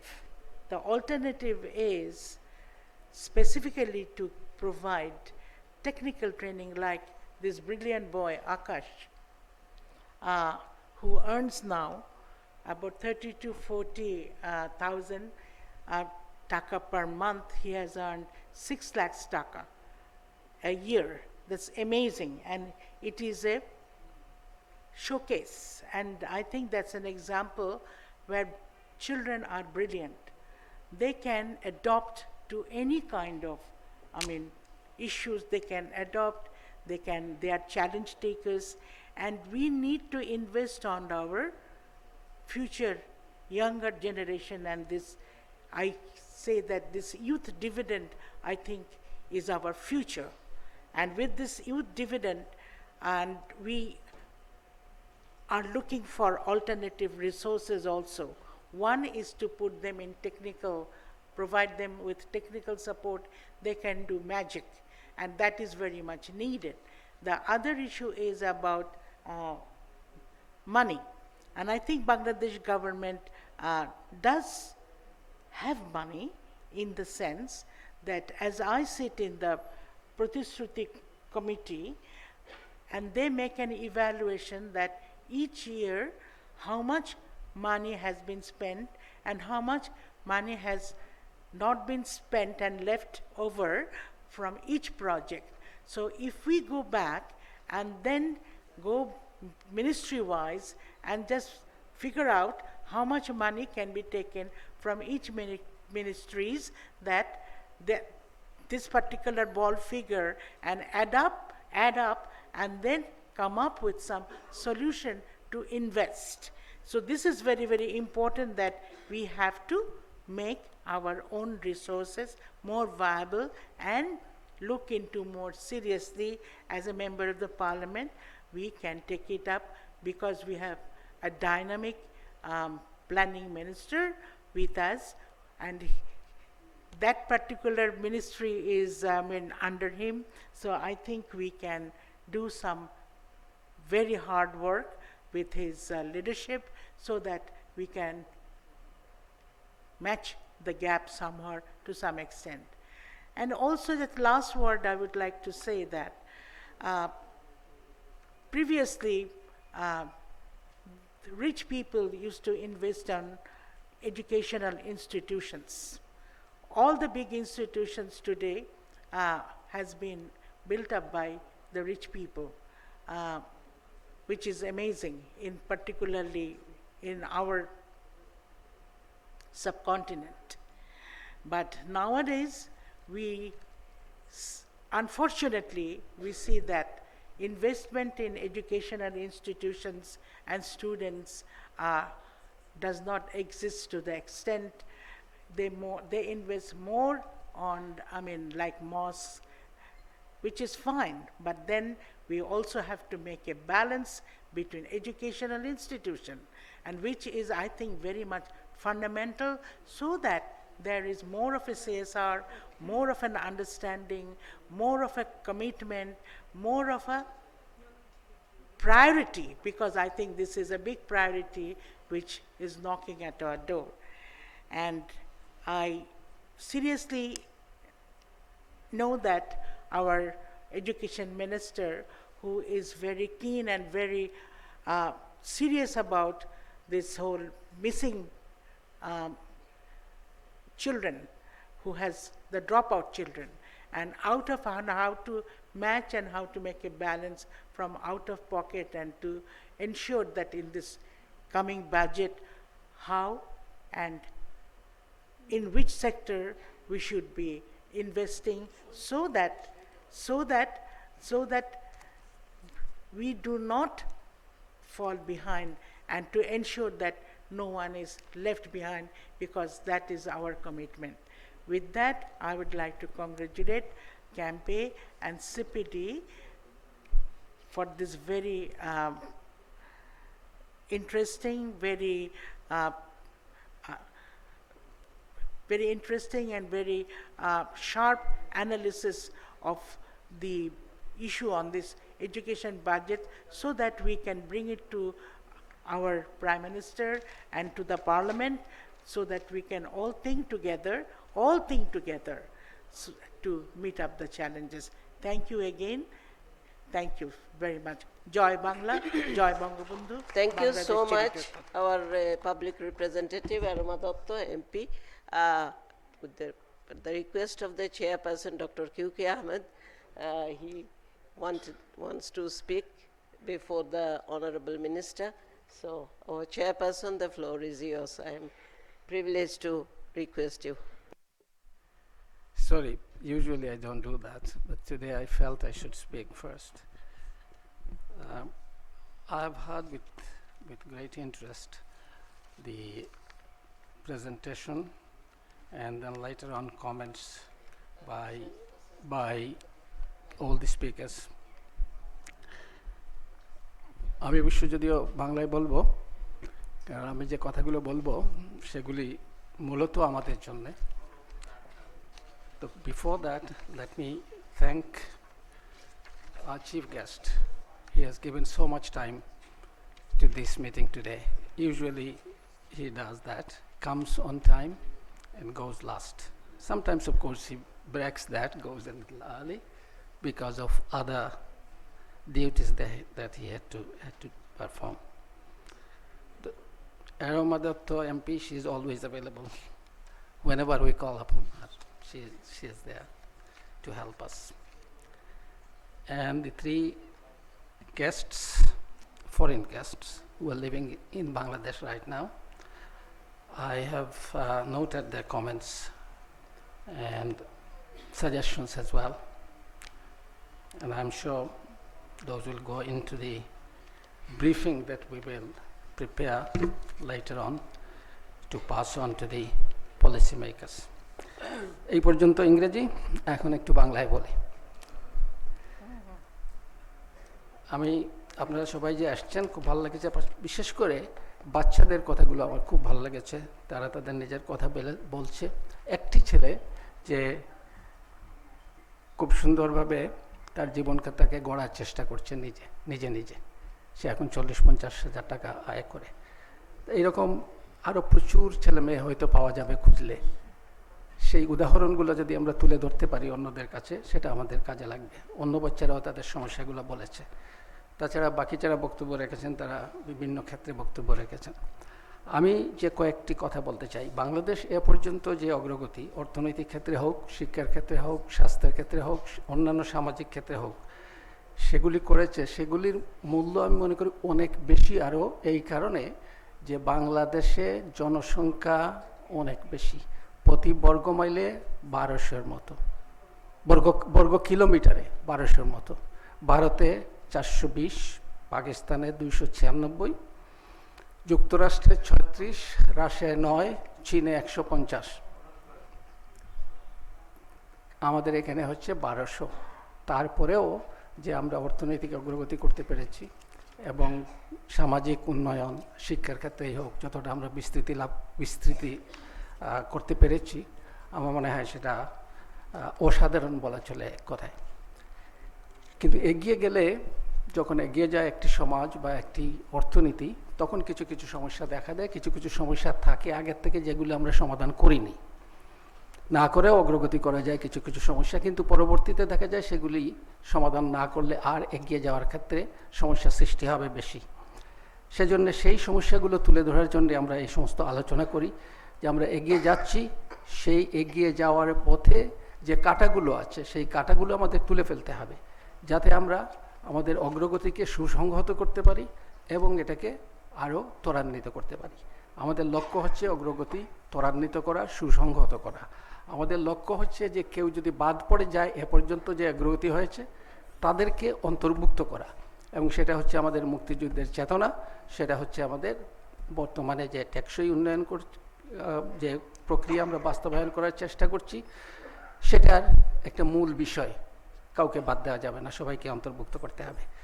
তো সেই আঙ্গিক থেকে আমরা কথাবার্তাগুলো বলার চেষ্টা করি, অন্তত আমি সেটা আমি যেখানে থাকি সেখানে সেই ধরনের কথাবার্তা হয় বলে আমি দেখি। আমি শিক্ষার ক্ষেত্রে অনেক দিন থেকেই কাজ করছি এবং শিক্ষা আমার একটা, অন্যান্য অনেক বিষয়ে কাজ করি, সেজন্য কোনোটাতে খুব বেশি সময় দিতে পারি না, যদিও একটা বা দুটোতে করলে হয়তো আর একটু বেশি সময় দিতে পারতাম। তারপরেও আমি শিক্ষায় যথেষ্ট সময় দেওয়ার চেষ্টা করি। শিক্ষানীতি সম্বন্ধে আমি কয়েকটি কথা বলতে চাই। এখন শিক্ষানীতি 2010-এ আমরা করেছি, শিক্ষা আইন এখনো হয়নি। অনেক কিছু শিক্ষানীতিতে আছে যেগুলি বাস্তবায়ন করা সম্ভব না শিক্ষা আইন না হলে, কিন্তু শিক্ষা আইন এখন পর্যন্ত অনেকবার অনেক খসড়া হয়েছে, নানান মুনির নানান মত, শেষ পর্যন্ত এটা হয়নি। আমি সরাসরি মাননীয় প্রধানমন্ত্রীকে বলেছি এই কোভিডের আগে 19 সালে, শিক্ষামন্ত্রীও ছিলেন সেখানে। তারপরে শিক্ষামন্ত্রী যেটা বললেন যে আমরা ক্যাবিনেটে তুলেছিলাম, কিছু মন্তব্য এসছে, সেগুলোর উপরে আমরা কাজ করছি। এরপরেও 2.5 বছর চলে গেছে, ক্যাবিনেটের মন্তব্যের উপরে কাজ করা হচ্ছে 2.5 বছর আগে বলা হয়েছে, এখন পর্যন্ত শিক্ষা আইন আমরা দেখতে পাইনি। তো কাজে আইন যদি না হয়, অনেক কিছু, যেমন 8ম শ্রেণী পর্যন্ত প্রাথমিক শিক্ষা সম্প্রসারিত করা সম্ভব না আইন না হলে, আইন আছে 5ম শ্রেণী পর্যন্ত, এরকম আরও অনেক কিছু আছে। তো শিক্ষা আইন হয়নি। আরেকটা হয়েছিল যে দক্ষতা উন্নয়ন নীতি 2011 সালে, সেটার যে কমিটি হয়েছে পরবর্তীতে মাননীয় প্রধানমন্ত্রীকে প্রধান করে, সেটা হচ্ছে 2018 সালে বা 19 সালে, এত বছর মাঝখানে চলে গেছে, সেটা একটা কাজ করে না। কাজেই আমি যেটা দেখছি, আমাদের সর্বোচ্চ পর্যায় থেকে নীতি নির্ধারণের ক্ষেত্রে বা পরিকল্পনার ক্ষেত্রে কোনো সমস্যা নাই, বরং আমরা অন্যান্য অনেক দেশ থেকে অনেক এগিয়ে আছি। জলবায়ু পরিবর্তনের বিষয়ে আমরা অনেক দেশ থেকে অনেক এগিয়ে আছি, এমনকি অনেক উন্নত বিশ্বের দেশ থেকেও এগিয়ে আছে। কিন্তু যখন বাস্তবায়নে আসে, যখন বাস্তবায়নে যারা থাকেন, তারা রাজনৈতিক ব্যক্তিত্ব হন বা প্রশাসনিক কর্মকর্তা হন, তারা সেটাকে যেভাবে এগিয়ে নিয়ে যাওয়ার কথা সেভাবে এগিয়ে নিয়ে যাচ্ছেন না। সেটা হলো প্রথম মন্তব্য শিক্ষার ক্ষেত্রে। দ্বিতীয় হচ্ছে, আমরা যে লক্ষ্য এবং উদ্দেশ্যগুলো ওই শিক্ষানীতিতে আমরা অন্তর্ভুক্ত করেছি, তার অর্ধেক প্রায় হবে দক্ষতা উন্নয়ন, বাকি অর্ধেক হবে মূল্যবোধ সৃষ্টি। খালি শিক্ষা দিয়ে আর বড় বড় ডিগ্রি দিয়ে অগ্রগতি হয় না, ব্যক্তির হতে পারে, কিছু গোষ্ঠীর হতে পারে, সব মানুষের অগ্রগতি হলে শিক্ষা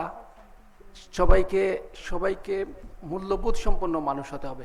একদিকে মূল্যবোধ থাকতে হবে, অন্যদিকে দক্ষতা থাকতে হবে। এই দুটো না থাকলে এগিয়ে যাওয়া যায় না। কিন্তু আমরা মূল্যবোধের দিকে নজর দিচ্ছি না, যেটা শিক্ষানীতিতে একটা অধ্যায়ই আছে মূল্যবোধের উপরে, সেটা আমরা কেউ পড়ি বলে মনে হয় না, আর পড়লেও ভুলে যাই, তারপরে আবার ফেলে দিই। তো শিক্ষা ব্যবস্থাপনায় যারা আছেন তারা জানেন কিনা আমি জানি না, পড়েছেন কিনা আমি জানি না। তারপরে আরেকটা জিনিস আজকে যে আসলো না, যারা ডিসঅ্যাডভান্টেজড, যারা অসুবিধাগ্রস্ত জনগোষ্ঠী, যারা পিছিয়ে পড়া জনগোষ্ঠী, ক্ষুদ্র গোষ্ঠী, তাদের কথা খুব পরিষ্কার করে শিক্ষানীতিতে বলা আছে, তাদের দিকে বিশেষভাবে নজর দিতে হবে। এই যে তাদের ভাষার কথা এখানে বললো না, সেটাও এখানে বলা আছে। তো তো একটা জিনিস ওখানে বলা আছে যে ওই ভাষাগুলো তারা শিখবে, শেখার ব্যবস্থা করা হবে, কিন্তু সেটা শিক্ষার মাধ্যম হবে না। শিক্ষার মাধ্যম যদি হয় তাহলে বিচ্ছিন্ন হয়ে যাবে, তারপরে আর আগাতে পারবে না। কারণ তারা ওই ভাষায় যদি পড়তে চায় বিএ এমএ মানে উপরের দিকে আর আসতে পারবে না, প্রাথমিক পর্যায়ে শেষ হয়ে যাবে।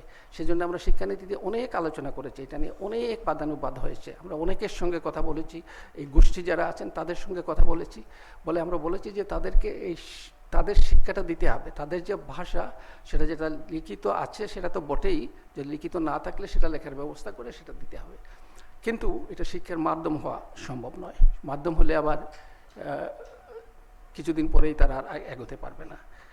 আমরা হাওরের মানুষ, হাওরের যে সমস্যা আছে সেটা কিন্তু শিক্ষানীতিতে আছে।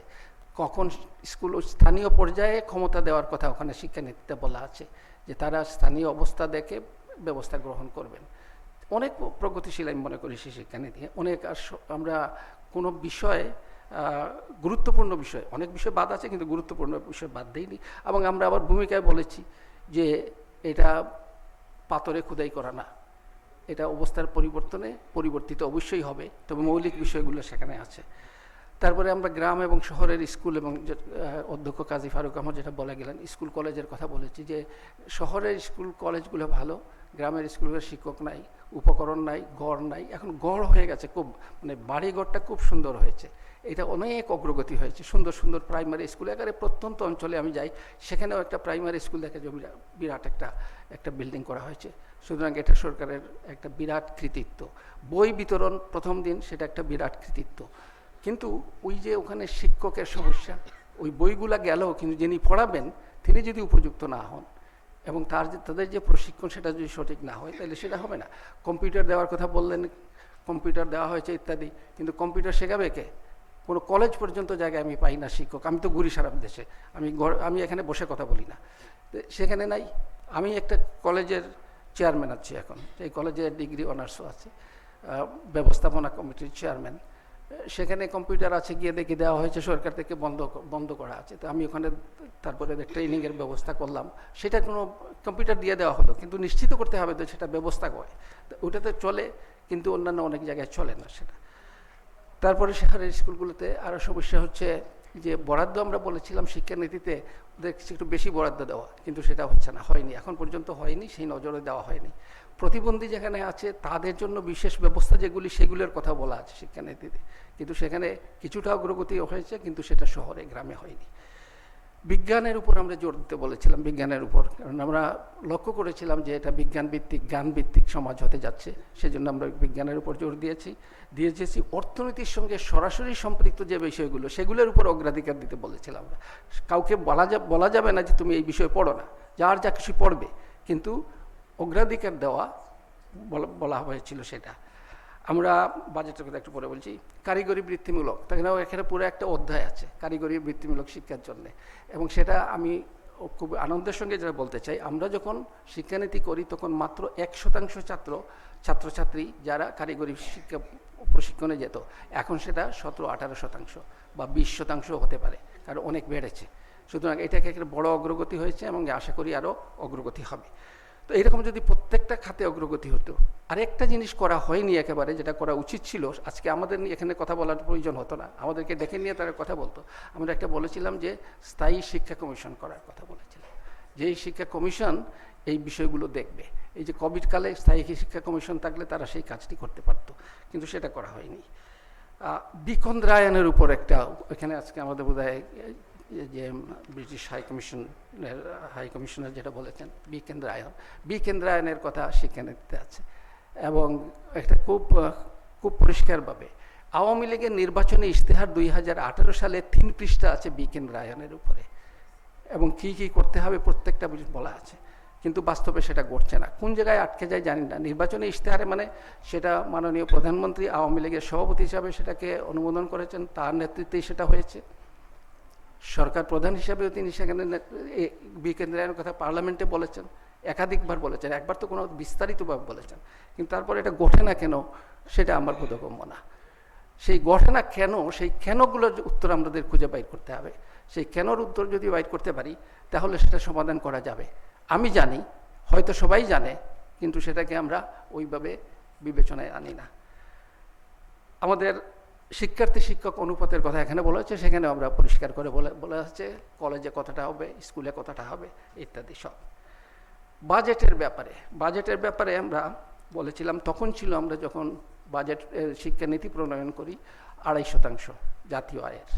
আমরা বলেছিলাম যে আস্তে আস্তে শিক্ষানীতি আমরা ধরে নিয়েছিলাম যে 10 বছরে বাস্তবায়িত হবে, হয়নি 10 বছরে বাস্তবায়িত হবে এবং আস্তে আস্তে সেটা বেড়ে শেষ বছরে 4.5% হবে, সেটা আমরা বলেছিলাম। কিন্তু উল্টো গেছে, এখন নতুন ভিত্তিতে যেটা হয়েছে এটা 1.5%-এরও কম, যেটা উপরে যাওয়ার কথা ছিল, আর পুরানো ভিত্তিতে করলে 2% কিছু উপরে সেটা আছে। অন্যান্য দেশে যেমন আমাদের ভুটানে প্রায় 7%, ভারতে 45%, নেপালে 4.5%, এমনকি পাকিস্তানেও 2.5%, ব্রাজিলে 6%, গানা 4%, ফিলিপিন্স 3.5%। আমরা একেবারে তলানিতে আছি এখানে।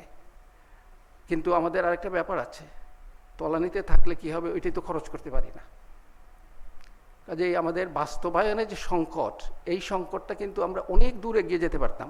আমরা এখন বিশ্বে নন্দিত, আমাদের অর্থনৈতিক অগ্রগতিতে, সামাজিক অগ্রগতির অনেক সূচকে আমরা অনেক এগিয়ে গেছি, কিন্তু এটা আরও অনেক এগিয়ে যেতে পারতাম।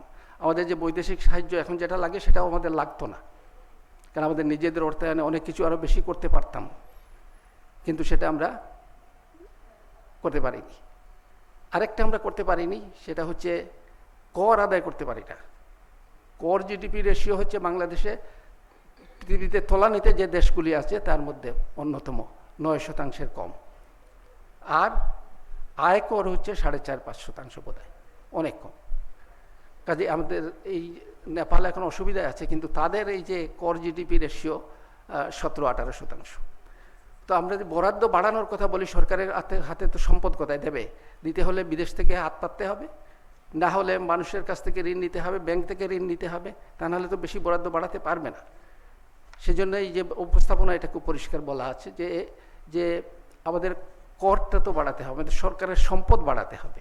সেই সম্পদ বাড়ালে আরও বেশি করে বরাদ্দ দেওয়া যাবে এবং সেটার বাস্তবায়ন সঠিকভাবে করতে হবে।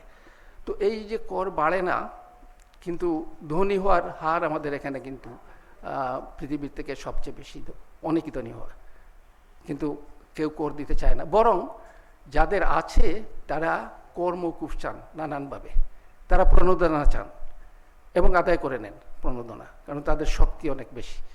সুতরাং আমাদের এই দিকে একটু নজর রাখতে হবে, যাতে আমরা একটু না অনেক বেশি নজর দিতে হবে, যাতে সরকারের হাতে সম্পদ অনেক বেশি আসে।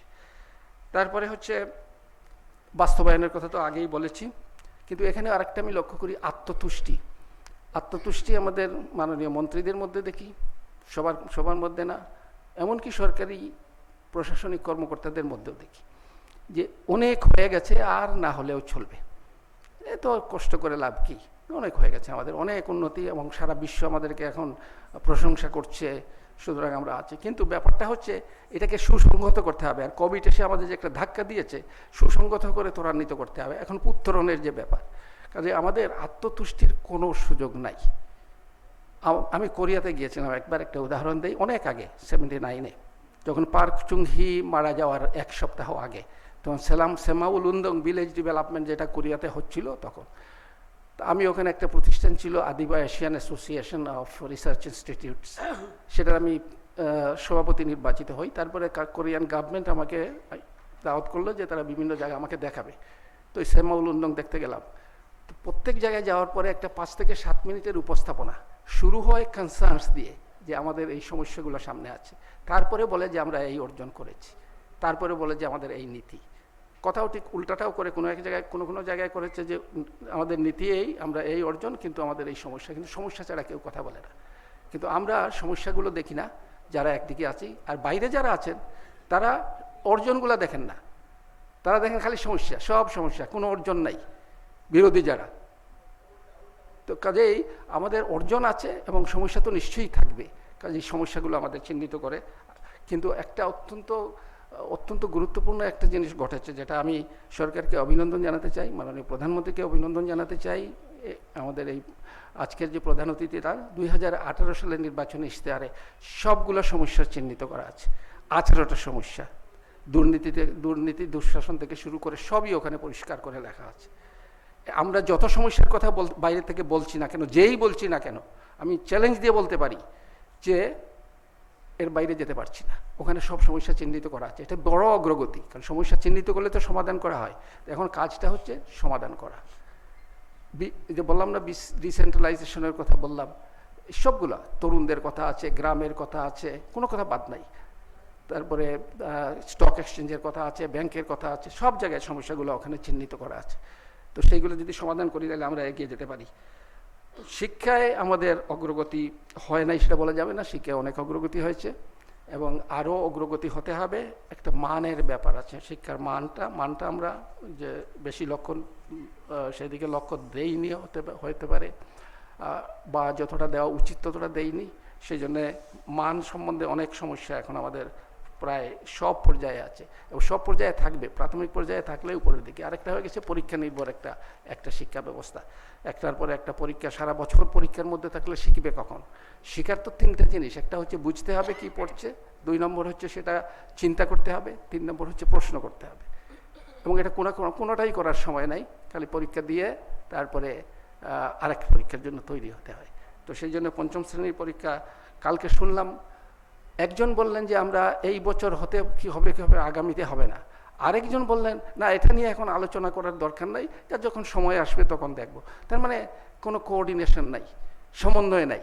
দুইজনই সরকারি লোক আমার মনে হলো টেলিভিশনে যেটা দেখলাম। একটা সমন্বয় থাকবে না, সমন্বয়হীনতা এখানে একটা ভোগান্তি করে দিচ্ছে আমাদেরকে। তো আমি আশা করছি যে আমাদের আজকের যে আলোচনা বা ভবিষ্যতে আমরা আলোচনা করব, সমস্যাগুলো সরকারের কাছে জানা নাই তো না, আমি বললাম না সব সমস্যা জানা আছে ওনাদের, কিন্তু ওনারা নীতি নির্ধারণেও কিন্তু পেছপানা। নীতি নির্ধারণে অনেক জায়গায় নীতি নির্ধারণ আছে, আমি অনেকগুলোর সঙ্গে জড়িত, সেজন্য আমি জানি আর কি। অনেক নীতি হচ্ছে, কিন্তু আমার সমস্যাটা হচ্ছে বাস্তবায়ন কেন হয় না। বাস্তবায়নে যারা আছে তাদের কি দক্ষতা নাই, তাদের কি আগ্রহ নাই, তারা কি অপচয় করতে ভালোবাসেন, কি ব্যাপারটা?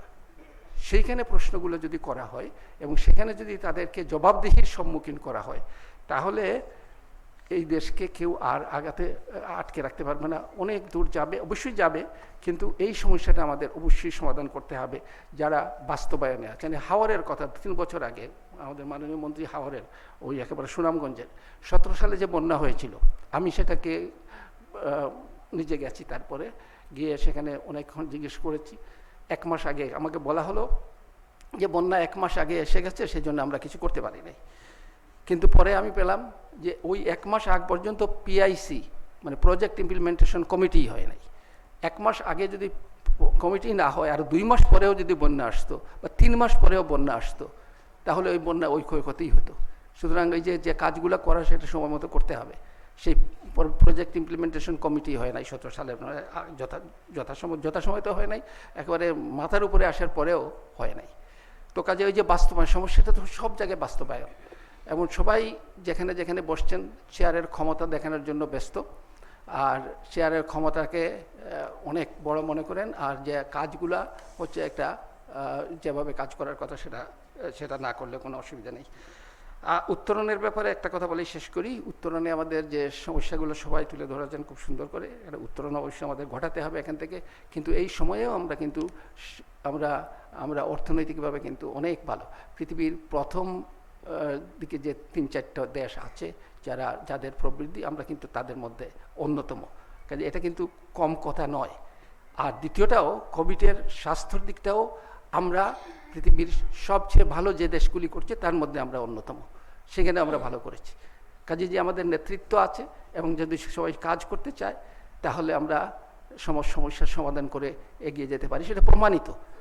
কিন্তু যে জায়গায় হচ্ছে না সেই জায়গায় সেটা করা উচিত।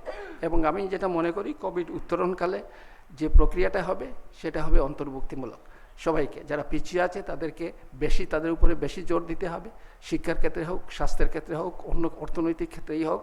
তাহলেই আমাদের যে লক্ষ্য, সেই লক্ষ্যটা হচ্ছে সবাইকে অন্তর্ভুক্ত করে মধ্যম আয়ের দেশ হওয়া। আমাদের লক্ষ্য হচ্ছে দুঃখী মানুষের মুখে হাসি ফোটানো।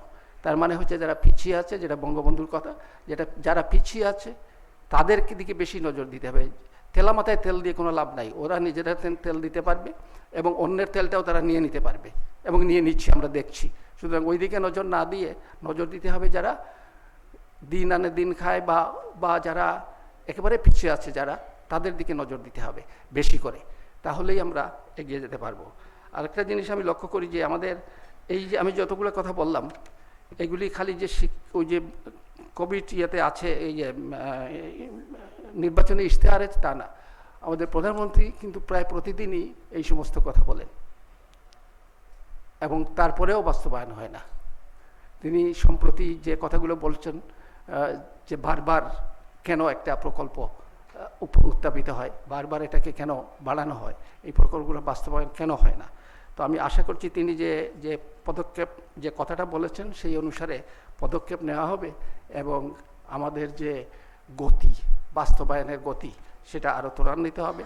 এবং আমরা শিক্ষার ক্ষেত্রে তো বটেই, কারণ মানুষকে যদি আমরা জনবল যদি না থাকে আমাদের, তাইলে দক্ষ জনবল না থাকলে অগ্রগতি হবে না। দক্ষ জনবল আমাদের দরকার, সেই দক্ষ জনবল তৈরি করার জন্যে। আর আরেকটা হচ্ছে মানব সক্ষমতা, তার তিনটা জিনিস, একটা হচ্ছে শিক্ষা, স্বাস্থ্য, প্রশিক্ষণ, এই তিনটা জরুরি। স্বাস্থ্য সেবার দিকে আমাদের নজর দিই। আমি স্বাস্থ্য নিয়েও আমাদের একটা ডক্টর রুহুল হকের নেতৃত্বে আমাদের একটা কমিটি আছে, আমি সেখানেও কাজ করি স্বাস্থ্য নিয়ে, কারণ আমি মানব সক্ষমতাকে জোর দিই। তো সেই মানব সক্ষমতা আমাদের যাতে অর্জন করতে পারি সেই দিকে আমাদের নজর দিতে হবে। আমি এখানে শেষ করি, হয়তো একটু লম্বা হয়ে গেছে, দুঃখিত, কিন্তু শিক্ষানীতি নিয়ে একটু কথা বলা আমার মনে হয় প্রয়োজন ছিল। অনেক দিন থেকে কেউ হয়তো পড়েন নাই অনেকেই। তারপরে আমি আরও দুঃখিত যে মাননীয় মন্ত্রীকে বসিয়ে রেখে আমি আগে কথা বলে ফেলেছি। আপনাদের সবাইকে ধন্যবাদ দিয়ে আমার বক্তব্য এখানে শেষ করছি। অনেক ধন্যবাদ আমাদের আজকের চেয়ারপারসন মহোদয়, উনি আমাদের অভিভাবক, ওনার কথার উপরে আর কথা বলার কিছু নেই। ওনাকে কৃতজ্ঞতা জানাচ্ছি, আজকে অনেক সময় দিয়ে এখানে আছেন। তবে এখানে একটা কথা এসেছিল, probably it was raised by our honourable, our excellency, যে it would be better if we could talk to these stakeholders more and more and in a much bigger way. আমি আপনাদের অবগতির জন্য জানিয়ে রাখি, আমাদের পরিকল্পনার একটি অংশ হচ্ছে আগামীতে বাজেট ঘোষণার পরে আমাদের সব স্টেক হোল্ডারদের নিয়ে আমরা একটা গণশুনানির মতোই করব, যে প্রত্যাশা পূরণ হলো কি না। এই ঢাকার কোনো একটা পাবলিক স্কুলে করব আমরা। যদি গ্যাসের দাম বাড়লে গণশুনানি হতে পারে, শিক্ষায় বাজেট বরাদ্দ কী হলো সেটা নিয়ে কেন গণশুনানি হবে না, এটা করা উচিত আমি মনে করি, এবং আমরা এটা করব আগামীতে। শিক্ষার্থী, শিক্ষক, অভিভাবক সবাইকে নিয়ে প্রত্যাশা পূরণ এবং আগামীর ভাবনা, এটা নিয়ে আমি ধন্যবাদ জানাচ্ছি এখানে যারা উপস্থিত আছেন, কারণ মাননীয় মন্ত্রী কথা বলার পরে আর কথা বলা সাজে না। বিশেষ ধন্যবাদ আজকে আমার দুই পাশে যারা বসে আছেন, স্পেশাল থ্যাঙ্কস। অ্যান্ড মাই ভিআইপিস যারা এতক্ষণ অপেক্ষা করেছো, শিক্ষার্থী, শিক্ষক, অভিভাবক সবাইকে কৃতজ্ঞতা, এবং নিশ্চয়ই খিদে লেগেছে বাচ্চাগুলোর, ওদের জন্য ব্যবস্থা করা হয়েছে আমি আশা করছি, আমার কলিগরা করেছেন। ধন্যবাদ দিচ্ছি আজকের এই আয়োজনে আমাদেরকে যারা সহায়তা করেছেন নানাভাবে। সিপিডি আমাদের সহযোগী সংগঠন, আমাদেরই সংগঠন মনে করি আমরা। সিপিডি যেভাবে আমাদেরকে এই একাডেমিক দিকগুলো তুলে ধরতে সহায়তা করেছে, এবং এখানে ইউনিসেফ, এফসিডিও এবং যারাই আছেন সহযোগী সংগঠন, ডেভেলপমেন্ট পার্টনার এজেন্সিজ, তাদের সবাইকে our special thanks to all of you. And আমাদের মন্ত্রী মহোদয় দীর্ঘক্ষণ ধরে আমাদের সাথে আছেন। এরমা দত্ত আমাদেরই লোক, আমরা মনে করি আমাদেরই একজন নিয়ে পার্লামেন্টে আমাদেরই প্রতিনিধিত্ব করছেন, তাকে কৃতজ্ঞতা। European union always been with us. Thank you so much for being with us even today. And thank you মিডিয়ার বন্ধুরা অনেকক্ষণ ধরে আছেন। আমি এই কথা গর্বের সাথে বলি, 10 বছর আগেও আমরা এডুকেশন জার্নালিজম দেখিনি, ডেভেলপমেন্ট জার্নালিজম একটু একটু আসছিল, কিন্তু ইদানিং এডুকেশন জার্নালিজমে এই যে শিক্ষা সাংবাদিকতায় আপনারা যারা এগিয়ে এসছেন তাদেরকে বিশেষ কৃতজ্ঞতা। কারণ শিক্ষা তো আসলে বলেই দিলেন আমাদের চেয়ারপারসন যে ওইটা না হলে, everyone has already mention that education is the pillar.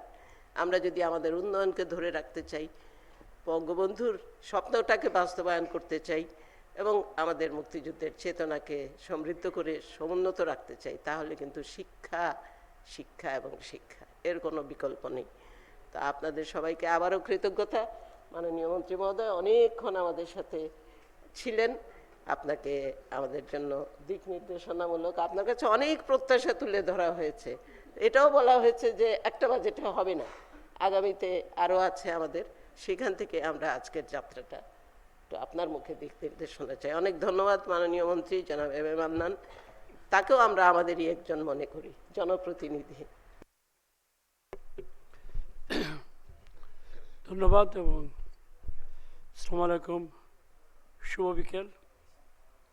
সম্মানিত উপস্থিতি, আপনাদের সবাইকে আমার শ্রদ্ধা এবং শুভেচ্ছা। আয়োজক সংস্থা তিনটি, সিপিডি, এডুকেশন ওয়াচ এবং সামনে আছেন গণসাক্ষরতা রাশেদা চৌধুরী আমার পাশে বসে আছেন, তিন সংস্থাকেই আমার কৃতজ্ঞতা ধন্যবাদ। অত্যন্ত গুরুত্বপূর্ণ চিরন্তন একটি বিষয় নিয়ে আলোচনা করার জন্য, আমাদের জন্য চিরন্তন, আমাদের যুগান্তকারী সময় বাংলাদেশের জন্য, এই সময়ে আমাদের সকলের জন্য এই বিষয়টা আলোচনা করার জন্য। আর আমার সঙ্গে বিশেষ করে আমার মাননীয় সহকর্মী সংসদে আরমা দত্ত আছেন, তাকে আমার বিশেষ শ্রদ্ধা। তিনি এই ক্ষেত্রে একজন কর্মীও বটে, বেসরকারি খাতে ইত্যাদিতে। I should express my thanks and gratitude to our development partners. Three institutions are present here: European Union, UNICEF, and country British High Commission, UK. They are all our development partners for their continued assistance and cooperation and help in all aspects, in every aspect, particularly in this very important field of education. Thanks to you for your presence here today. সম্মানিত অতিথিবৃন্দ, এইগুলা যে আলোচনা আমরা বিশিষ্ট ব্যক্তিবর্গের কাছ থেকে শুনেছি, অনেকেই বিশেষজ্ঞ, যেমন আমাদের ফারুক আহমদ সাহেব, অধ্যক্ষ ডক্টর কাজী খালিকুজ্জামান আহমদ, এরা তো এই সকল ক্ষেত্রে সারা জীবন কাজ করছেন। মঞ্জুর সাহেব সামনে বসে আছেন, আর অনেকের নাম হয়তো বলছে না, কিন্তু আপনারা এগুলা বারবার আলোচনা করছেন। আমরা যারা প্রান্তিক পর্যায়ে কাজ করি, আমি আমার কথা বলছি, আমরা আপনাদের কথা শুনে এবং কিছু কিছু দেখেও আমরা এটা সম্বন্ধে মোটামুটি একটা ধারণা আছে। এটা আজকে সুতরাং আলোচনা যে গুরুত্বপূর্ণ, এই সম্বন্ধে কোনো সন্দেহ নেই। তো শুরুতেই আমি আমার একটা ব্যক্তিগত আমি ব্যাখ্যা দেওয়া উচিত। আমি কিন্তু সরকারের প্রতিনিধি হিসাবে কথা বলছি না, কারণ বিষয়টা কিন্তু সরকারের যে কর্মবিভাজন, সেখানে এই বিষয়টা আমার সঙ্গে সরাসরি সম্পৃক্ত নই। তবে হ্যাঁ, দলের একজন প্লেয়ার হিসাবে আমি রাইট আউট খেলে, আরেকজন লেফট আউট খেলে, আমরা তো এক মাঠে খেলছি, সেই সেন্সে আমি এখানে আছি। হয়তো ভালো হতো, উচিত হতো আমি মনে করি ওখানকার। তবে একজন ছিলেন নন ফর্মাল এডুকেশনের উপপরিচালক মহোদয়, তার থাকায় অন্তপক্ষে মন্দের ভালো অনেকটাই হয়েছে। তিনি জোরালো বক্তব্য রেখেছেন, তাকে ধন্যবাদ। তো আমি সরকারে তাহলে এখানে কেন এসেছি দুইটা কারণে। আপনারা আমাকে দাওয়াত দেন, যেটা আনন্দের বিষয়, আপনাদের সঙ্গে আসলে আমার ভালো লাগে, কথা শুনি আরেক দফা। আর আমি মনে করি বোধ হয় সরকারের ভিতরে যেহেতু আছি, ভিতরে থাকলেও প্রান্তিক ভিতরে নই, এটা বলা উচিত। তো কিছু প্রভাবকেরও কাজ করতে পারি প্রচ্ছন্নভাবে, সেটাও কম পাওয়ানো নয় এই জীবনে। তো সেই জন্য বারবার ফিরে আসি, যদিও সরাসরি তেমন কিছু করার অবকাশ আমার নেই। কারণ মূল বিষয়টা এখানে বাজেট, মূল বিষয়টা প্রাথমিকভাবে আজকে অর্থ, এই দুইয়ের সঙ্গে আমি সরাসরি সম্পৃক্ত নই। তবে তার মানে নয় যে আমি আমার দায়িত্ব এড়াচ্ছি। আমি স্বীকার করি এক বাক্যে, একদম কোনো তর্কের অবকাশ নেই, যে আমাদের আর বেশি বিনিয়োগ এই ক্ষেত্রে করতে হবে। যদিও আমাদের অর্থের সংস্থান কম, কার বেশি আছে পৃথিবীতে?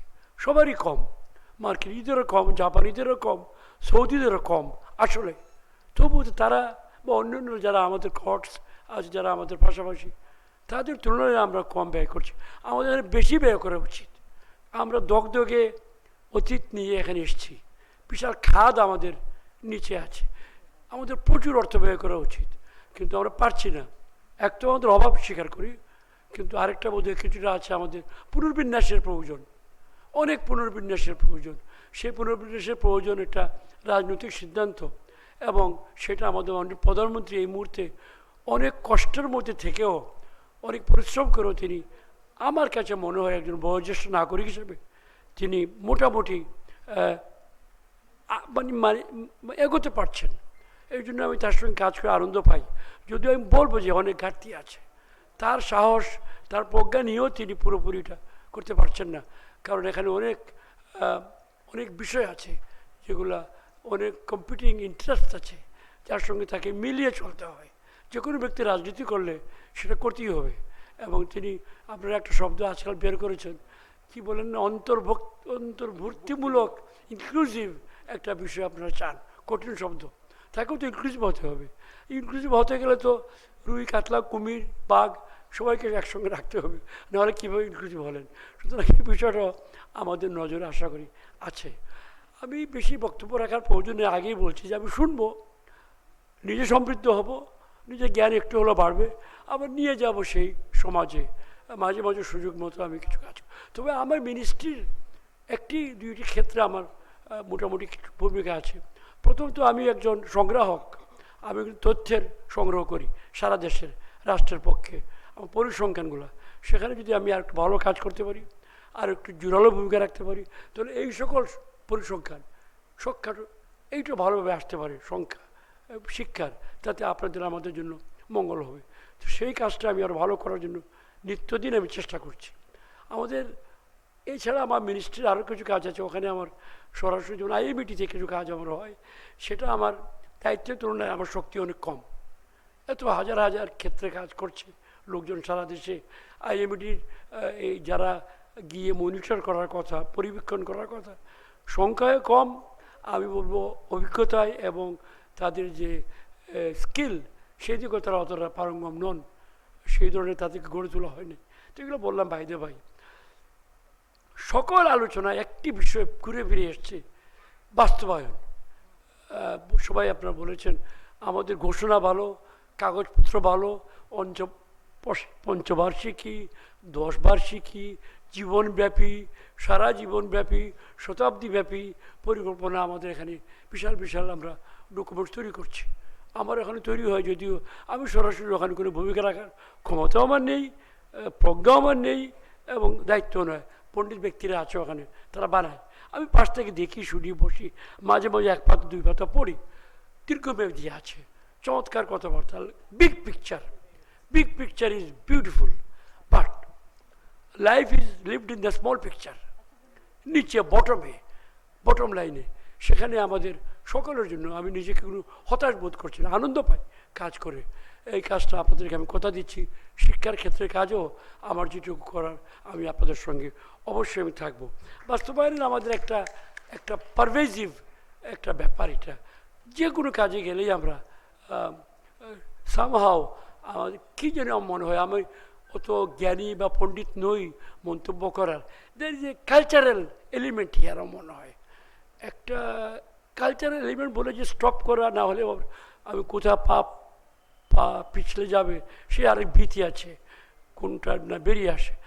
There is a huge Gulf here existing. নানা ধরনের ঔপনিবেশিক উপস্থিতি বিভিন্ন সময়ে, আমার ক্ষুদ্র বিদ্যায় বিপরীতমুখী অবস্থান তারা ঔপনিবেশিক প্রভুরা রেখে গিয়ে গেছে, এবং সেটার এখনও তাদের উপস্থিতি বিভিন্নভাবে আছে। তো এটাকে পার হয়ে এসে আমাদের নিজস্ব, কেন নিজস্ব, কোনো আবেগের বিষয় না, নিজস্ব প্রয়োজন, নিজস্ব না হলে করতে পারবো না। এই ভাষায় যদি উদাহরণ নেই, ইংরেজি ভাষা অত্যন্ত গুরুত্বপূর্ণ, দরকার, কিন্তু বাংলায় না করলে আমরা উঠে পারবো না। আমি আমার ক্ষুদ্র বুদ্ধিতে মনে করি ইংরেজি ভাষা আমাদের জন্য একটা যন্ত্র, মোবাইল ফোনের মতো, রেফ্রিজারেটরের মতো, মাইক্রোওভেনের মতো, কিন্তু জীবন আমাদের আরও বড়। সুতরাং ওখানকার জন্য বাংলা শিখে জোর দিয়ে পরিষ্কার হয়ে তারপরে ওইটাকে আমরা টুল হিসাবে ইউজ করতে পারি, সেখানে আমাদের প্রয়োজন আছে। এটা একটা উদাহরণ বললাম, আরও অনেক ক্ষেত্রে এই ধরনের আছে আমাদের।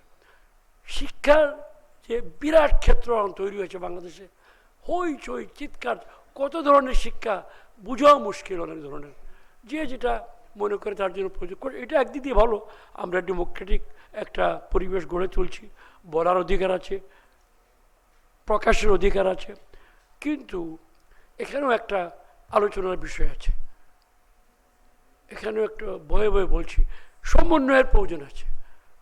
এই যে শিক্ষার বিভিন্ন কনফ্লিক্টিং, অনেক ক্ষেত্রে কনফ্লিক্ট না হলে আপত্তি হতো না, কনফ্লিক্টিং কিন্তু সারা বেলার কাজ আরেক বেলায় নিজেই বানিয়ে আবার ধ্বংস করে ফেলছে একদিকে। এটা তো ঠিকই, আমাদের অনেকগুলো শিক্ষা প্রতিষ্ঠান যে বিদ্যা শেখাচ্ছে, আবার আমাদেরই পয়সা লালিত অনেকগুলা প্রতিষ্ঠান এটাকে অন্যমুখে নিয়ে যাচ্ছে। এইটা আমি দেখি এইটা বোধহয় ক্ষতি হতে পারে। এই জন্য এখানে একটা পারস্পরিক সম্মানবোধ, পারস্পরিক গ্রহণযোগ্যতা এবং পারস্পরিক সমন্বয় খুব প্রয়োজন। মুখোমুখি আমি যেতে পারবো না, কনফ্রন্টেশনাল কোনো বিষয় এখানে নয়, তবে অ্যাডজাস্টমেন্টের প্রশ্ন আছে, পারস্পরিক সম্মানবোধ কিন্তু সেইটাই নেই। দুঃখজনক ঘটনা এইটা, পারস্পরিক সম্মানবোধটা অনেক ক্ষেত্রে নেই। সেইটা বোধহয় আপনারা জ্ঞানী জনেরা আছেন, চিন্তা করতে পারেন। আমি জানি না গণসাক্ষরতা অভিযানের এখন কিছু করার আছে কি না। তো এইগুলো মোটামুটি আমার কথা, আমি বেশি সময় নেব না। কোয়ালিটি অনেক বিষয় এখানে এসছে, এগুলা অ্যাড্রেস করে অনেক সময় লাগবে। বেশি টাকা ব্যয় করা, আমি তো বলছি অবশ্যই ব্যয় করা উচিত, উপবৃত্তির টাকা বাড়ানো উচিত, উপবৃত্তি খাবার দুপুরে একটা প্রোগ্রাম যেটা করার কথা, এটা শক্তিশালী হওয়া উচিত। কিন্তু এখানে আমার নিজের মত, এটা আমার সম্পূর্ণ, এটা নিয়ে আমি ক্যাবিনেটে বলেছি, কিন্তু আমাকে বলা হয়েছে অন্যভাবে, যে আমি বলছি সবাইকে কেন উপবৃত্তি দেব, কেন আমরা এখানে ইনকাম চেক করব না। আমি তো জানি আমি গ্রামের ছেলে, শহরের ছেলে, যাই হোক না কেন, স্কুলে একটা গ্রুপ আছে যাদের এটা প্রয়োজন নেই, না করলে অন্যকে দিতে পারতাম। তারপরে যখন খাবারের জন্য কমপ্লিটলি বিনা পয়সা সারা জীবন দিয়ে যাব, এটা চিন্তা এটা কোনো বিশেষ নয়। আমরা এই পর্যায়ে হয়তো একটা লঞ্চিংয়ের জন্য আমরা কিছু করতে পারি, এই ধরনের ওয়ারুদেলও আমাদের নেই, এবং এটা ঠিক প্রপার বিচারও নয় বলে আমি মনে করি। এইগুলো আমার নিজের চিন্তা। আবার আমার মাননীয় প্রধানমন্ত্রী এবং সরকার আমাকে বলছেন, দেখেন বিশেষ করে উপবৃত্তির ব্যাপারে ভাগাভাগি করতে গেলে ক্লাসে এই ছোটো বাচ্চাদের মধ্যে এটা আমরা ঠিক হবে না, আর বাছাই করতে গেলেও সমস্যা হবে। বরঞ্চ বাছাইয়ের যে দুর্গতি হয় আমাদের অনেক সময় ধরনের অন্যায় ঢুকে পড়ে, তার চেয়ে বরঞ্চ একটা ইউনিভার্সাল করে দিই, সবাইকে কাভার করলে, সবই তো আমাদের বাচ্চা, স্ট্রং লজিক, প্রশ্নই ওঠে না। তো এই জন্য অনেক বিষয় আছে আমাদের আলোচনা হওয়ার ভালো। আমাদের সরকার এইগুলো করছে এই মুহূর্তে। আমি যেটা শেষ করতে চাই, we are a government for change, no doubt about it, may sound a little pompous, but that is true. We are a government for change. আমাদের ইশতেহার আছে, ঘোষণা আছে, আমাদের দলের আদর্শ আছে পরিষ্কার। আমি স্বীকার করি আদর্শগুলোর মাঝে মাঝে আমাদের কোনা কাটা হচ্ছে, কর্নার কাটিং হচ্ছে বিকজ অফ বাস্তবতার কারণে। তো এটা নিয়ে আমি হতাশ নই, আশা করি আমরা বোধহয় আগামীতে পরিষ্কার হবে। মূল কেন্দ্রটা যদি, প্রাণ ভমরাটা আদর্শের আমরা রক্ষা করতে পারি, তাহলে বোধহয় একটু ধৈর্যের সঙ্গে আগালে আমরা বোধহয় ওখানে যেতে পারবো। তো সেখানে আপনাদের কাছে আমার আবেদন, গণমাধ্যমের, সুশীল সমাজের, পণ্ডিত সমাজ যারা আছেন, অনেক বিষয় নিয়ে আলোচনা হয়, অনেক বিষয় নিয়ে আমরা প্রচণ্ডভাবে তর্ক করি, সংবিধানের বিষয়ে কেন আমাদের আলোচনা হয় না? সংবিধানকে মানা, প্রতিপালন করা, সুরক্ষা করা, এই সম্বন্ধে কেন আলোচনা হয় না? সংবিধানের ভিতরে নিচে গিয়ে প্রতিষ্ঠানগুলোকে যেভাবে পরিবীক্ষণ করা হয়, অ্যানালাইজ করা হয়, গোটা সংবিধানের স্পিরিট, হার্ট, সেইটা নিয়ে কেন আপনারা আরও বেশি বলেন না? এটা আমার ক্ষুদ্র মনে একটা প্রশ্ন। যাই হোক, জনাব রাশেদা চৌধুরী, আপনাকে এবং আপনার প্রতিষ্ঠানকে আমার শ্রদ্ধা ধন্যবাদ। পুরনো দিনের মতো আগামী দিনেও আশা করি আপনাদের সঙ্গে মাঝে মাঝে দেখা হবে। এবং সিপিডি ছেলেটার নাম কি, বাচ্চা ছেলের নাম কি, মুনতাসির কামাল, ভালো একটা প্রেজেন্টেশন, ধন্যবাদ দেওয়া উচিত। এবং অ্যাজ অলওয়েজ সিপিডির আরও পণ্ডিত ব্যক্তিবর্গ আছেন, ফাহমিদা আছেন, তাকে শুনলাম এবং আরও শুনবো অনেকদিন। সবার সঙ্গে বারবার দেখা হবে আশা করি। এবং সাংবাদিক ভাই, আপনাদের সঙ্গে বারবার দেখা হয়, আপনি যেভাবে ওয়ালের মতন আছেন, আনন্দ পাই যে আপনারা বিষয়টাকে গুরুত্ব দিচ্ছেন। আপনাদেরও মঙ্গল হোক। ধন্যবাদ। জয় বাংলা, জয় বঙ্গবন্ধু। অনেক ধন্যবাদ সবাইকে, ধন্যবাদ জানিয়ে একটু যদি ডায়াস আপনারা একটু থাকেন এখানে, আমাদের শিক্ষার্থীরা একটু আসবে, আছে ওরা পিছনে দাঁড়িয়ে একটু ছবি তুলতে চাচ্ছিল ওরা। এই যে পানির উপরে 3 দিন ছিলাম, গলা বসে গেছে। ওরা আছো একটু, যারা ঢাকার বাইরে থেকে এসছেন আমাদের শিক্ষার্থী শিক্ষক, they want to have a photo session. হ্যাঁ হ্যাঁ, সামনে সামনে দাঁড়াও, তোমরাই তো সামনে থাকবে, আসো আসো আসো আসো আসো আসো, এটা ছবি তোলো, ঠিক আছে।